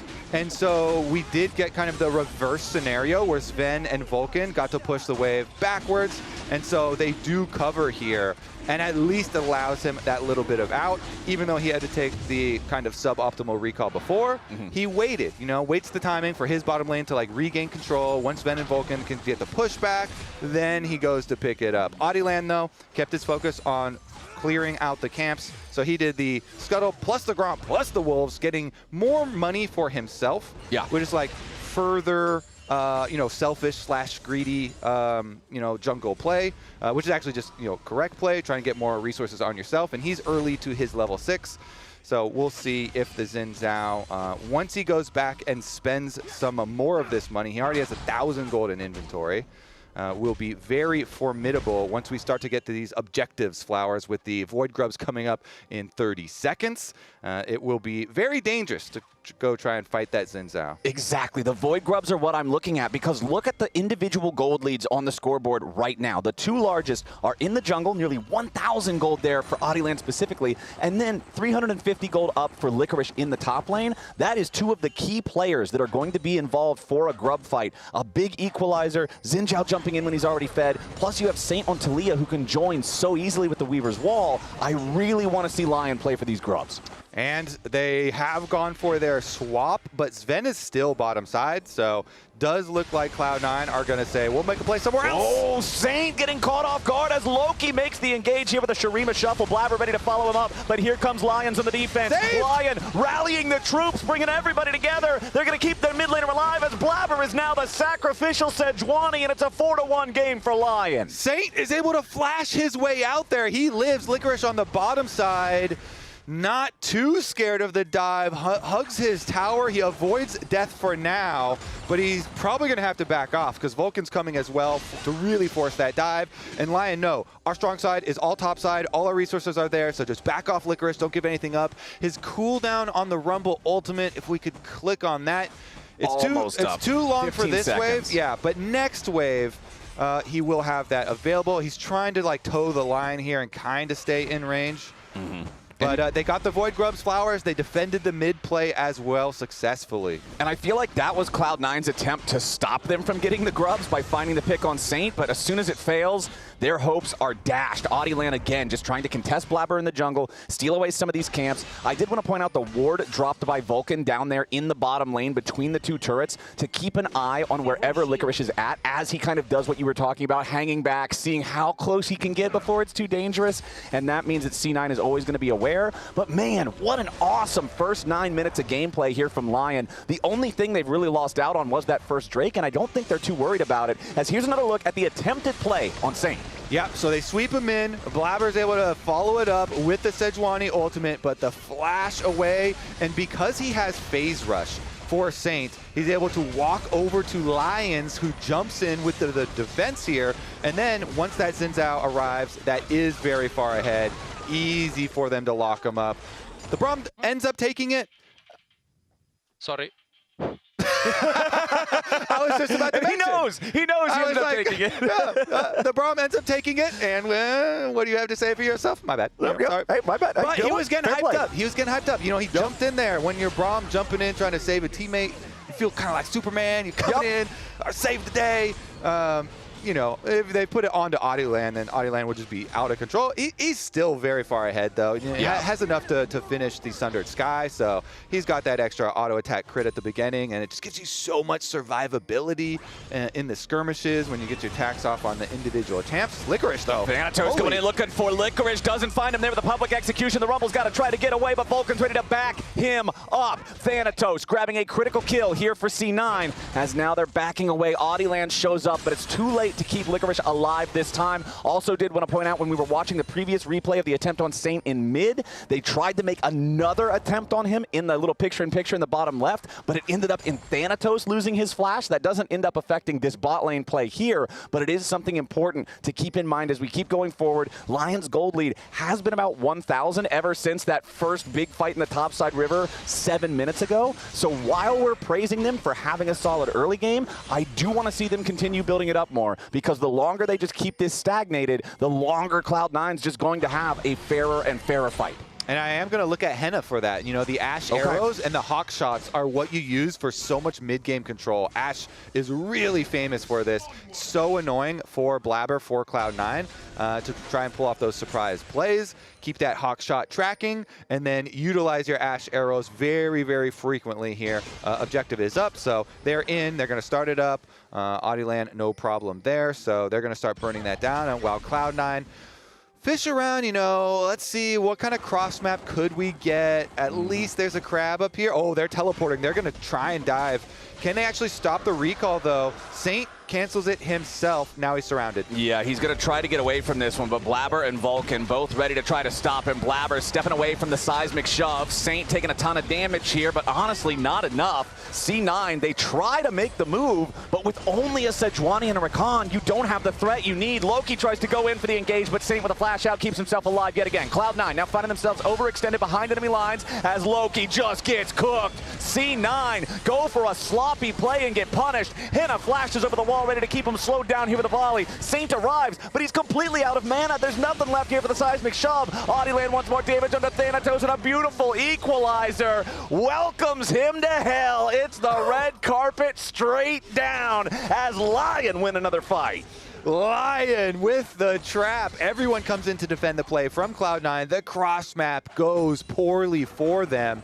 Really well done by Lyon. They trap them. They get an extra kill there. Let's take another look because they were doing the dragon. You see the dragon indicator now, and he's going to instantly recall. It's when they went for the re-engage and they try and make this flash play. Loki's going to try and get Saint with the Azir sweep, but Saint matches the flash.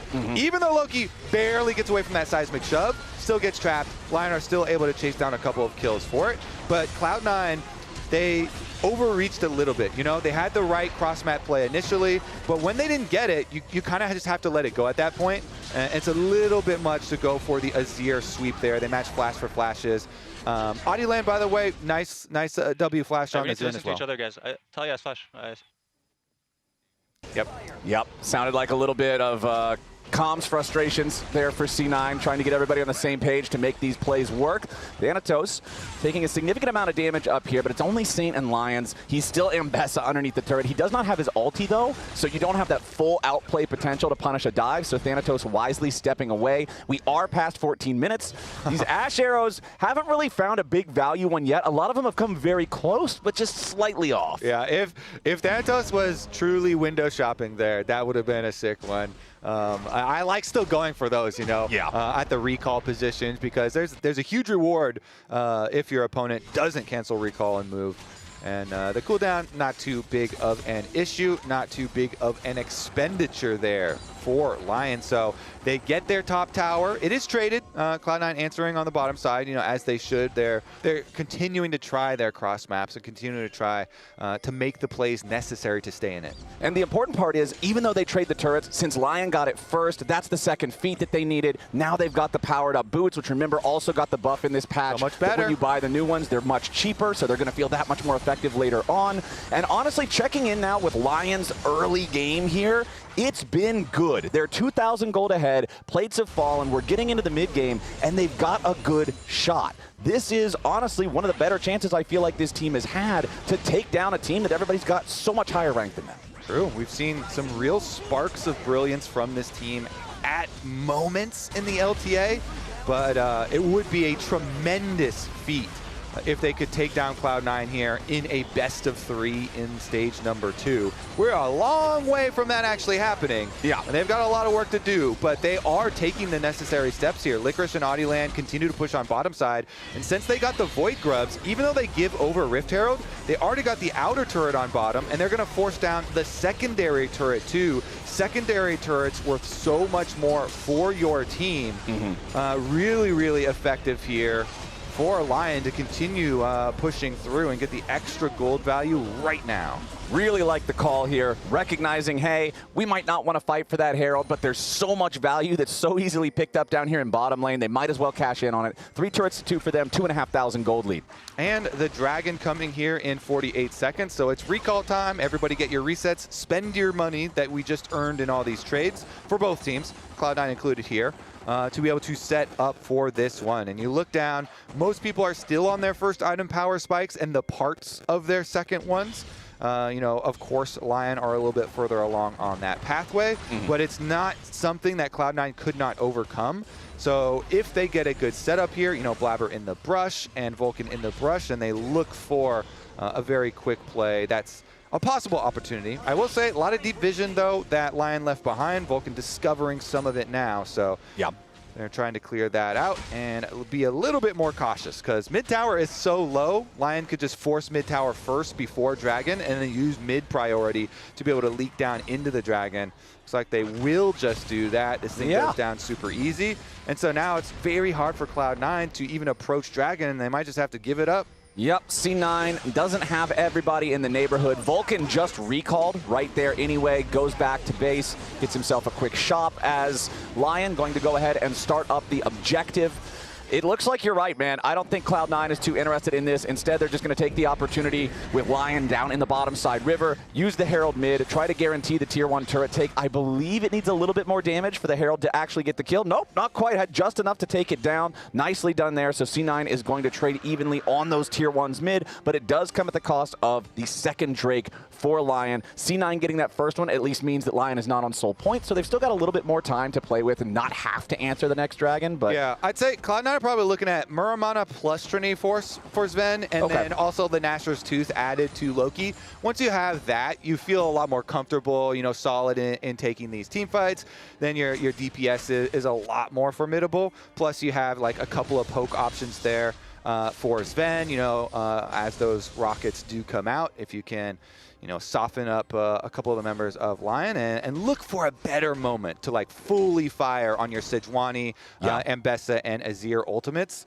Vulcan as well can try and get kind of sneaky with some of the flank angles there. We've seen, you know, yesterday especially, Huhi and some of the supports going real deep to find some good flank angles and picks for the teams. Okay, still about a 1,500 gold lead, but that has shrunk from where it was before, about 1,000 higher than that, as C9 have been catching up a little bit here. They're doing a good job of not allowing their opponents to just take everything with no response. The turret count, I feel like a lot of times in a game where a team has an explosive early lead like Lyon got, can end up very one-sided, but C9 has kept it very close. Yeah, they certainly have. They have to be wary of Ashe arrows and Talia ult, okay. Oh, nice arrow there on the Sven, but he immediately cleanses it and gets himself right out of the way of danger. Now Vulcan and Blabber ready to protect their AD carry as they all fall back. Lyon finally makes the attempt. They hit the arrow, but it's on the target who can immediately cleanse it off, and Sven survives. Yeah, very, very nice stuff from Sven to remain calm there, use the cleanse, jump over the Talia wall, and safely evade, you know, one of these dangerous scenarios, because Braum ult also being down. Wait a second, Thanatos just used the Ambessa ult. They couldn't quite catch him. Oh boy, a TP coming in. C9 looking for their moment here. Audieland could be the pick. Tries to get back over the wall. Nice shuffle from Loki. Tosses him right back over when the shutdown goes in for Thanatos. Saint arrives, but it might be a little too late to do anything. Now Loki's going to get caught out, and I'm dead wrong, and Loki's just dead. Saint continuing the chase as C9 keeps falling back. A 1-for-1 trade. Mid laner for jungler. Lyon, make sure they go down swinging. Yeah, Azir goes in for the sweep, but ends up super duper deep, and they only go for 1-for-1. Flowers, I mean, there's no objective here either that we're fighting over, so that was kind of for fun.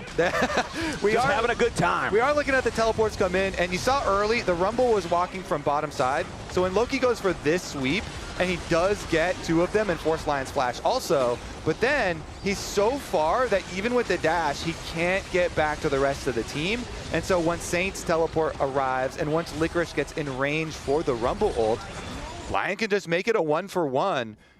You know, like we said, though, there's not really big rewards to being the last ones at the top of that fight anyway. So everybody basically resets after 1-for-1 trade. And now we look at, okay, we have to keep some vision of Otacon, but everybody knows it's pretty dangerous. Sven, though. Here we go again. They once again want to target the enemy AD carry. Saint jumps in there. Nice use of the seismic shove. The follow-up is there. And without the cleanse, even with the flash, Sven drops that time. Nice pick from Lyon. That is so good from Saint. He immediately gets off with the rocks. So Sven, when he Valks over, stuns himself. They get him with the seismic shove. They get him even after he flashes. And Lyon are doing it. With that pick, Flowers, they can put pressure onto Otacon. So it's a very tenuous situation for Cloud9 right now. And you have to put enough threat as Cloud9 towards this Otacon to buy time for Sven to come back alive. This objective takes a long time, and it is dangerous for those who do it because it shreds your armor and magic resist, but Cloud9, they still need to buy more time for Sven to revive. All right, he's reviving now, but the Otacon is already down to 40% HP. Lyon's trying to keep Vulcan away. Blabber also nearby, ready to smite fight for this. Thanatos has just taken the blast cone over the wall. Sven just now making his way out of the base to try to get up here and join this fight. The Thornbound Otacon is already claimed by Lyon, and now they've got to try to disengage. Audieland and Licorice both at the tail end of the escape, but everybody on Lyon gets out. Really well done. Yeah, because nobody dies and no big cooldowns are used, I mean, the Dragon is up right now in 30 seconds, so I think they even have time to reset and go fight that as well. Very clean stuff from Lyon here, Flowers, versus Cloud9, who ended the first split at the top of the LTA. Lyon here are pushing them to the brink. Very competitive stuff. Lots of good, Talia looks here from Saint to look for some of these picks. They immediately got their pick onto Sven, turned it into an Otacon, and now have reset in time to come fight the Dragon as well. Licorice has teleport on the Rumble. They could join. Okay, C9 on the Dragon, starting it up first, ready to just DPS this thing down. They've already got it down to 1/3, but Audieland is ready to contest. Lion's bringing in a TP. The Weaver's Wall arrives. Saint has made his way into the pit. The Drake is claimed, however, by Blabber and Cloud9. A nice equalizer comes down on most of the C9 roster, but it's Thanatos causing trouble, putting the pressure on the Saint as Henna's already been shut down, but they trade it back for Sven. Thanatos drops next, and Lyon are scrambling and winning the fight. Loki gets the kill on Saint. A double kill over to Blabber, though, as C9 have lost 3. Lyon have lost 3. There's only 2 men left standing on either side. Blabber. And now Blabber may have overstayed his welcome to kill a couple of minions. Brother, you do not have a tier 2 turret. That thing got killed a while back. The Electro Harpoon does not connect, and Blabber barely gets away from an even fight. And a Drake over to Cloud9. Good Sejuani passive.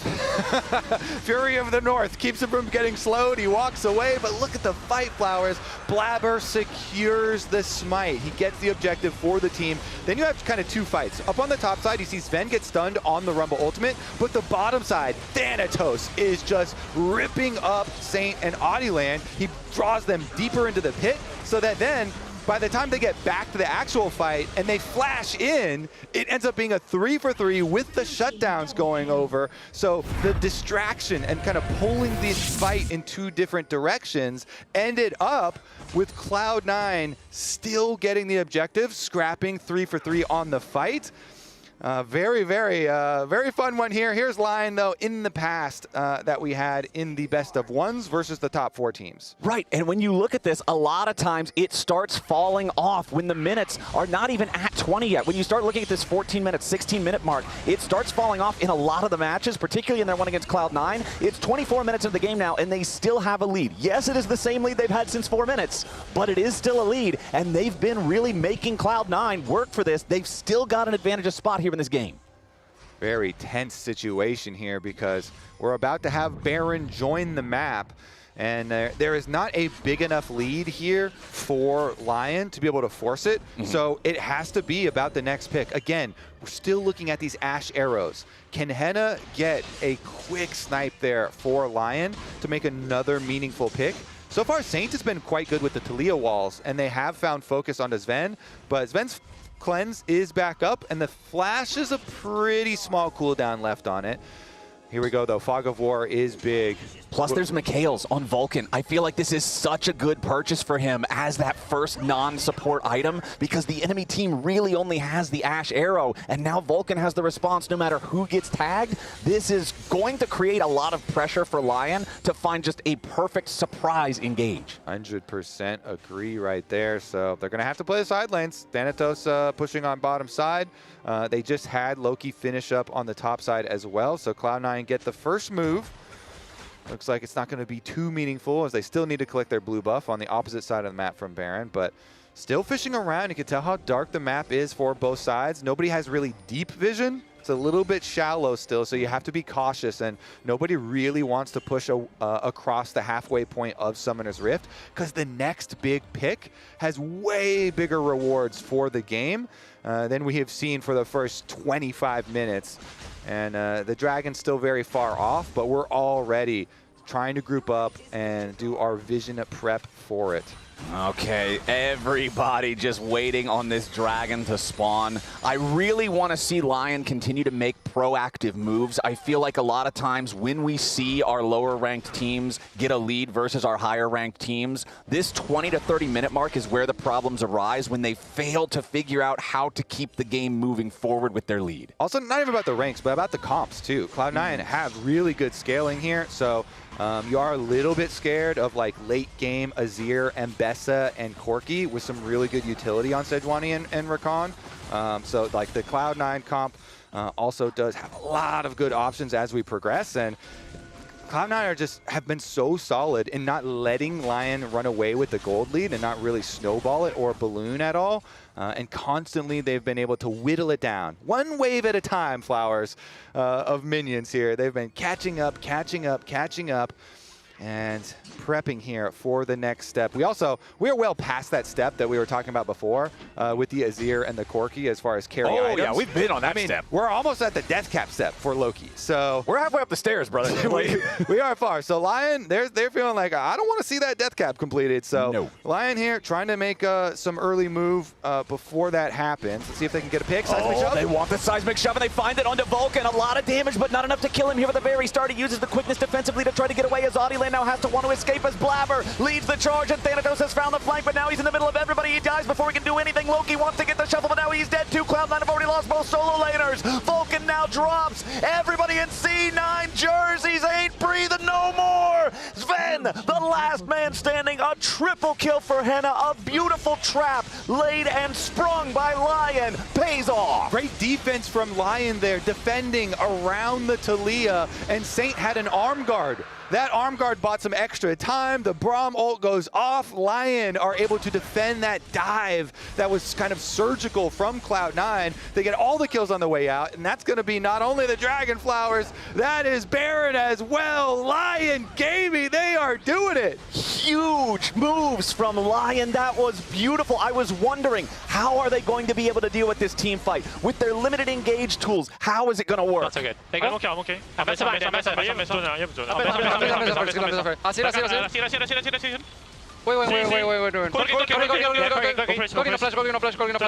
Go mid. Can kill. I killed drone on short. Can't do it. Yeah, Ambessa went in, and even though Blabber was able to get the stun on the Saint into the Ambessa ultimate, it was disjointed from the Loki invade that was later. So Loki's sweep comes in after the Ambessa's already dead. So it's kind of one at a time with the solo laners instead of right in position to go one after another. And it is just huge here. So Henna, nicely done from him as well. But Lyon, let's see what they can do with this Baron buff. I have been a firm believer for years that Stasis is the most powerful active in League of Legends, and that team fight just demonstrated why. Saint and Licorice both being able to just totally drop aggro and survive the worst of what Cloud9 engaged with completely changed the landscape of what could have been a very different fight. It earns Lyon their biggest lead so far in the game. Now 3,500 gold ahead. They're at Soul Point. Red Bull Baron power play still just at the baseline value of plus 1,500 for the Baron. So we'll see how much gold they can add to that with these tier 2s that are still standing. This first one up here in top lane will be taken out. As you can see, Saint applying the split pressure over in mid while Sven tries to defend that. Thanatos was just getting the wave shoved up in bottom to prevent any additional pressure there. Saint still hanging around in the enemy jungle. Blabber is looking for the chance at a flank here, but keep in mind that if C9 goes for anything, the Weaver's wall, there it is, can still come up and try to stop their defense. Audiland jumps in on Vulcan, but it's only to buy enough time for the rest of the team to knock the turret over. Lyon has cracked the base. Yep, nice use of the Baron there. Talia wall goes down to join. Wait a second. Little chunks.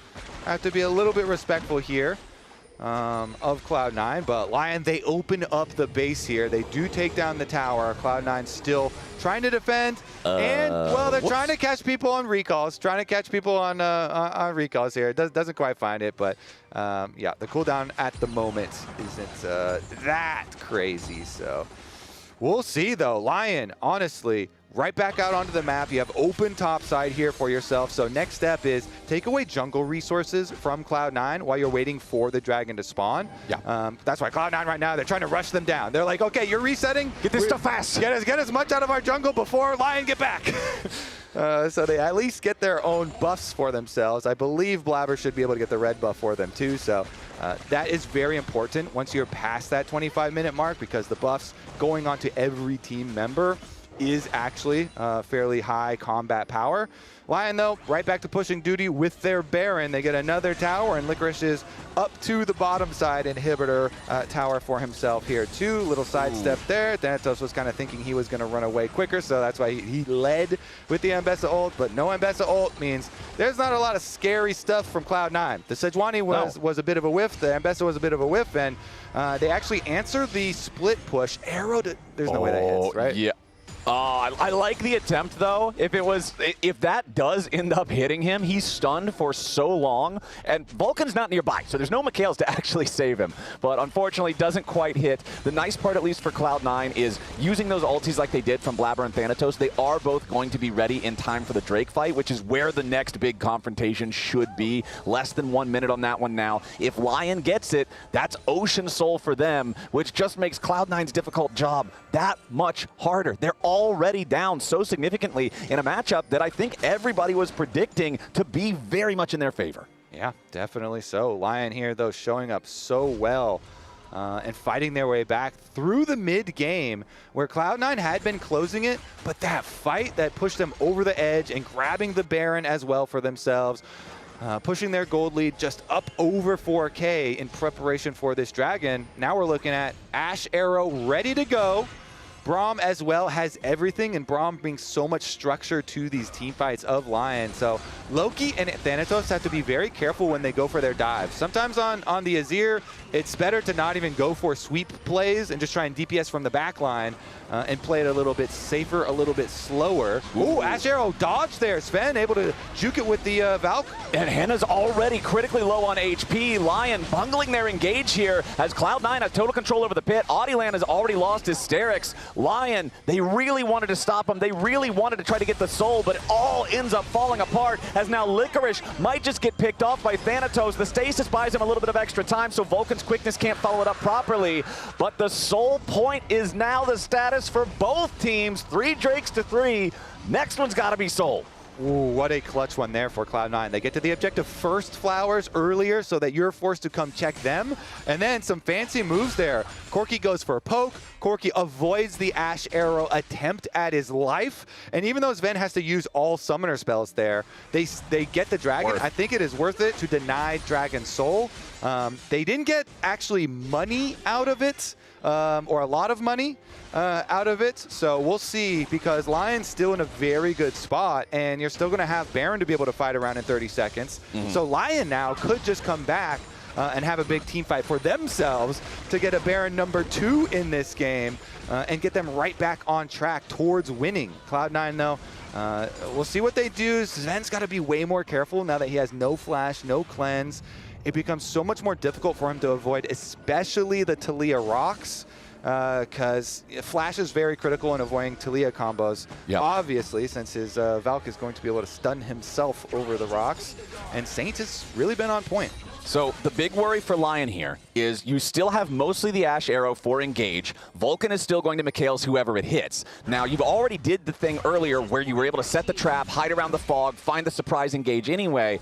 But that's one of those tricks that really should work just once, as Cloud9 now knows you're going to be playing for those types of angles. So I want to see what can Lyon find in terms of actually picking a fight. The arrow only connects onto Blabber. Now the equalizer doesn't get a whole lot of anything here for the follow-up. Lyon, this is what I was worried about. This is what I was talking about. They go for the engage, but their tools are so limited that Cloud9, as long as they're aware of what's happening, then can fall back. Yeah, everything's spent on Blabber. Now Cloud9 going to go for it. Oh, Vulcan botches his own engage. The quickness doesn't connect, and now Henna's on a rampage. Blabber has to try to get away. C9 just completely handed it to him, and Lyon with a kill on the jungler, a kill on the support. Now they're going to get a kill on their second Baron of the game, 17-7. Lyon feeling good. Cloud9 thought they were safe. There was no more Rumble Ultimate Flowers, and they go in, and they just get kneecapped right in front of Baron. Boom. That is ideal for Lyon. Another fight right by the Baron. They instantly pick it up, and they're going to push in to destroy the base.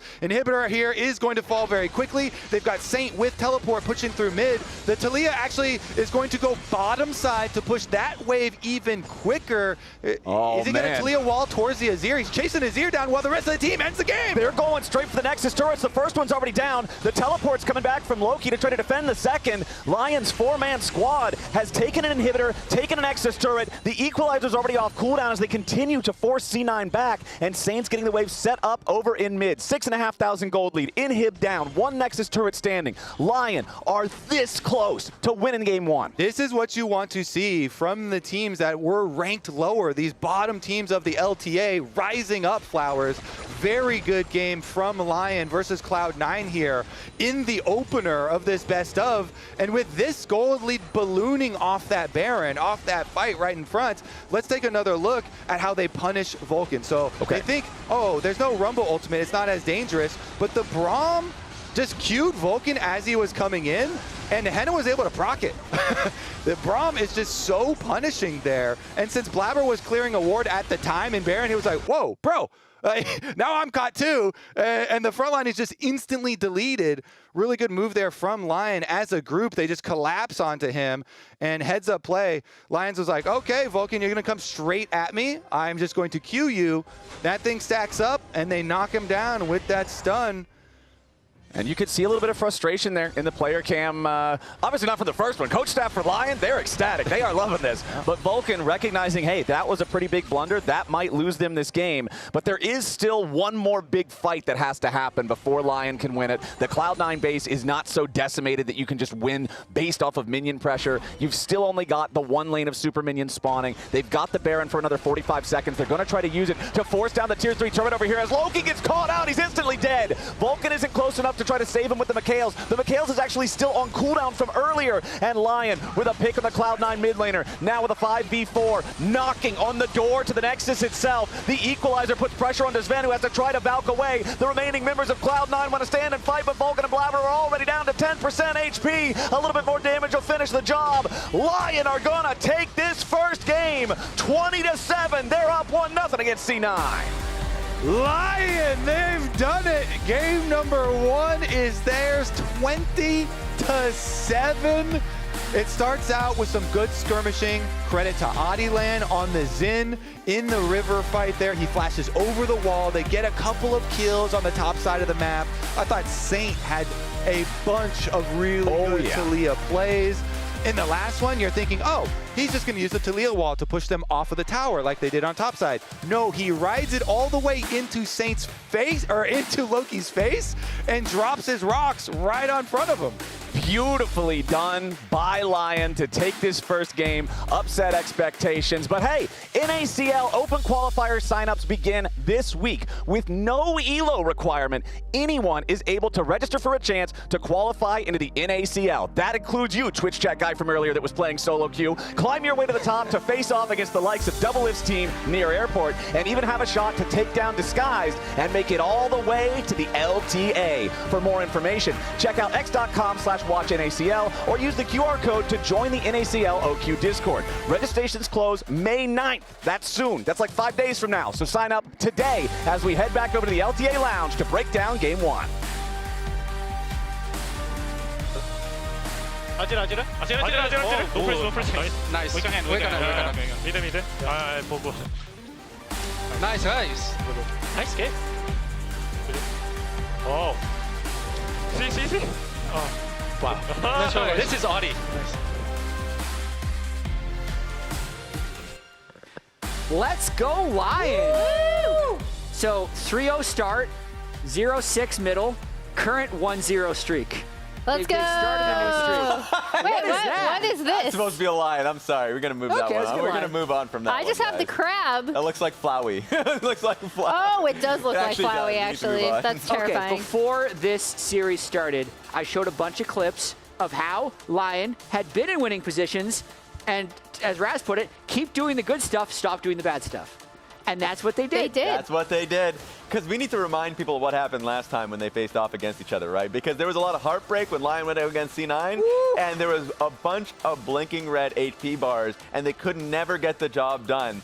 But we are changing that today. We are, and it starts like so many things with C9. With Blabber's Crabbers? With Scuttle Crab! That's right. Speaking of blinking health bars, this is one of the fights that kind of sets them up pretty early on to be able to react a fight over the crab. And even though Loki is able to get this back, the fact that he dies off the back of this is also really rough. We started a little late in that clip, but the fact, like, if the Ambessa lands that last skill, it's 2 kills in Cloud9's direction, and maybe it's a totally different game. And then we did have some really insane fighting by Lyon for the rest of this game. Yeah, because there are a few times where C9 ends up getting a decent engage, But if you're just getting stat checked, just take a look at Henna. He is free firing at Loki because yes, Loki gets the first pick, but you are behind enemy lines at that point, brother. Watch Henna in this fight. This was the fight where everyone on C9 just seemed to kept flying in, like, oh man, maybe they're going to win the game on this flank. But Henna just manages to avoid every little bit of engage. First, Mbessa alt sidestep, then Azir flies in, also backs away. He just does so well with the flash there to just completely stay safe this whole fight. Yeah, and we heard the comms while we were in the game at that point. I think their target selection and call-outs were very clean. It made it very easy when Mbessa went in. Well, guess what? We are focus firing you.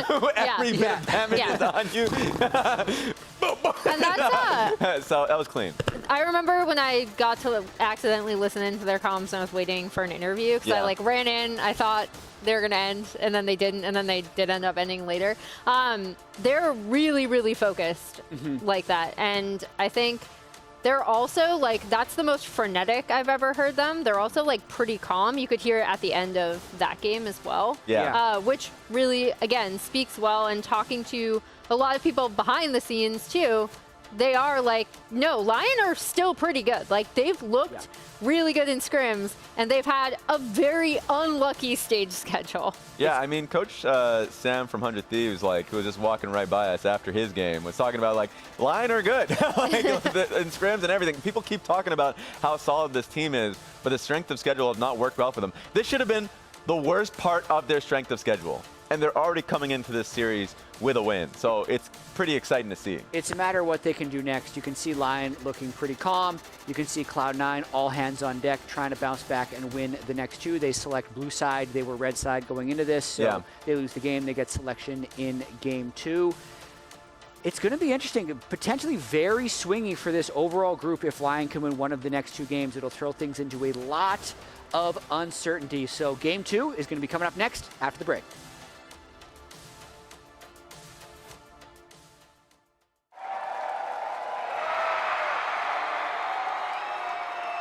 Red Bull gives you wings.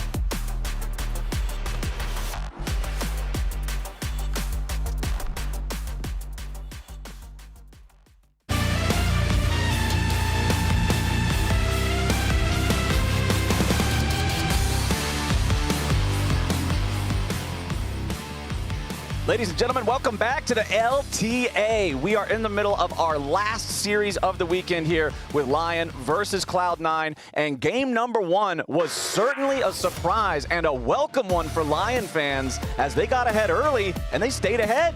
I guess I know why Saint was so confident when I asked him about playing versus Loki. Because Saint was absolutely on fire this game. So many big Talia plays, both with the rock stunning people, as well as with his ultimate. And the Zhonya's. Yeah, and the Zhonya's, the arm guard there, pretty clutch as well. Meanwhile, Loki not having the greatest one for himself on the Azir. A lot of early deaths, and then unable to clutch it when they really needed it at the later stage team fight. So let's get into game number 2, because remember the beginning of this game was so hyped because of the crab fight. Blabber's Crabbers did strike again.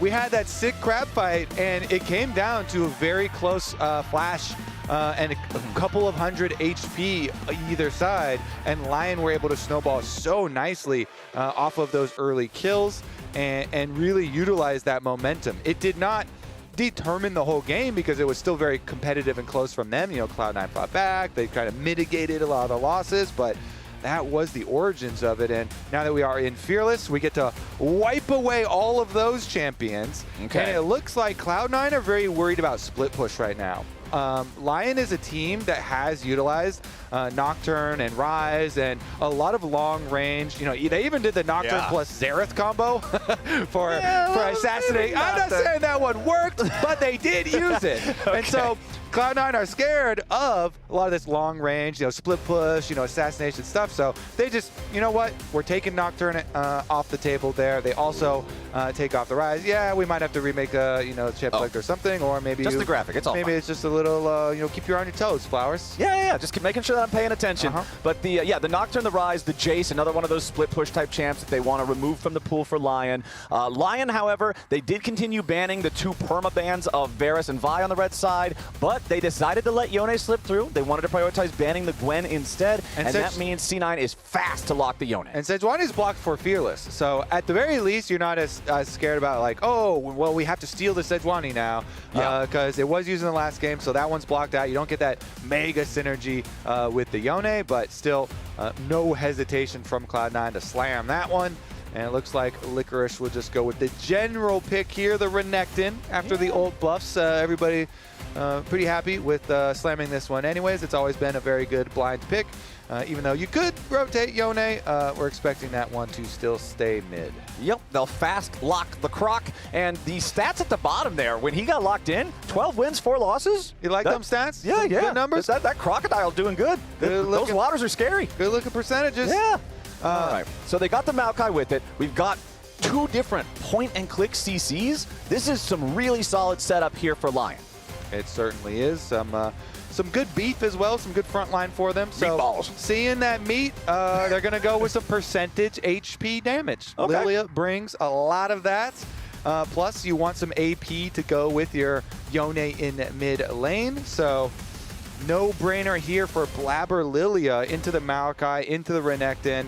And they want to get Thanatos, his Gnar, before we go to the next phase of bans, because you know that thing is getting banned. I mean, you go down you go down the list of champions that Thanatos loves the most, and you're like, whoa, and Bessa's out because Fearless. Jace is banned by us, and Renekton was already taken away. Like, we need to grab this Gnar now. There's one left. Like the Gnar stocks are really, really high. We do not want to let that get banned out in the next phase. We need something good into the Renekton that he is also super duper confident on. So nice little grab there. And I like Lyon responding by picking up the Sylas for themselves here, also saying, hey, we want to lock in both of our solo lanes too before more bans come in. Sylas, we always talk about how much he loves defensive ultimates like Xin Zhao, who's, you know, already banned away because of Fearless. He loves fighting against Alistars, but another ulti he loves is Gnar, because Sylas gets to Mega Gnar without having to worry about the bar. He just gets to bypass the limiting part of the ulti and use the best part. Mega Sylas. Mega Sylas.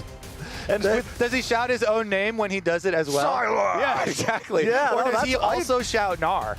Oh, that's actually a good question. Dev team, please tag me on Twitter and answer that question. I'm very curious now. I'm going to say he shouts Gnar, because Sylas is all about, like, imitating others. A true imitation of their magic. Only the ults, but he fully commits to imitating the ults. He's all the way in. And He's yelling Gnar when you Gnar out is part of it. Well, I still hope there's. What if it's like an Easter egg? Like, you know how Leona reduces like sun damage by 1 or whatever if she has. Is that even so in the game? No, it was like Vi had the sunglasses. Yeah. But something like that, some like 1% chance that whenever he says Gnar, he might yell Silas. I hope that the Silas VA recorded a line just for that. But okay, let's catch up with the second half of the draft, because once again, we're looking for supports and AD carries, or I should say bot laners, because you can see here that Lyon ban out the Ezreal and the Ziggs, expecting that to potentially be an answer from Sven in the bottom lane. And now you've got the Lucian and Nico banned out by C9 as Lyon lock in the Kalista. This is like that Dignitas comp where we go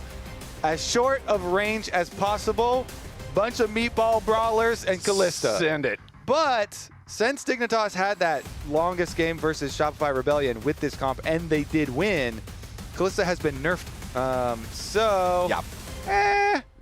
I'm a little bit worried for Lyon here, but let's see what Cloud9 want to use as far as counter engage. Whenever you're like, you see a lot of this all-in type of champion select coming from your opponents. You're thinking as much counter engage as possible. Lilia is already some. Misfortune here. It's going to have a lot of people diving at her, but if you can create that space, everybody's going to be grouped up because they're all short-range melee. So there could be really, really high highs for a Misfortune, or she just get dumped on. And well, she also does have her best buddy Lilia because Poppy's the best buddy. That's the new best buddy, the blocker. That's the new best W. buddy. I think Poppy W is the best buddy of all buddies in this whole game. It's a very, very good game to play the Poppy. I absolutely agree. That's a good Yordle right there. Yeah, Misfortune has a couple really good buddies here. Poppy to protect her and Lilia to set her up for the big bullet time, since it doesn't technically count as a hit to wake you up from the sleep. Very effective. And oh how, Kobe, I can't believe it. They locked in Renata Glask after Kalista. I can't believe it. These two champions. Renata really does change the way that some of these like shorter range kind of all-in comps work.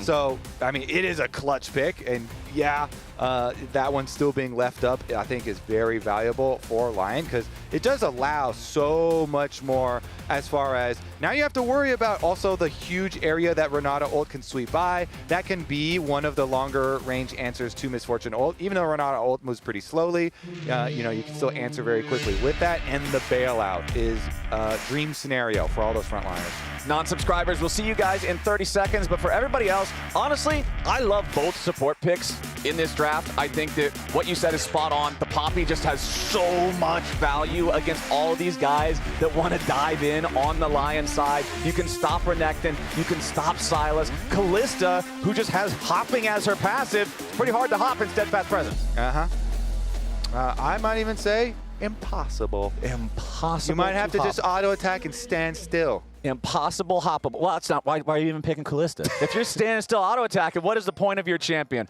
But it looks like we're not going to get anything. What is life? Yeah, it's just the meaning just evades us. As we do have, it looks like pretty standard stuff here at level 1. So while nobody's really getting into anything wild, I do want to talk again about Loki and Saint, which is like our featured matchup of this head-to-head. Coming into this game, Loki has been a big performer for C9. He's been putting up a lot of really good performances, but in game number 1, he got outclassed by Saint. That Talia was making so many plays, so many moves, and really doing a lot of work for Lyon. Yeah, certainly was. And, the stats back up what you're talking about. Loki had racked up some pretty good stats heading into this match. I think the previous weekend was exceptionally good for him, but Saint came out here with a grudge, and he was able to get the upper hand in the first one. Now he's on the Silas here. So let's see how he can do. I like the Silas angle. He has gone for the grasp as well on it, so even favoring it over that Conqueror for some extra HP stacking, for some really good lane phase trades. In a melee matchup here, is definitely going to be able to stack it up. He also has a Maokai as the jungle, which is really easy setup. So Loki's going to have to be careful. Like, there's a lot of lockdown Loki's playing into here, and his jungler, Blabber, on Lilia is got to be focused on farming. Well, both of our junglers are starting in that bottom side of the map, just like we saw last time. Now, if we go into the rewind machine here for a second, back to last game, we're back into the rewind machine. Wait! Game number 1, hold on, we gotta jump back into the present time machine. Never mind, okay, we're down to 200 HP, it's fine. But in game number 1, when we had these bot to top clears and the junglers met in the top side river and they fought with the top laners, it was Lyon, Lyon, Lyon, Lyon, Lyon the whole way. It's what got the game started, not even 4 minutes in. And I think if you're Cloud9, you are painfully aware of how bad that went last game. Yeah, definitely agree there. And Adilan does make the early pass. It doesn't cost a lot of time for Maokai to do this. So, you know, I am a bit of a fan. Only problem is you're facing a Lilia. And Blabber sees that. And he's like, whoa, Maokai's already going to be delayed. So there's a lot of options there for Blabber after he finishes his own clear to go harass the Maokai or look at some of the lane matchups.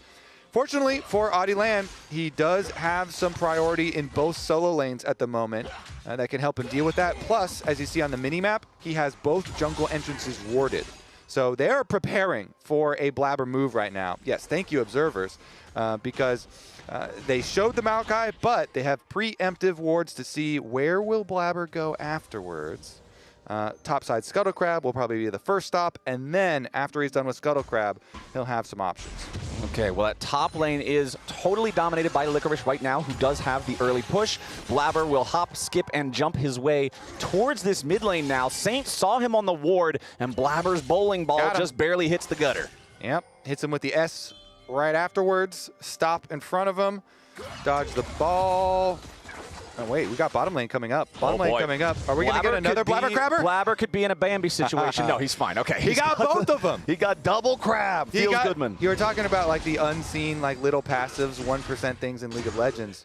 We have got to put one in for our double crabs for Blabber. Yeah.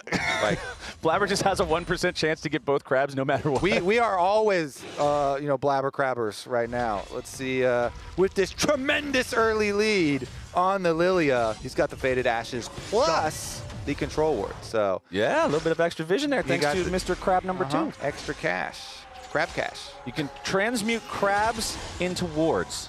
It's powerful magic, only learnable by magical creatures. Only like learnable Lilia. by the devout Cloud9 acolytes. Yeah, exactly. You have to be at least a disciple of Blabber's Crabbers to be able to understand these dark magics.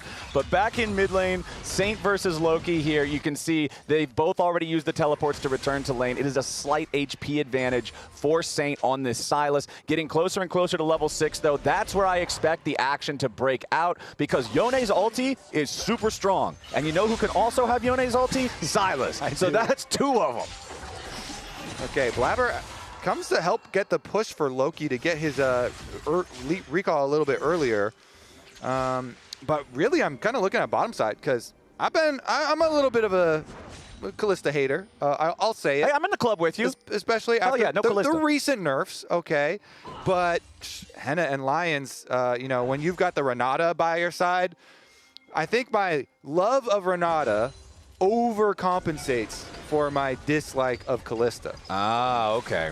Renata does enable some really hype stuff with her bailout. Like when you barely survive because of that thing and you hang on with just a sliver of HP and what could have been a bad play becomes a good play. Yeah. That's the Renata moment right there. That's when the guy locking Renata knows he made the right choice. Definitely agree. Let me click on Saint here and see how many grass stacks he's actually gone in this game. Yeah. Because he's constantly been going for trades, you know, so he's getting a huge amount of value. He's already got 35 extra max health. Okay, going in again. Oh, Fate Sealed arrives from Loki, and Blabber's ready to follow it up. Saint wants to get away, but Loki stands in the way of it. Saint survives with 100 HP as Blabber puts him to sleep at the very end of it. He hits level 6 in the middle of the fight, and Blabber is first on the board. That was nice, and every little bit of experience does count. The crabs! The crabs right there. First Blood, sponsored by Blabber's Crabbers. Jack, you'll drop the link for those shirts in chat right now. It's a great time to buy a shirt. We got you, Jack. Those are good-looking meme shirts. Blabber is able to get that first blood, transmutes Saint himself into gold. Let's take another look at it, though. We were talking about his grass stacks. But this is the setup here. Loki into Blabber, and then look at the minions. He's going to be able to clap that last range one there, gets his level 6, and go to sleep under tower. Blabber uses the flash to finish it off quite nicely. On the other side, your consolation prize is the Dragon, the objective here for Lyon. Yep, so they'll take that first one. Hex Dragon, it's one of those that just always feels good to have no matter what. I mean, attack speed and ability haste, no matter what champion or role you are, you're always just going to get some value out of those, so nicely picked up there. We still have 25 seconds until the grubs spawn. Remember that in the previous game, Lyon had all the control at this point, and C9 tried to make a play on Saint mid right before the grubs to catch him off guard, see if maybe that could open up a path to the grubs. Yeah. But Lyon shut that down. This time around, maybe things go the other way. Maybe it's Lyon who try to do something, because I do want to see them try to make some proactive moves here. You already said they've got the chuck meatballs at him comp, so it's time to start chucking. All right, well, they're trucking their way right over to the grubs right now. And Blabber's going to chuck his bowling ball into those grubs. Just toss that thing. Now maybe we throw some saplings too here from Adiland as he comes over. There we go. All right, everybody's tossing stuff towards the grubs.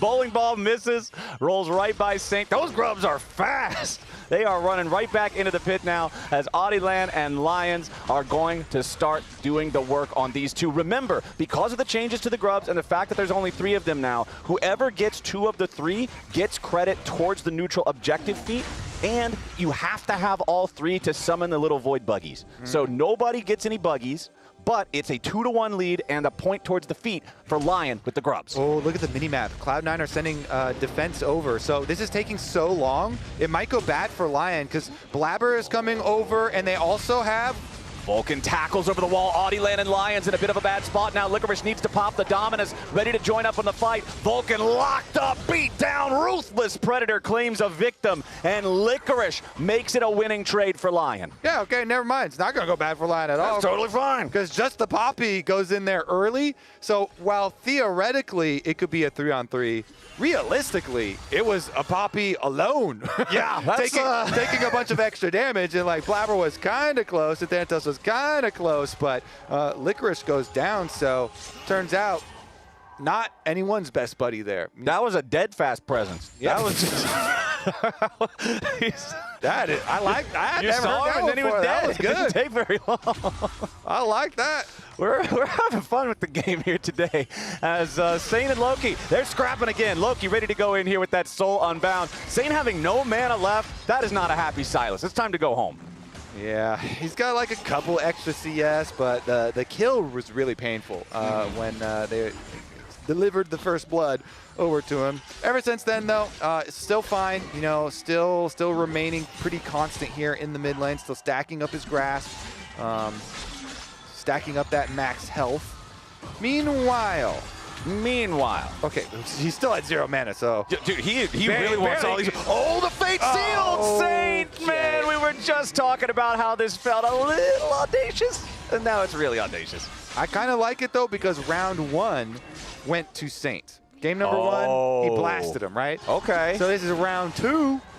You're playing for the full boxing match. You want to see this go all the way. I want to see it go all the way. You know, we got to get Loki's revenge first here and set us up for round 3 in the future. But yeah, beautiful, nice solo kill there. Loki does punish Saint for sticking around with the low mana, with the low health, goes in for it. The ultimate finds the kill.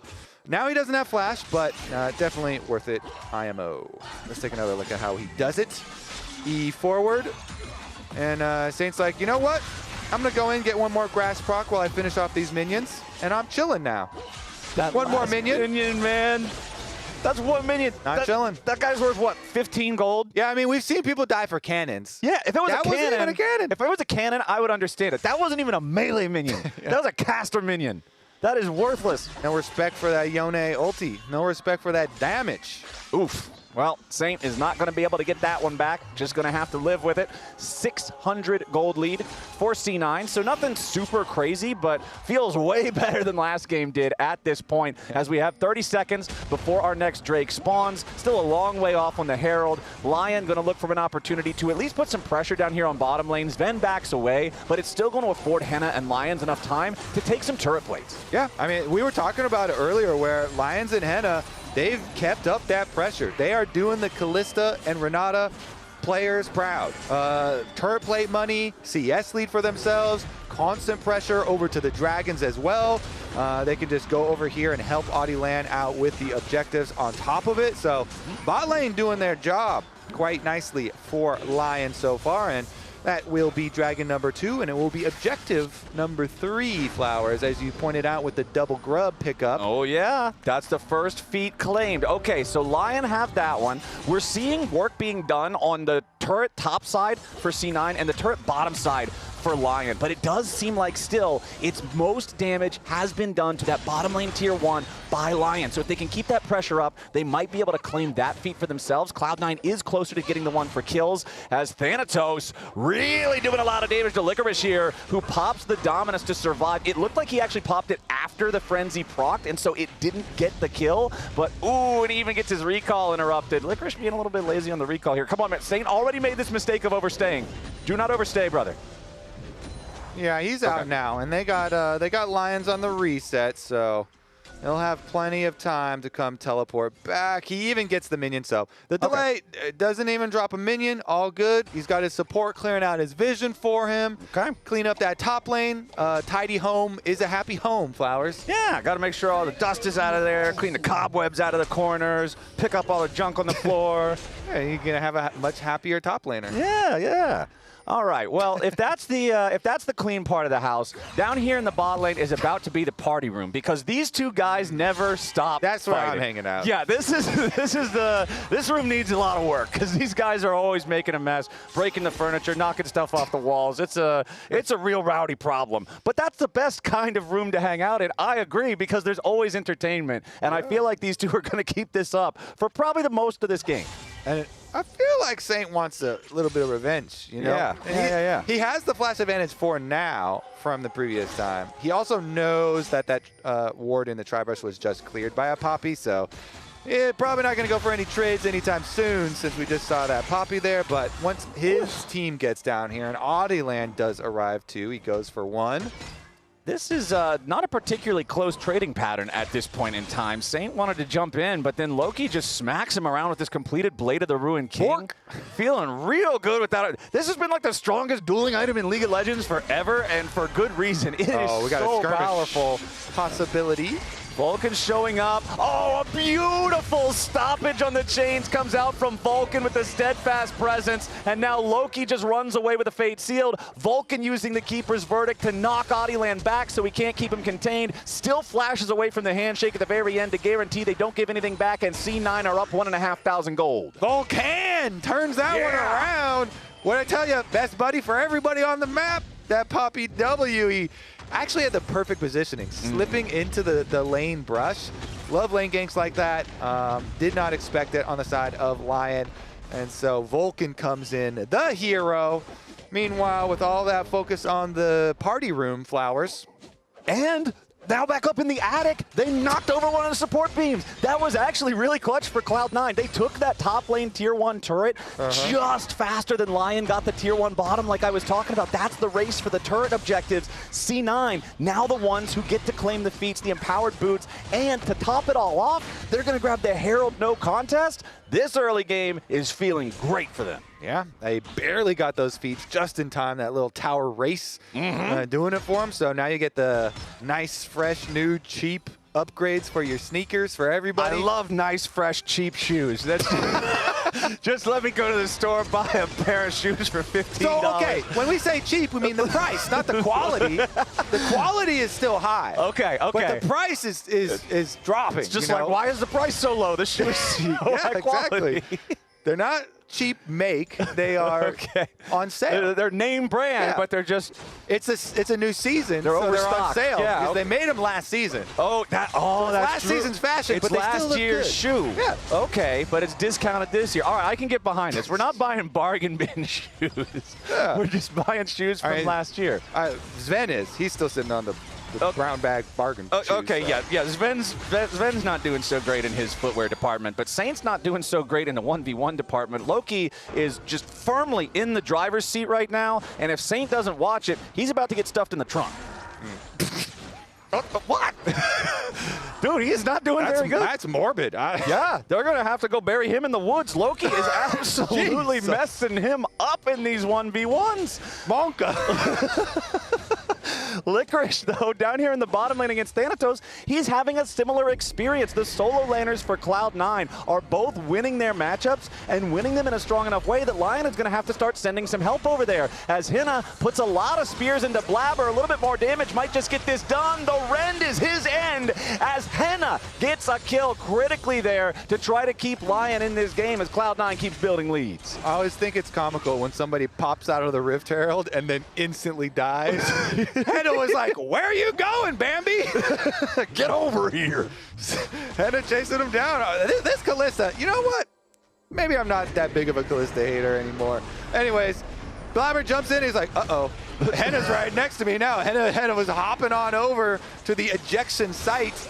And Blabber wanted to get his ulti on too, but Henna just finishes the job there, hops his way right back out, even with the Misfortune ultimate covering. So let's get back to live here. That was a short drive for disastrous results. Blabber just drove down the street and managed to wreck the car. I mean, they almost got the turret at least, so one more auto attack. Stick to the crabs. No more driving. Yeah. The Herald. Rift Herald's too big. That's like a crab that got transformed by the Baron or something? power. Yeah, like Baron.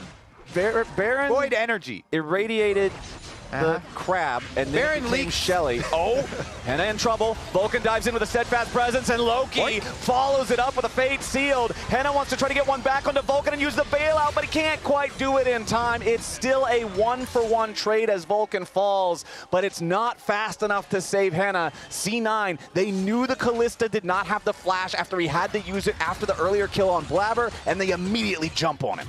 Yeah, Henna has really been pumping though. They get one back at least, even though, yeah, it is just a support kill.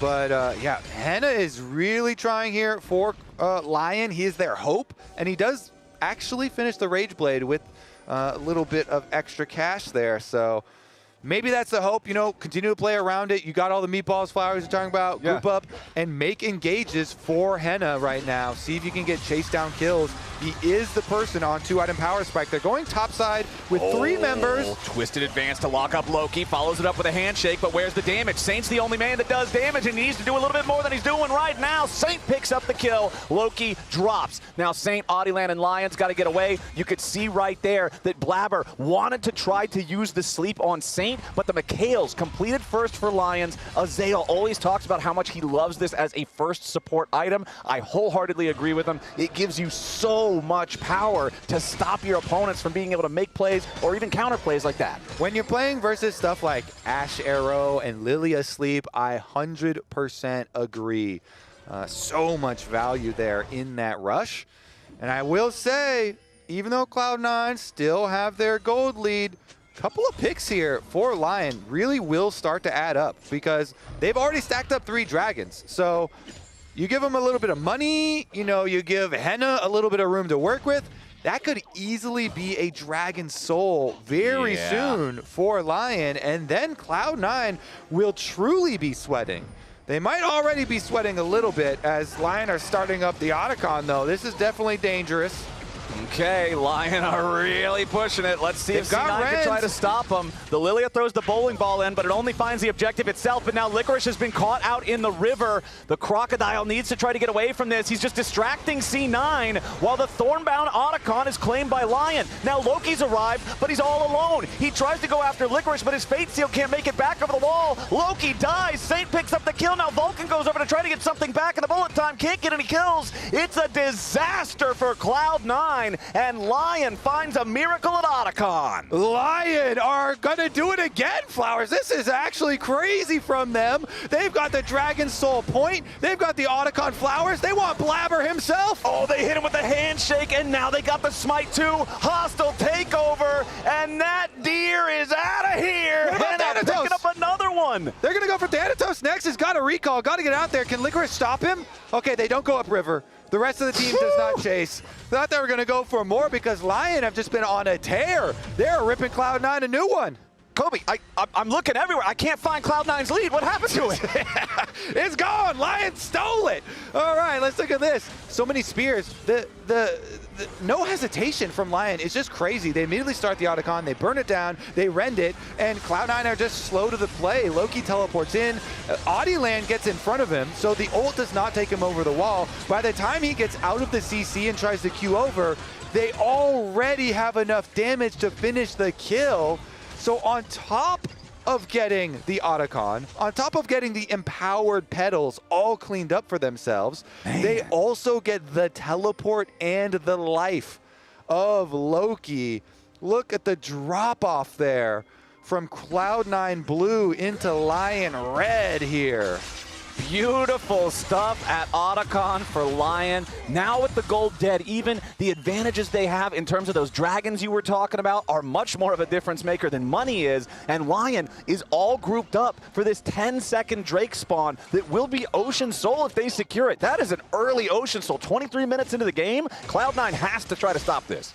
And you know, beef balls go great with Ocean Soul, I've heard. Yeah. Gordon Ramsay told me that one himself. So you gotta have some water to wash down the rend it. meatballs as Saint steals away the Fate Sealed. A lot of Callista Spears into the Dragon here already. Saint trying to do a little bit of damage to Vulcan as the bullet time flies through, does a ton of damage over to Lions. Lyon scrambling to try to take the fight now as they secure the Ocean Soul. Vulcan tries to run away off to the side, and Loki is already down in the fight. Lyon staying alive. Blabber locked up in the middle of everybody as Cloud9 completely falls to pieces. And Lyon are the ones swinging the hammer. 10-4 game. Ocean Soul 2,000 gold lead. Lyon roar to life. Honor, Henna, and Lions. Holy moly, this bottom lane is clutch.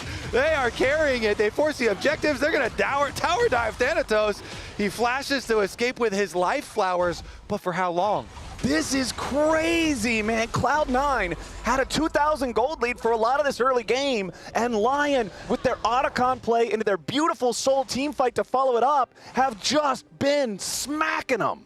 Man, I want to get some comms listen-ins as well from the Lions side, because this is a team that speaks 3 different languages and have been really well coordinated. Here's another look at it. Blabber went for the flash in for the sleep into the Misfortune combo, which you were talking about in Champion Select, but look at the counter engage from Lions. They committed to the rend to finish the objective, and then they went for the flash engage. So not only did they get the Dragon Soul, but they also win the fight afterwards, collecting all of these extra kills. The only one who got to sneak away with his life was Thanatos himself, but that is going to be enough to push them over the edge, because now you have all of this healing from the Ocean Soul to just drive forward for this Lion squad, and they can continue to force on objectives. Baron is going to be up in only 4 seconds. They can start it and turn as many times as they want. With the Ocean Soul healing, they will take 0 damage from Baron. So you just put a Maokai sapling in every brush that leads up to Baron, start it over and over again, and then if they come close, you just Maokai ult and Silas and look for the turn. And earlier on, you were talking about Saint probably wants his revenge. He got it in that Soul fight. With his stolen Fate sealed, he managed to jump onto Loki and blow him up. He died with the actual Yone ulti still ready to be cast. He never got to use a single spell in that fight. Incredible stuff from Lyon, as now they are starting up that Baron. The Ocean Soul is going to make it not a problem whatsoever. Licorice, he's not winning the 1v1 against Thanatos down here in the bottom lane, but he doesn't have to. He just has to keep track of him and be ready to teleport if needed. As C9 squares up and gets ready to try to challenge here for the Baron. Licorice knocked out of the fight here by the Keeper's Verdict as Audieland. Oh, the objective buddy claimed. It's Loki stealing it away. You've got to be kidding me. Audieland mistimes the smite. And C9 are looking to maybe find an angle back into the game. Now Loki wants the outplay against Saint. Henna shows up in time to guarantee it won't happen, but that is a massive blunder from Audieland and Lyon. Holy moly. Okay, so Rend and Smite are not macroed together. No. So you still have to coordinate it, and Saint, Loki just sneaks in there. Like, he actually just gets, we got to take another look whether I have to see it's an auto or a Q, but Loki over the back of the pits. Take a look at the split on the damage, because there is a live, towers going down at the moment, but it already got rended. He ulted through. Oh, wow. It got rended from 3,300 down to like 1,800, then DPS to 1,300, smote down to 100, and Yone's Omae wa mu shinderu just immediately kills it. That is crazy. All right, anyways. Okay, we're back in the game. Lyon still has a lead, but C9's got Baron for the next 2 minutes. So does Loki then get the upper hand in the last laugh now? Because he just was able to steal Baron there with the Yone and kind of clutch a possible comeback angle for Cloud9. I'll still say Lyon with their Ocean Soul feeling very, very good, but now we're in for some possible moves from Cloud9. I mean, they are scaling up quite nicely for themselves too. Let's see about it. Gnar, if they can get him back out to the side lane. Thanatos, okay, now he finishes the Wit's End. Okay. He's very strong against Licorice's Renekton. In the 1v1, Thanatos is getting the better of him in the trades. One important thing to also note with these timers, C9's got Baron for the next minute. Elder Dragon spawns in a minute and a half. So C9 has the tools to control the Rift and control the waves up until that objective is about to spawn. So theoretically, they should have control over the pit if they want that. And they should want that. Just for clarification. In theory. For clarification. In theory, they should want that. All right, slowly move up. Maokai saplings, brush by brush. All right, Lion's ready to face check. Eats a little bit of damage from the bowling ball, but honestly nothing really serious. Vulcan just trying to maintain enough position to see what Lyon are doing as they make their approach. 1 minute until the Elder Dragon. C9 just continuing to try to apply some pressure to mid and bot wave at the same time. Loki the one pushing up down here as Audieland swooping around to try to cut him off, but he can't make it down to where the soul was placed in time. Loki recognizes, hey, this is not a good sign. I've got to back out of here. And now only 30 seconds left until we get that Elder Dragon. Thanatos goes in for the Mega Gnar play onto Audieland. They want to go after the enemy jungler to try to secure the Elder. Meanwhile, they try to use Loki to grab the engage here onto Henna, and Lion's off to the side. Henna's going to be in some trouble, tries to use the cleanse, getting himself away, wants to fight back onto Blabber as the redemption comes down. Lyon looking to keep his AD carry alive, but Vulcan jumps in here with a steadfast presence. Stain is already dominating though, and Sven is already down. Both AD carries out of the picture. Loki tries to go solo unbound to get away, but Licorice with the flash over the wall. The Ruthless Predator finds another kill. Blabber and Vulcan trying to escape the Renekton as Thanatos does his best on the back end of the fight, dealing with Audieland and Lions, who just try to control the C9 top laner. Saint ready to rejoin the fight as Audieland jumps over the wall with Twisted Advance, and Blabber is down. Thanatos and Vulcan on the run. Lion on the hunt. Thanatos tries to escape, but the slice into the stun is ready to lock him up yet again, and Audieland's Twisted Advance chases him down. Sterix Gage will buy more time. Licorice gets a slice and a dice, and it feels so nice. Licorice goes on a rampage. Saint goes for the enemy base, and only Vulcan's left standing. And that's got to be Elder Dragon for Lyon. The Ocean Soul doing so much work, Flowers. They healed over and over and over in the long chase. Even though Henna goes down, Lyon will be triumphant. They take the mid tower, they take the Elder Dragon, and Saint's even gonna yoink your red buff. What a game from Lyon. What a series from Lyon. I cannot praise this performance enough. Saint just needs a little... Is Vulcan going to steal it with a poppy punch? Okay, yeah, he does. That's fine. That's fine. Everything before that was so great for Lyon. Let's take another look at it. Yeah, I'll let you have that one. Fine. Okay. You can keep your own red buff. Here's another look at it. It gets so split because initially Cloud9 are trying to group onto Audieland, and then Henna and Lions were following the play, so they kind of get caught on the backside, and Henna here fights his way out. Lyon tries to provide as much support over the wall as he possibly can, but with the flash through, Blabber and Vulcan are able to finish him off. But the other side of the screen, Flowers, is where Lyon decimated the rest of Cloud9 while all that was going on. And with the Ocean Soul, they're able to survive long enough. They go for the chase. Saint wraps around the red buff, so when Blabber tries to chase Licorice a little too far, he just goes back in for the stun, then Audieland over the wall, Saint from the other side of the jungle, and they're able to get the mega buff that is Elder Dragon. And we can steal Baron again?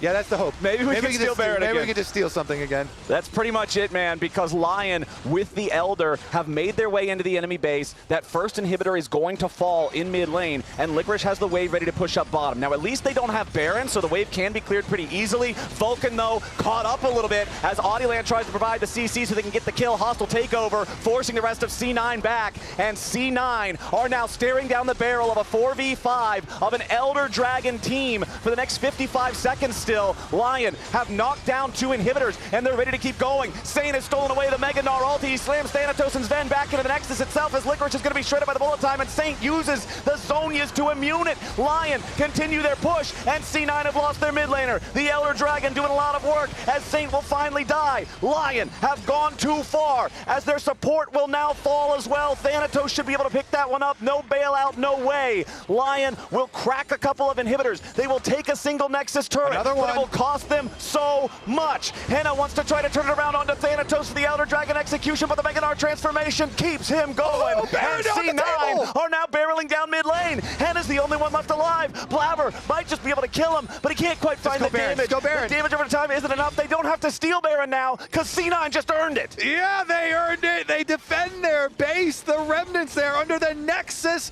Tower. Flowers. Baron will be their prize. Objective bounty shutdown will further cut down on this gold lead. Wow. And Cloud9 still live! What a game we are getting here in game number 2 of this series. C9 secure the Baron, but at the cost of bottom lane inhibitor, mid lane inhibitor, and 1 Nexus turret. LTA is just bangers all day, Flowers. All day, every day. All day, every day. We're inside the base. Lyon are like, you know what? I don't care. 4v5, we've got the Elder Dragon buff, and we have the Ocean Soul. So they thought for sure we could just keep fighting. They finish up that bottom inhibitor. Finally, they get Saint to rejoin here. They've got all 5 members grouped up, and they go for the dive. Saint leads the way to their doom.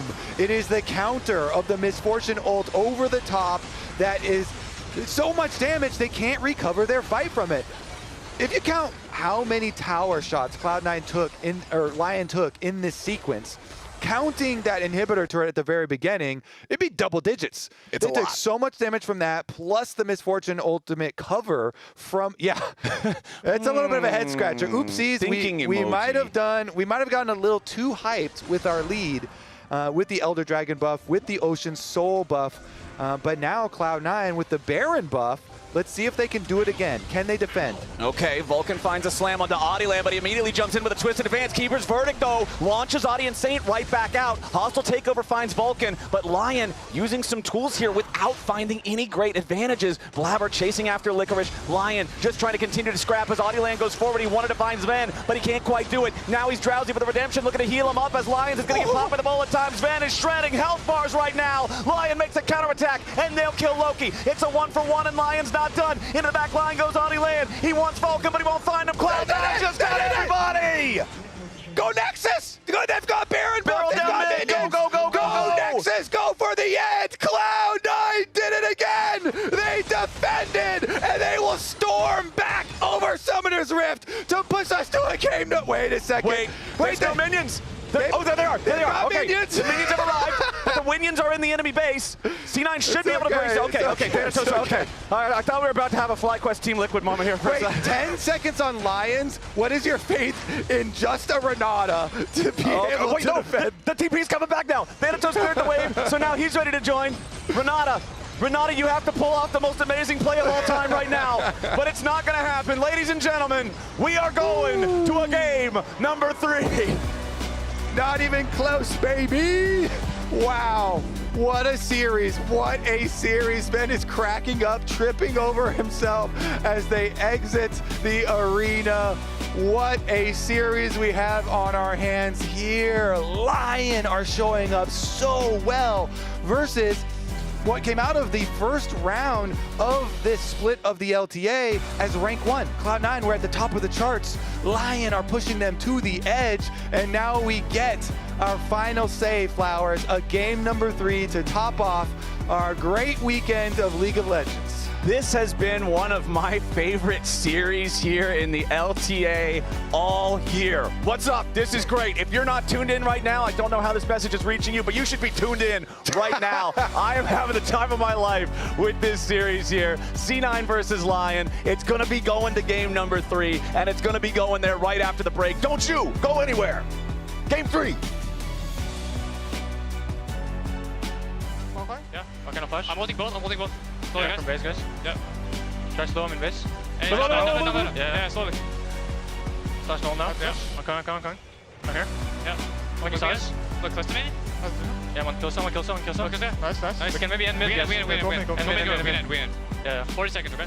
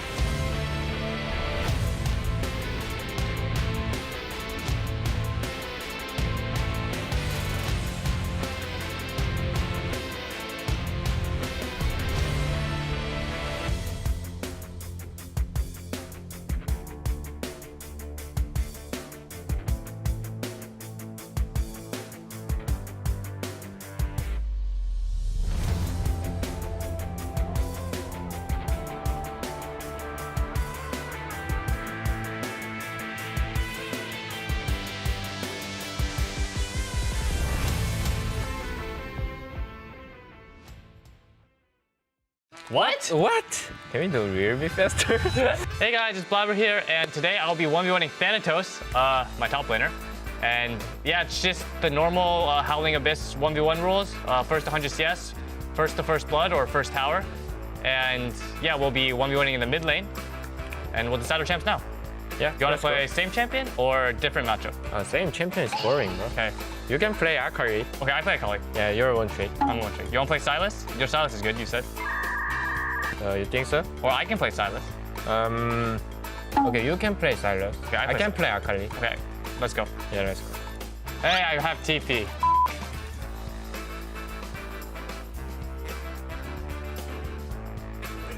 What? Okay. Oh, you're both playing that? Yeah, I'm...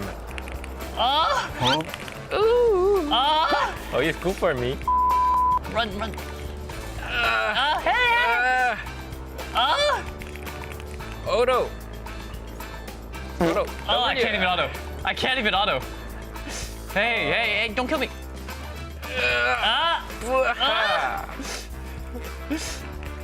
Okay. Okay, moving. I don't know what happened this game. Look at my spacing. Can we do rear be faster? Okay, I changed. Yeah, I think so. It's too slow. Okay, here we go. Okay, now playable? Yeah, now okay, let's go. Run. You hit me. Oh, no way. Oh, I'm dead. Aye! No! Ah! Oh, sorry. I used Ignite. No, it's okay. I'm gonna level up, so we save. Hey! I need to level up or I'm gonna die again. Okay. Okay, we go fast, okay? Okay. Okay, I don't level.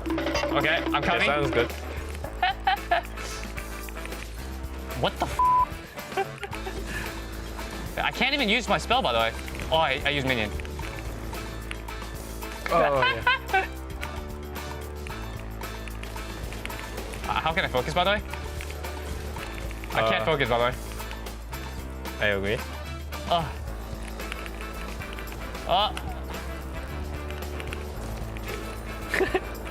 I keep hitting minion!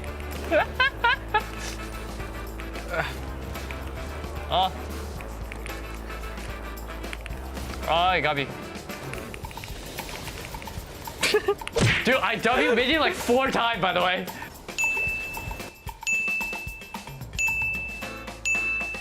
Thanks for watching. It turns out that my top laner is in fact better than me at laning. I was surprised by that personally. I thought I would win. But thanks for watching, guys.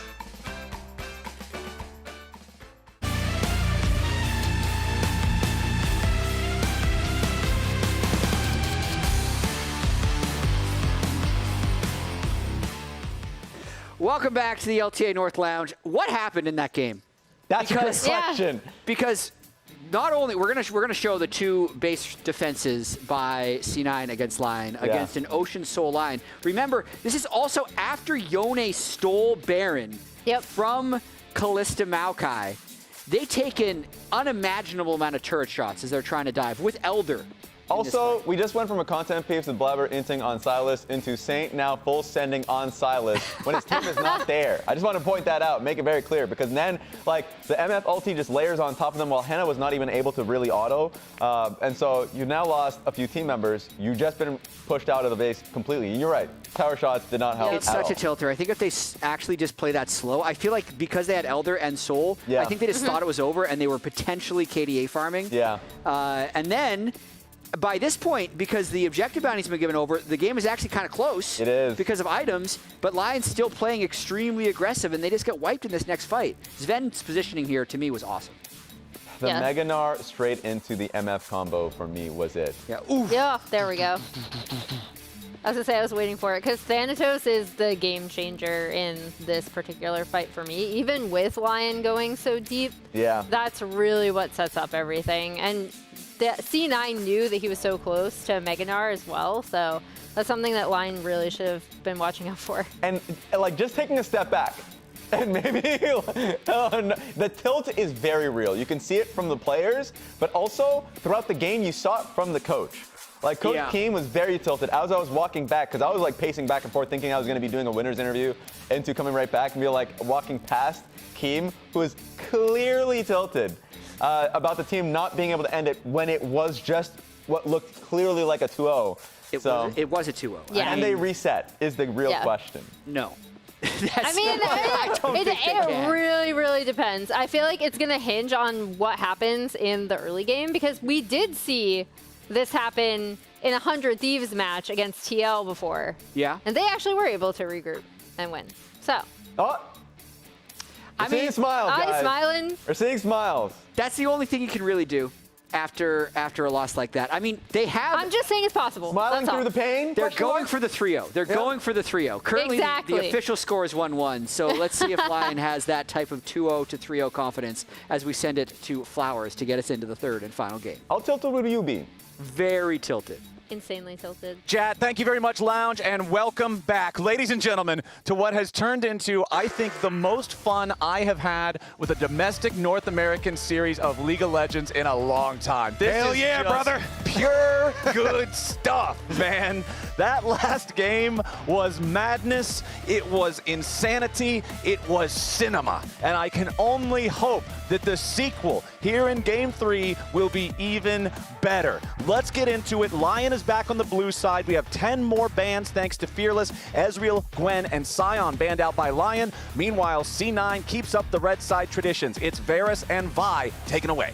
Okay, so a whole series, no Ezreal Varus. I like that. That's that good stuff, sir. You better believe it. What's the final ban here then? Are they worried about anything else from Saint?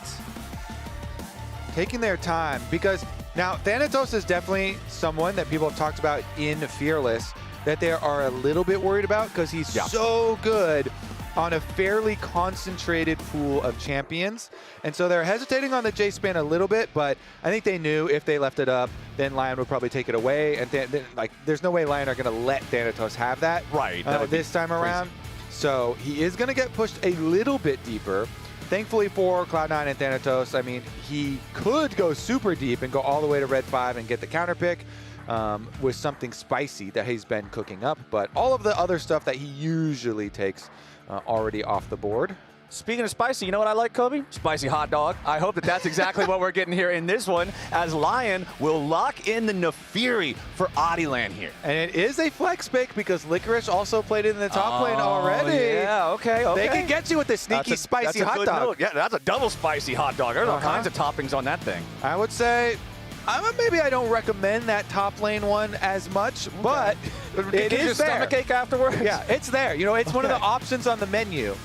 Now, maybe not as good as the jungle dog. Now, over on the other side, the answer to the dog is the Scorpion. So Skarner locked in here for Blabber. I don't assume we're going to flex Skarner anywhere else. That hasn't really been popular since he first got reworked. I'm good on that. Yeah, we can leave Skarner in the jungle, and they'll also immediately pick up the Alistar here for Vulcan.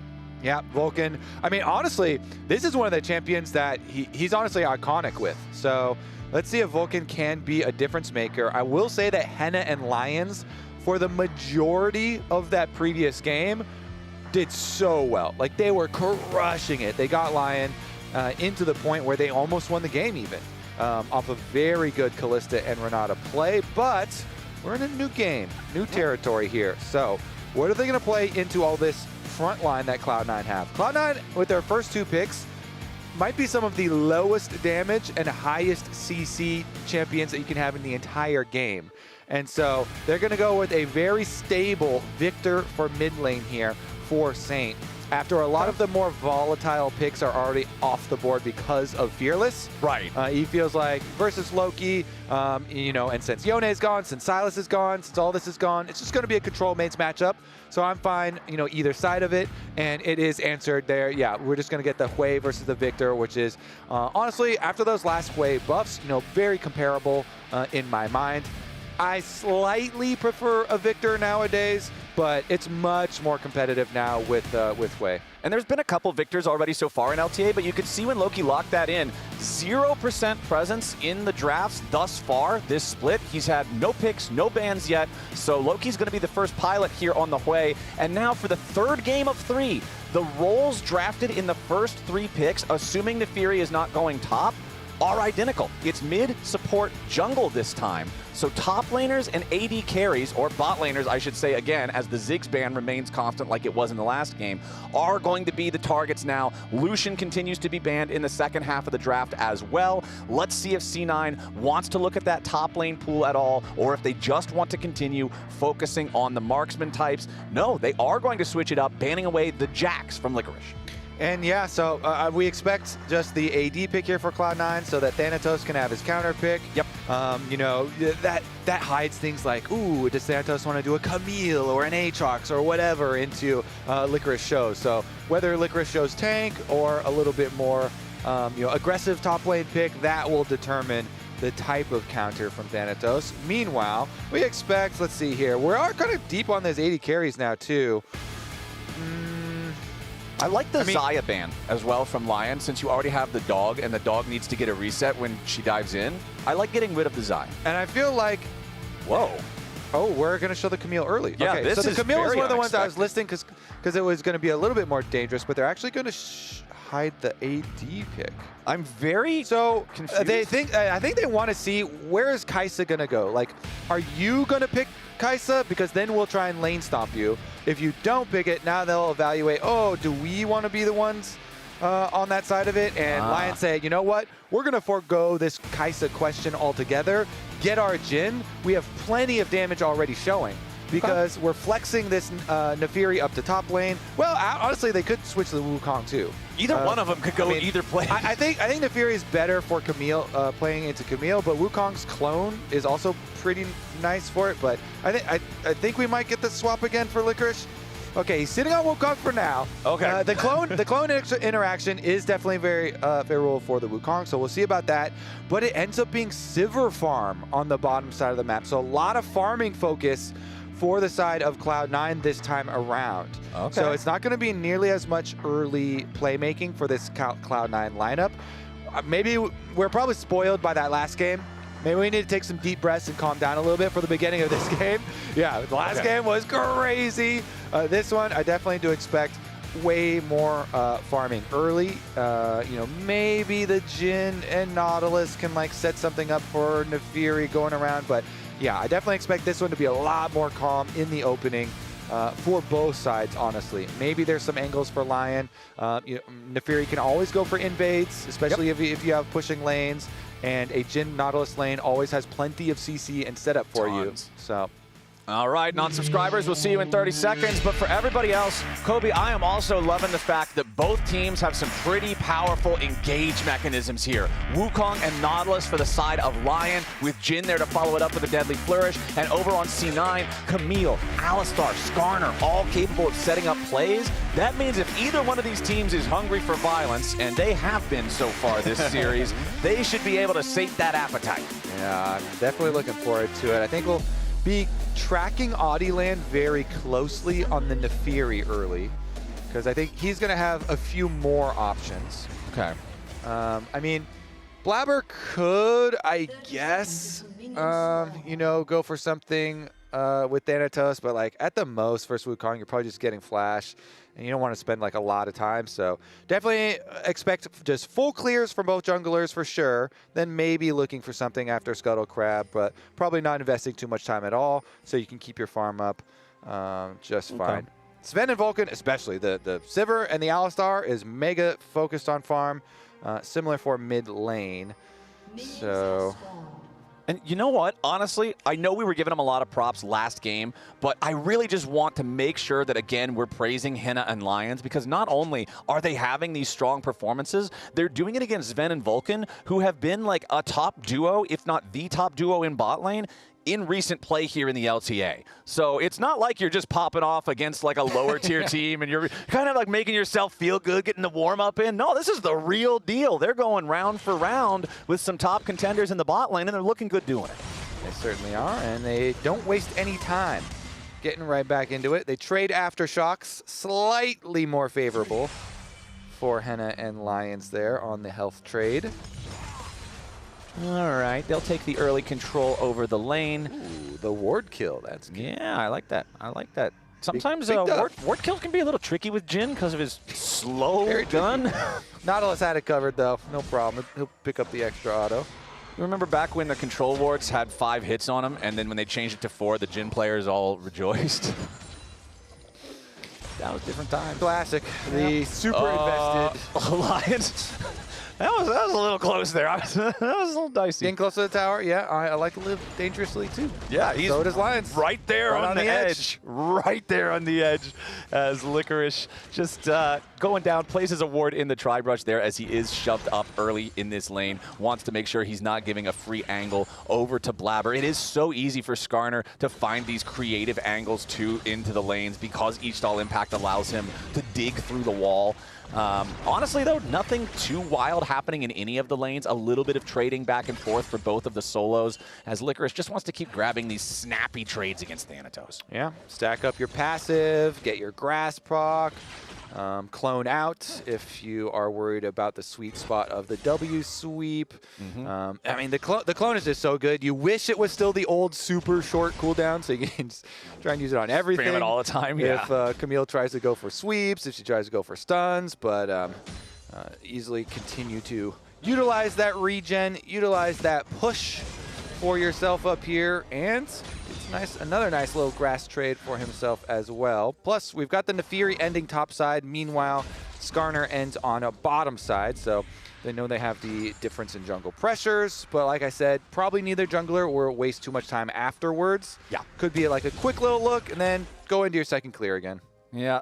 Adilan is heading up here. It is the hot dog. Important. Yeah, okay. So he thought about it as like, there's options, but when the Camille still has flash, then the flash outplays with your hook shot and stunning someone under tower can be really annoying, even though Nefiri has the greatest button of all time, the tower dives. That's a really good button. With the newly improved W. Yeah, the Hound's Pursuit is pretty strong for a basic ability. Very, very potent. They nerfed it on this patch, so I was pretty happy with reducing the cool, or not reducing, increasing the cooldown. Increasing the cooldown. Yeah. If they reduced the cooldown on it, I'd be like, Freak, we gotta get Freak on the phone. Yeah. Wait a second. Yeah, increasing it a significant amount, so that was quite good. But yeah, just right into the second clears for junglers. We do have a little bit of an opening with support roam timers, but just the Raptor ward figured out there, so it does give them a little bit of an alert. Nautilus will be away for now, and efficient control ward, defensive control ward dropped off since, yeah, most of it is going to be focused on a lot of farming here in the early stages. Well, our first Drake is spawning in 10 seconds. It is a Chemtech Drake. Poor Chemtech Drake, the least popular of all of the flying lizards on Summoner's Rift. Nobody really likes to hang out with him, so usually going to be lower priority. Adilan waiting inside the brush, uses the Hound's Pursuit immediately just for the extra speed. Deadly Flourish finds Vulcan. Lions wants to go in with the dredge line, but I believe it caught the terrain at the very edge instead of grabbing Vulcan himself. So Adilan essentially just gets a quick trade against Sven and Vulcan, but really doesn't even get that much of their health. And now Blabber's taking the opportunity to go ahead and start up the Drake. He is doing it on a ward, however, so Lyon has knowledge on this. As the trades continue in the 2v2 bottom side, again pretty even. Blabber just dragging that Drake out of the pit so that his bottom lane can come up and easily assist him, and they still have a way out if they need it, and it looks like they're going to take that exit now. Yeah, nobody has like a big health lead to force this thing through. I think it was good peel from Vulcan, good Alistar Q, create that distance. Fishing around, but since you have vision, just a little vision check. Okay, you've got a ward inside Dragon Pit, and they can just back off because the Fury can definitely do some good poke damage, and nobody wants a further scrap. So back to the farm that we were anticipating, Flowers. We got our little calm down, called it Zen moments after the exciting previous one. So yeah, it does. Connect and then it did hit him. Nice. And then he's able to peel, but because he's a little edge of the wall right there, and then nice little Q for himself too. Everybody backs off. Couple of aftershocks procced. No harm, no foul. Yep, good job, observers. Thank you all for pointing out that the dredge line did indeed find the cow. Pop. Yeah, 6 minutes into the game. Licorice going in for the big engage. Interrupts the hook shot to force the flash out of Thanatos. Nice timing there on the second Cyclone. And honestly, too, they've got more people. Yeah, they're bringing Lions in to just tank the turret. He can only take one more shot, and he has to back away. Now, Adilan using the Hound's Pursuit to dodge the follow-up hit. Thanatos still trying to escape. Adi has his flash. Thanatos does not. But honestly, that was a little bungled there from Lion's side. Yeah, I think definitely could have been better. Obviously, Thanatos did play it really nicely, and the proccing the passive shield there. Nice little timing window for him. Utilizes his flash. So there, he is able to escape with his life. Small little window for Lion. It's going to cost you as well. Since everybody showed up on top side of the map, Blabber does not hesitate. He will take the dragon off the other side of the map. So Thanatos absorbs the pressure. Hurts a little bit to lose the minion wave, but your team does get the stinky little dragon. Yeah, good old fart dragon. Got him right in the back pocket, having a great time. And you say it hurts a bit to lose the minion wave. You know what hurts more? To be dead. Yeah. Yeah. So honestly, given the two choices, you want the red pill or the dead pill? Yeah. Well, I want to take the red one. Yeah. That's the one that takes me back to the base. And then that one makes the team happy too. Yeah, because then nobody's got to flame you. Nobody's got to be like, hey man, what do you do? No question mark pings? Yeah. The fewer question mark pings in my games, the better. I find that the difficulty of the game increases directly with the number of question mark pings my team is using. Yeah, I 100% agree. Your stress levels just rise as soon as you hear that cheerful little ping. Regardless, Blabber stays focused on the objectives. So he is just going to chain them right together, dragging right into grubs. So nice. Thanatos absorption on the top side does wonders for Cloud9. A couple of early busts for themselves. Meanwhile, Audieland will be on the bottom side again, so Nefiri here probably just going to take another look for it. Ooh, nice escape there from Henna flashing out as now to the Fury in the bottom lane. Vulcan is already down. Audieland goes in for the reset. Sven absorbs the first hit there with a spell shield. The curtain call fires out. They need that fourth shot to connect. Sven dodges away from it, and Audieland still wants a little bit more damage. The deadly flourish isn't there, but the dog is hungry, and it's another kill over to Lyon and Audieland. Loki wanted to snipe down the Nefiri there with a severing bolt, now flashing over the wall to guarantee the kill and the shutdown, so Cloud9 gets one back. All right, exactly what we're looking for. Utilize that Nautilus, that Jhin, the CC, the chase down. Audieland does get it, but Loki answering might be problematic for later. He did invest his flash to do it, so it might be an opening towards mid lane that Lyon can try and punish later. But we'll see about that investment because it remains fairly stable, not a huge bit of movement as far as the direction that the game is still going to go. It's still going to be fairly farm focused. Although now, with all these flashes down, we might have some opportunities arising for us. Blabber, of course, on the Skarner is who I'm looking at, since he has flash. Even though it's not like old Skarner. Old Skarner flash is crazy. Old Skarner flash is crazy. But new Skarner flash are really good, too, because you can just flash towards like a Jhin or something that has no mobility. And they can't really get away from you. You just sting them. Yeah, you can do the ult, or you can do the ease into the wall into the ult, or you can do either one first. You got lots of choices. Ults into ease or ease into ults. Yeah. Either one will be made successful. Okay, Clone is down and Blabber is here, but he just cleared the ward, so Licorice knows he will back off. Yeah, look, or maybe he's waiting inside this brush that is warded. Recalling on that. Okay, never mind. It's just far enough away, so like, yeah, you kind of know. I could get away. Little doggy could be here for a counter gank. Yeah, exactly. What if the bamboozle is being bamboozled? That's what you got to worry about. I don't want to be the bamboozled. You want to be the bamboozler. Exactly. Yeah. You always want to be the bamboozler. You do not want to be on the receiving end of the bamboozle, as Licorice right back into the lane, going to keep pushing up. Thanatos going to take his opportunity to use the teleport to return here as the wave crashes. He loses a single melee minion, so really not feeling too bad about that one. Licorice still does have his teleport to return. Just following that general... Hold on, never mind. Saint's in some trouble with the Spiraling Despair. Vulcan wants to follow it up, but can't quite get the distance he needs with the Hex Flash. If he can hit that headbutt pole, knock him up into the air, Loki follows it up with Severing Bolt. There's actually like a very high chance of getting a kill, but since Saint has enough distance, he's fine. Head back to base. Some good mechanics on the other side of the map. On both sides, too, we got to see the Wukong clone interaction with the Camille E. Very easy answer from Licorice. This time, though, gotta be snappy about it. Yep. Quick on those fingers. You gotta be fast. He was too close to the wall. He just jumped in. Boom, When he's so close, the rubber band's super fast. Yeah. Gotta be worried about that. Thank you for observers for catching both. You know, we saw the successful one earlier, and then we see that one as well. Still going for the grass procs, trading pretty evenly, honestly, up there with the sustain wars. That was a good one. He was able to block it pretty well that time.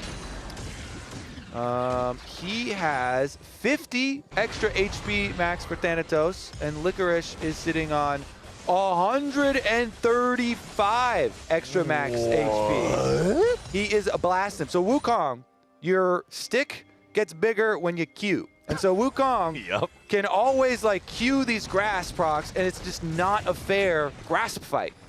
Flowers in the top lane. And so, you know, he gets to like back off with clones, he gets to get extra long extended grass proc trades, and Licorice is utilizing that very effectively. Wukong value. It's also really easy for him to farm turret plates. You just get close enough for the Demolish to tick down. All of a sudden, big stick, you get paid. Easy money. Cash stick. The money stick. I swing the stick and I get money. But the dragon He's coming down for the dragon. He's bringing the money stick to the dragon All right, fight. the money stick is looking to turn C9 into pinatas as they have to try to back up a little bit now. They started the Drake up, but Lyon is sending the full squad down here to contest Drake number 2. And it looks like C9 is going to decide, all right, we saw the money stick. We don't want to have anything to do with this anymore. So Adilan will pick this one up, tie the Drakes up 1-1. That's what they say. Carry a big money stick. Yeah. Lane softly and carry a big money stick. Yeah, there you go. Okay. All you got to do is walk close. They get scared.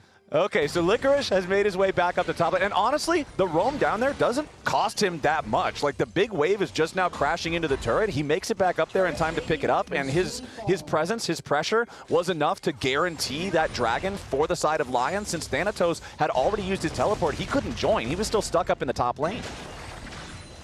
Vulcan really wants to help Loki beat Saint up, though.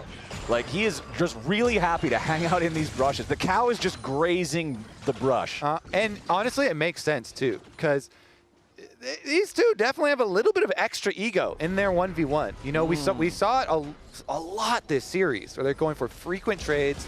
They're constantly looking for solo kill angles on the other. They're both honestly also calling jungles and supports a decent amount. I would say the Cloud9 members, as you mentioned, Vulcan and Blabber, visiting the matchup a little bit more, though. Yeah. So seems like the Cloud9 members a little bit more invested in the Loki side of it.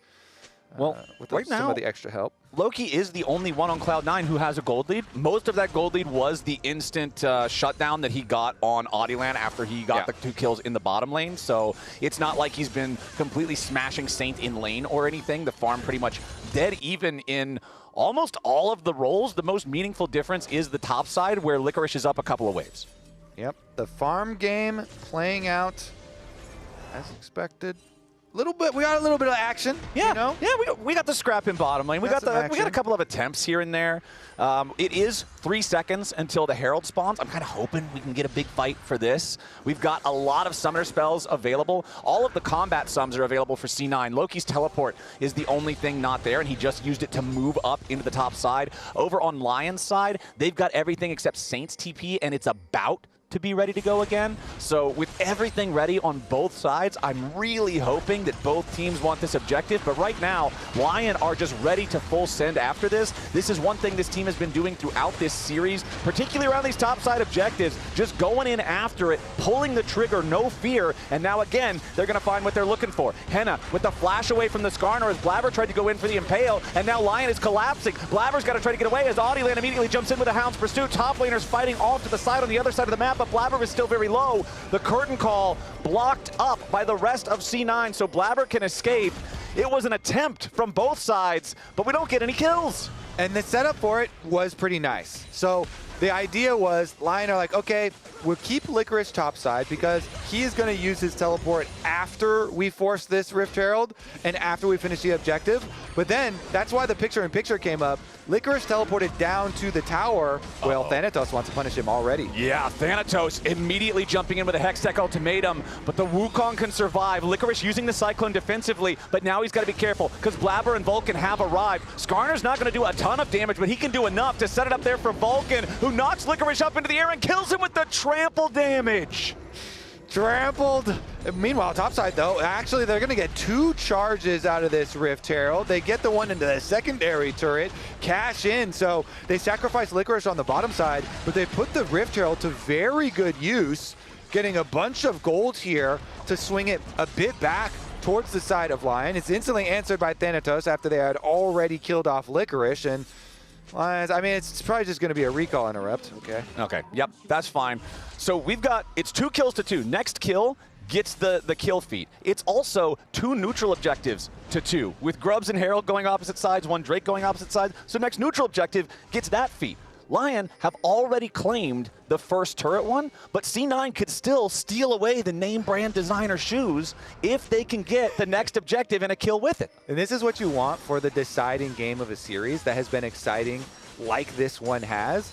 We have very even opening here in game number 3 after it has been so crazy in the lead up. And it puts a lot of emphasis and pressure on these mid-game team fights. I mean, we came into it knowing, like, Siver's going to want to power farm, Hui's going to want to power farm, Victor's fine with that too.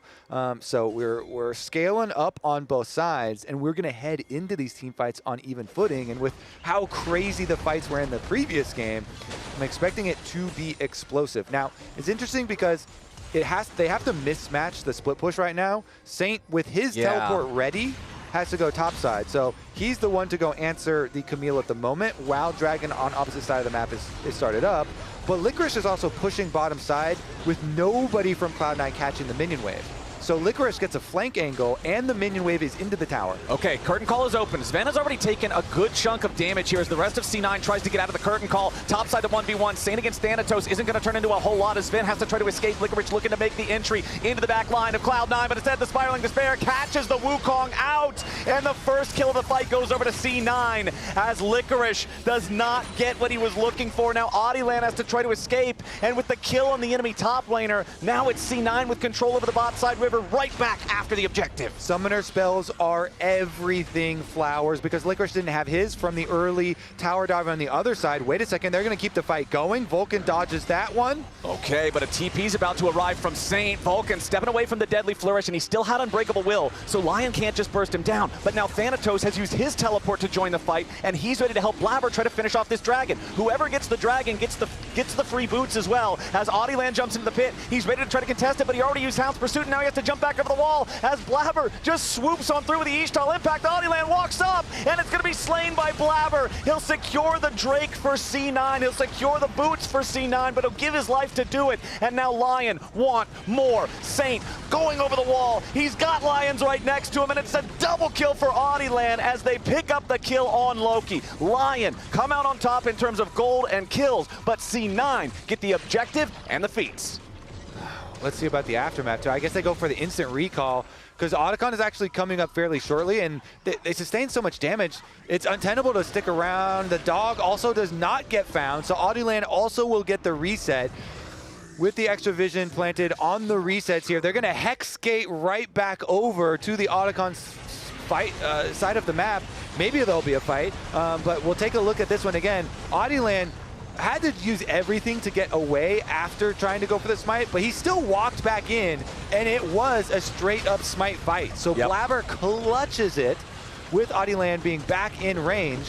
And as you say, with the chase down, 2 of the extra kills going over here will be quite meaningful with that gold into Adilan himself. So Nefiri will be very scary. When we get back to live, he's got 2 items. He fully finished the Black Cleaver on top of the Spear of Sojin now. So Adilan is 2 items along with the Jhin as well, and the Sivir. So a couple of people kind of rushing forward, and we are finally going to get our start of the Otacon with no answers currently from Cloud9. Loki has teleport, so it could be a delayed answer, but you have to get there for the smite now. This is new Otacon. There's no flower bed afterwards. You have to fight early. They're going for it as Lyon are trying to cover, as Adilan has the objective down to half HP, but it's going so slowly. C9 on the approach. Lyon backing it up a little bit. Adi's got to be careful here. Surely he's taken a lot of shred from that Otacon so far. He'll take a ton of damage if C9's able to collapse, but the curtain call chases Vulcan and Sven away. Adi chunked down to half HP as Vulcan looks for an entryway into the fight. Saint's got to back up now as well. C9 moving up towards the Otacon that's quickly losing patience. If you're Lyon, you want it to reset. It goes right back into the pit.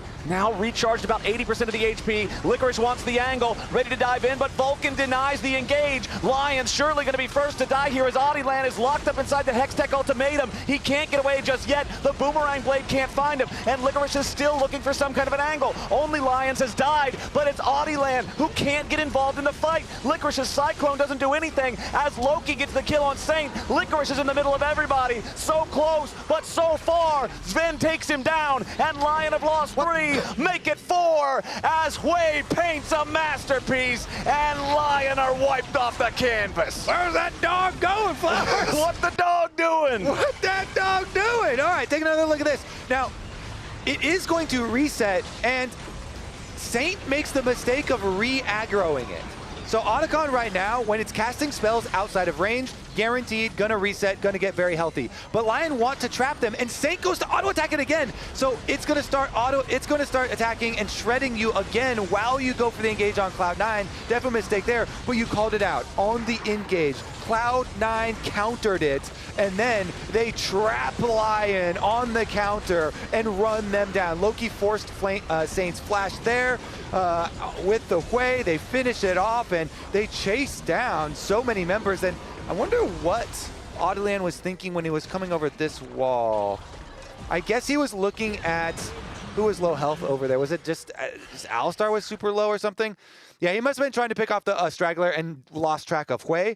But yeah, the extra kill also going over, and the coaching staff are out. Oh, I feel that. It was so close. Yeah. Like, Lyon, I don't think you could be closer in a best of 3. With the way that game 2 was. Okay, here we go, though. Oh, Audieland wants this kill onto Thanatos. The curtain call backing it up. Audi needs a little bit more damage, and he finds it. A nice shutdown there to bring the gold back to even. C9, though, having secured their first Otacon of the series. Feeling pretty good about that. Feeling even better about this pick onto Saint, but they don't have the damage. They're not feeling so good after all. Now the follow-up from Lyon as Vulcan is about to die here, too. A little bit more should seal the deal on him, and Audieland comes across just to cut off the escape. Blabber barely gets away from a Hex Gate, and right when it looked like Lyon might have tossed away their chances this game, they immediately strike gold. Yeah, Cloud9 got the Otacon, so that was a big win there. But Lyon come back out after the reset, and they get 3 kills and a Dragon Flowers? Yeah, they do. This is absolutely crazy as Lyon are bringing it right back. They take down the tier 1 turret in the mid lane, so they've got themselves another objective claim. They're 4 turrets to 2, and now they're going after another Drake. Let's take another look at how this happened. Thanatos gets caught on the recall. Okay, so Audieland goes in with the Nefiri, as you said, is going to have the backup of the Jhin ult as well. Has to make use of it. Thanatos tries to buy some time for himself, but not getting away for that one. This is the critical one, though, because topside was just a pick and multiple resources, but then Cloud9 felt because Jhin and Nefiri and Wukong were all topside, they wanted to make a counterplay. We're back to live. Okay, Thanatos getting caught again. The Nefiri unafraid to just jump in on the Camille. Licorice also using his own ult. They full send it, and Thanatos is just getting caught back to back. Cloud9, they started to crumble after they had such a successful fight for Otacon. Now they're trying to refocus on towers. They can get mid and top lane here in payment, but Lyon, they came alive. Well, they can't finish off mid. No. Lyon have come alive, though. They got pick after pick after pick. More gold off of the side lane tower there. More gold split for the victor. C9 not only missed getting the tier 2 in mid, but it gives the opportunity for Lyon to secure the tier 2 in bottom lane at the same time. Lyon's gold lead now 2,000. The Drakes still tied at 2-2. The next one's still a long way away. But honestly, Kobe, I feel like this is not the type of game, this is not the type of series where we're waiting for objectives or reasons to fight. We're just fighting for the love of the game. We are, and then they're pushing hard afterwards. I like how they're going for towers, committing fully to getting them, because the gold here is increasing so quickly. Like, we're already at 3 items on the Jhin. We're already at multiple items on most of the carries. Hui as well, Loki on the other side. He's the big one for Cloud9. Loki, ever since like flashing over towards the bottom side to get that shutdown, he's been doing a lot of work for Cloud9 in this one. So, and that champion did get buffed on the AoE for later in teamfights for this moment in the game. So we'll see if he can continue to paint beautiful pictures for C9, or if Cloud9 are actually going to fall in this best of 3. Lyon have really done their best to push them to the edge. I've been very impressed with Lyon during this series. Cloud9, you already mentioned it, I think, back in game number 1, that they were the team that was looking the best coming out of our best of 1 like seeding stage, our placement stage. But now, Lyon, who have been on this 6-game slide ever since they played against the other bottom teams at the very start of the split, have a real, honest-to-God shot of knocking Cloud9 down a peg, and also putting in a lot of work for themselves for having a strong position to just get out of the group, to play for positioning in the playoffs phase versus having to play to not be eliminated. 100% agree. All right, Hexgate's going to get out for the escape there for Adiland. Scuttle Crab Vision will be secured in trade. We did have actually the walk down from Hui, so everybody's here. Lions finds a hook onto Blabber, but you definitely don't want to overcommit onto giant meatball Skarner. That is generally not a viable target if he has teammates nearby. Licorice wanting to get away with the clone down there in the bottom side. Man, we're having a lot of item power spikes coming through, though. Licorice now on 2 fully completed items. Same can be said for Thanatos. Mid laners, you can see that Loki, with the 4-1 scoreline, still with that advantage over Saint. He's got 3 fully completed items. Saint still working to try to get his own Void Staff done. The Lord Dominic's regards for Henna allowing that Jhin to hit hard through some of these frontliners. He knows he's probably going to have to shoot through that Skarner to get to the valuable targets, so it might as well hurt. Yeah, I'd rather shoot everybody else first than the Skarner and the Alistar. I'm definitely with you as far as it being difficult to take down those mega tanks for the squad later. But yeah, there's a lot of other damage sources on this Lion squad too, so they can kind of spread around the burden of the shred, because double black cleavers, 1 for Licorice, 1 for Adiland as well. And Adiland himself has a lot of money. So if he can finish his Death's Dance on the Nefiri and get to the 3-item power spike, you do really get to start to live in this kind of dream world for the team fights for Nefiri later on, because you can jump into the back line, look to pop somebody, use your W to avoid, reset with the second charge of your ultimate. But the dragon is here, Flowers, only 30 seconds away, and we're going to get that exciting fight. And we've been talking about Lion's items and 3-item power spikes. Sven has Infinity Edge. He has Lord Dom's regards, and he has a fully stacked Yuntal Wild Arrow. This Sivir is fully online. The farming phase, that was great. We planted the crops, we harvested Phase them, 2 now. Everything's done. Now it's time to rock and roll. The curtain call opens, but it's only hitting Vulcan so far, and Saints been knocked down below half HP. The trade favors C9. Thanatos was looking for a flank, and Licorice was looking for a flank on the flank. Neither one of them going to find the opportunity. As Thanatos immediately jumps into the Dragon Pit, as Lion decide they're going to go after the Baron instead, but the control ward there stops that plan in its tracks, with Lion all up here on this top half of the map. Okay, never mind. They're going right back into it. Audia started it up. C9 is still over on the Drake, but there's no way Lion can do this fast enough. Their AD carry is Jhin. Yeah, 100% agree. I think it's all kind of stems from Saint getting chunked out. When the Victor was down at half HP, C9 basically guaranteed that dragon for themselves. Oh, nice double pull comes out from Blabber, and that's going to be a huge pick to kill Saint at the very start of the fight. But now Licorice into the back line, finds a Cyclone onto multiple targets, but it's only his own grave. C9 just completely shut them down. Blabber with an Impale that just might have won the series. He buffered his ultimate when he saw the hook coming. He sees Lion's hook coming towards his face. He buffers his Skarner ult, so when the Nautilus hooks Skarner in, it's to Blabber's delight. He gets the Dream ult off. He uses the Nautilus hook against him, and Cloud9 will use that to get the Baron. Perfect use of Impale by Blabber, and now this game that has been on a knife's edge for so long, Cloud9 have a huge opportunity to just blow it wide open. Skarner looking like Spider-Man here. Let's take another look. So when he sees the Nautilus come out, as soon as he sees him throw it, even though it's close, boom, he's going to start his ult. So as it pulls him in, he gets 2. It pulls him right next to the Victor too. It's just dream. Blabber got assisted, very nicely done. Pops his ultimate off, and it barely snags Saint too. That was like so close to the edge. Grabs the Victor, dream stuff there for Cloud9. And now, they already had the Dragon, they already had the Otacon. Now with Baron buff, they should be able to get a bunch of money so that they're in a very good spot to earn Dragon's Soul in 3 minutes time. The goal is, get this outer tower, bunch of gold there. Don't give up anything unnecessary here, and just try and get bigger item leads for that Dragon Soul fight. This has been a huge sequence for C9. Blabber's pick on Saint there. Victor died with his ultimate still ready to cast. Like, he just did not get a chance to move the Skarner ulti into the immediate follow-up. Everybody just sending the whole kitchen sink at him. Worked out beautifully as Thanatos is now the split pressure, providing the wave, crashing into mid lane, while everybody else on C9 working on this bottom lane. Sivir is great at pushing these waves up, insta-clearing them out. As Audiland on this Nefiri, he's got so much of the kills, he's got so much of the money for Lyon, but we're in a situation like this when the enemy team has Baron, when the carries have scaled this high, it can be hard to find the angles you're looking for. Lions wants to jump in, but a ton of damage right back onto him. Sven's dead. Audiland has found the angle to go after the carries, and Loki's going to try to run now. Lions is still alive, and Thanatos joins the fight. Saint's going to be punished. A 1-for-1 trade so far. Audiland, low on mana and half HP, still looking perhaps for an angle to chase after C9, but they'll disengage.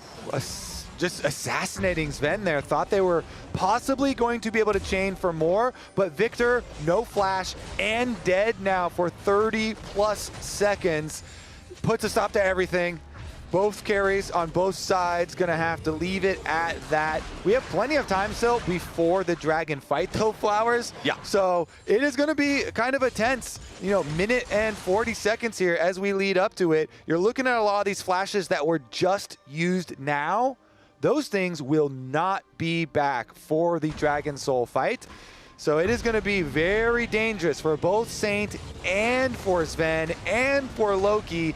I mean, all those carries are going to have to be very careful about their positioning. I guess Thanatos too, but it's more like an offensive thing with Camille and trying to get really good picks with your flash. The two big flashes that are still up though, Licorice on the Wukong, that one is huge if he can find an angle for these ultis. Cloud9 has been stopping him from getting a ton of good ones so far, and Henna also with flash and barrier both still up. The gen is 0, 0, and 8. 8 is a multiple of 4. This is technically a really good Jin score, even though he doesn't have any kills. He's also getting close to completing his 4th major item. I don't think he's going to have it in time though, but he has a chance to really shine in this upcoming fight because of those summoners you're talking about. The 4-item power spike for Jin is huge. Yeah. See if we can get that completed.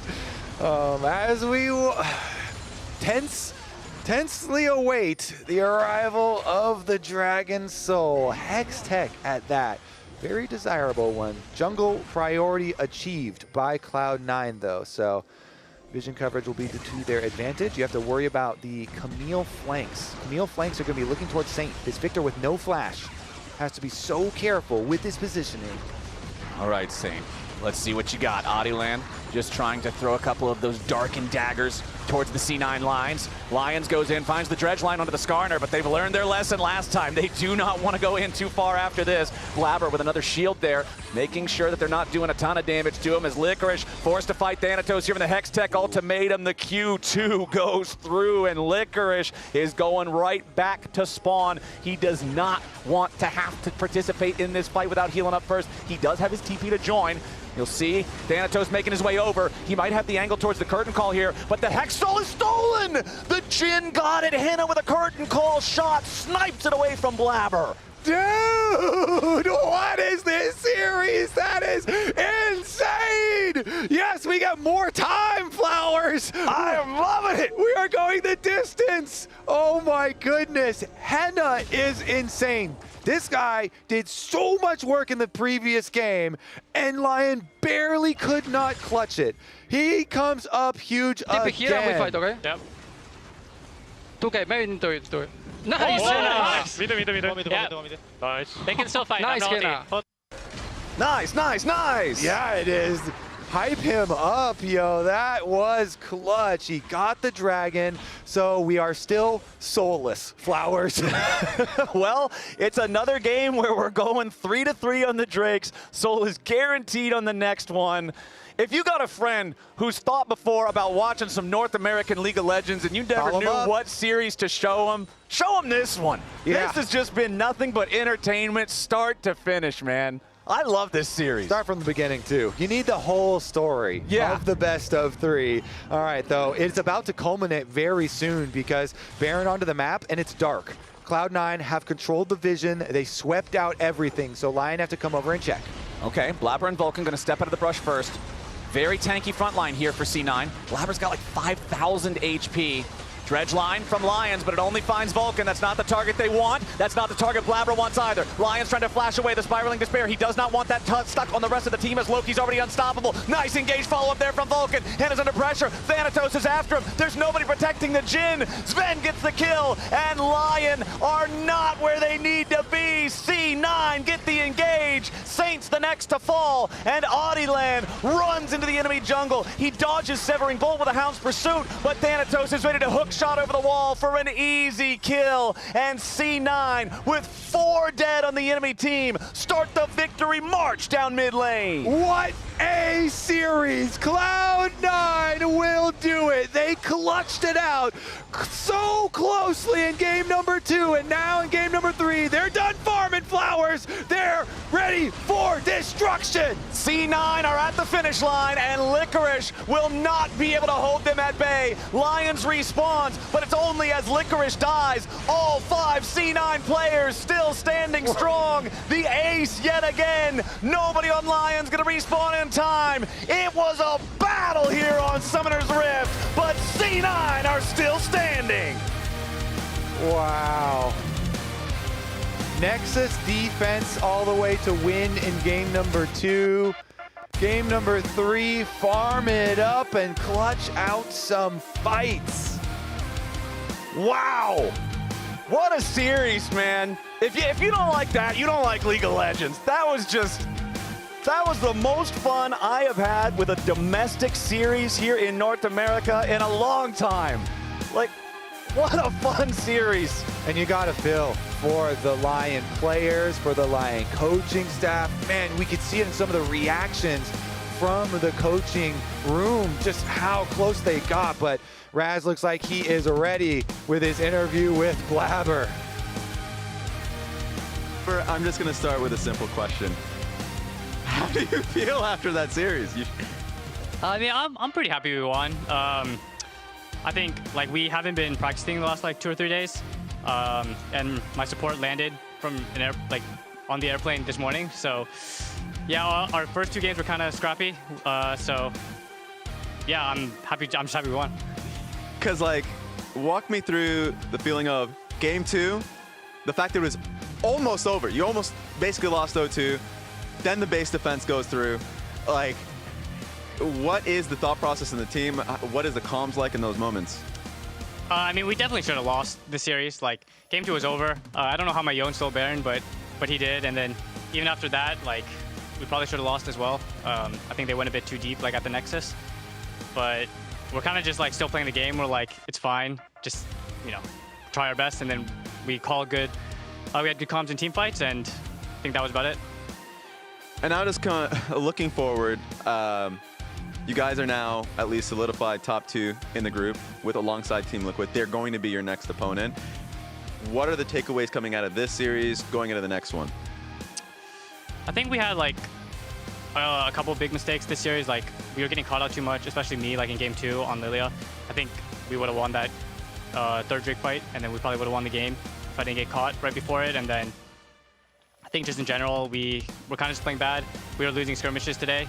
So yeah, probably just rewatch the game. I can't really think about it too much because I don't remember all the games so well, but at least for me, I was definitely getting caught out and fucking up some skirmishes. Any final messages? No, happy one. That sounds good. Gonna be sending one straight to the lounge to end the day. Happy he won. Yes. Why wouldn't you be happy that you win? That was like actually relief. a wild day. Yeah. This was such a wild day because the 100 Thieves Dig series, which ended up being a 2-0 for 100 Thieves, had both games be incredibly close.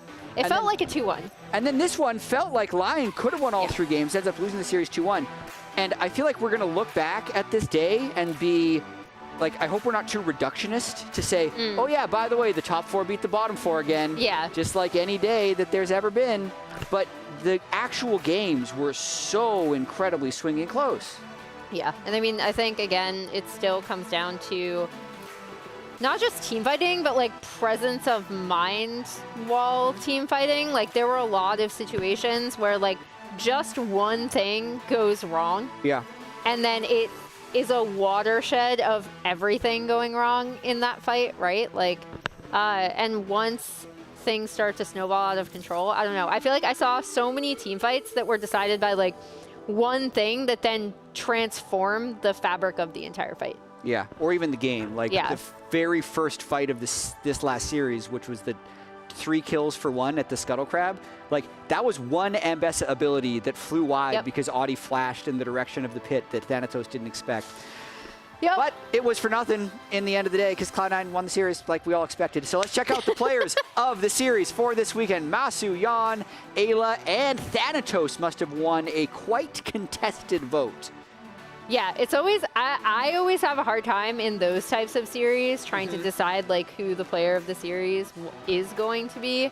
Yeah, if people don't remember yesterday, Masu, Jan picking it up after their wins. And then Ayla for 100 Thieves, again, I feel like I've said this a lot over the course of this year, but I feel like he has stepped up for this team so much and has been a major part of a lot of their skirmishes. Despite the, you know, insanely long game that we had. Yeah. That was over a kill per minute in that first 100 Thieves Dignitas game. Raz, we can Hi, see Raz. you. We can see you. You were completely in That view. cloud is not hiding you. Yeah, he's going to stay there and hope we forget about him. Let's pull All up right. our Samsung SSD Fast 5 for this week of the LTA North. See who is atop the leaderboard. Thanatos, who won Player of the Series, There we was go. 100 CS, almost a minute before the next closest top laner. That definitely stands out to me. Yeah, actually a lot of C9 players in there. Jan, fastest kill from yesterday. And then also, again, I know they struggled, but I'm going to use Palafox getting fastest legendary item to talk a little bit about Shopify, because I feel like they also, in their series, were able to, you know, punch FlyQuest in the mouth a bit. And even though the game 3 was a little bit more one-sided, I thought they really, really gave FlyQuest trouble in their first 2 games. Yeah, definitely one of the most competitive feeling weeks we've had probably all year for the LTA North. Remember, you can upgrade your storage and load games fast, so you can play more and wait less with Samsung SSDs. You can scan the QR code on screen or head to Samsung.com to learn more. And now, Emily, as Raz has snuck away. I'm now scared that he's hiding somewhere. I know where he is because I can see him on camera. He was right back there. What? Oh, God, the cloud just keeps moving. The MasterCard Player of the Week this week he's on that is side. going to be Jan. Woo! Wait. Hold on. Hold on. Oh, There's God. been a Is switcheroo. this a Moonlight La La Land moment? My card says Jan, and I have the correct card. Yeah, we're going to pull up the new graphic in a second, but Jan, 24 kills, 1 death, several assists, battling the flu. I was We gonna say, didn't actually all- know yeah. this beforehand, but he was feeling awful heading into these games and is able to focus up and have an incredible series. Yeah, and I mean, we talked a lot about Umti and his early presence in these games. Jan was stellar in both of their games, even when it looked really, really shaky in game 1, definitely helped keep them in it. And I mean, I feel like a lot of people, Liam, our stats guy, I won't count him too much because his hockey team is losing right now. And I'm also sad about it.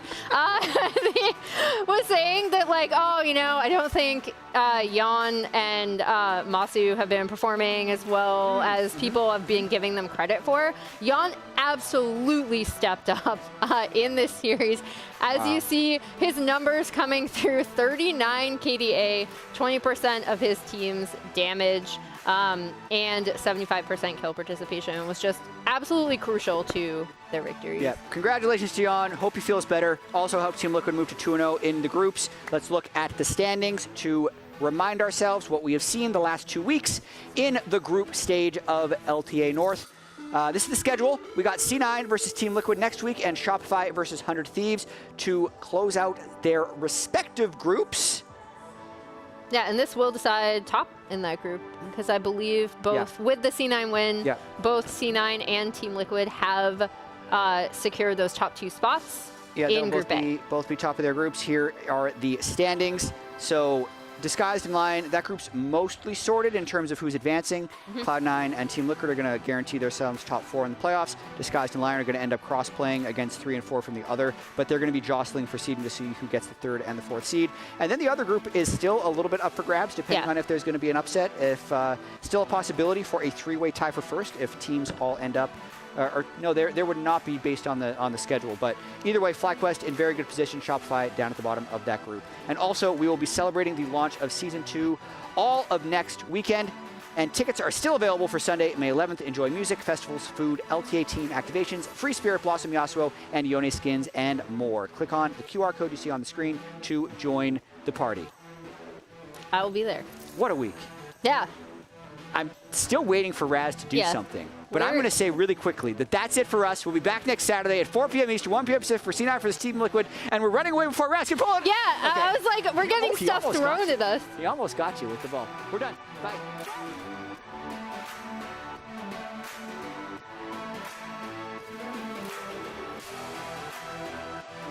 That Dignitas picked up the win last week. Look up here. Azure no flash. I'm gonna look at you. Just kill Azure. I can go. Looking at Azure. No flash. No E. No flash. Kill it. I already thought. Defend mid someone. I'm gonna go bot. I'm gonna go bot. These guys. They're on me. Look, Lily slow. They're trying to get reset. They're trying to get reset. What is that? She's on. Look, Viego. Nice. Viego gonna flash. Hey, Bears, don't flash. I kill him. Okay, I'm gonna go Bears. He has no flash, right? Look, Bears. Back and forth, bloody match, 27 kills. At the end of the day, 100 Thieves take game 1. 50-50. Just wait for 5. Ulti. Can you look at Urine? Can anyone look at Urine? Yeah. Oh, I got Camille. Look at Bessa. Don't flash on Bessa. Jason, Bessa no flash. I'm on Kalista, guys. Yeah. And Bessa no ulti. And Bessa no Lilia. Can you help? It's fine. Kalista. 100 Thieves. They're going to take down Dignitas 2-0. Ladies and gentlemen, welcome back to the LTA here. C9 wants to keep their streak going. Okay. This is our Krugs. I'm first. Is it coming podcast? Yeah, it's fine. Try to run after. I'm hovering, Gabe. Look at I'm Gorgi. 아지로 패시. 안 뺏어. 아지로 패시. 오케이. 아지로. Can see. Lyon are gonna take this first game. They're up 1-0 against C9.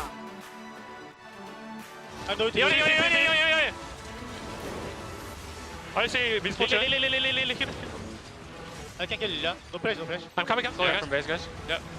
Try slow him in base. Yeah, slowly. Flash null now. Yeah. I'm coming. I'm here. Yeah. One size. Look close to me. Yeah, I'm on kill someone. Nice. We can maybe end mid. Win. Yeah. Ladies and gentlemen, we are going to a game number 3. Only I can go. Let's go on a flash. Can we go there? Yeah. I can W. Okay, I'm checking our jungle one time. Fury's here. Okay, go. It's slowly though. Keep playing slowly. Slowly. Yeah. Look at ship. Let's go. I stand up here. Yeah. I've combo. Look at here, guys. What a series! Cloud9 will do it. They clutched it out.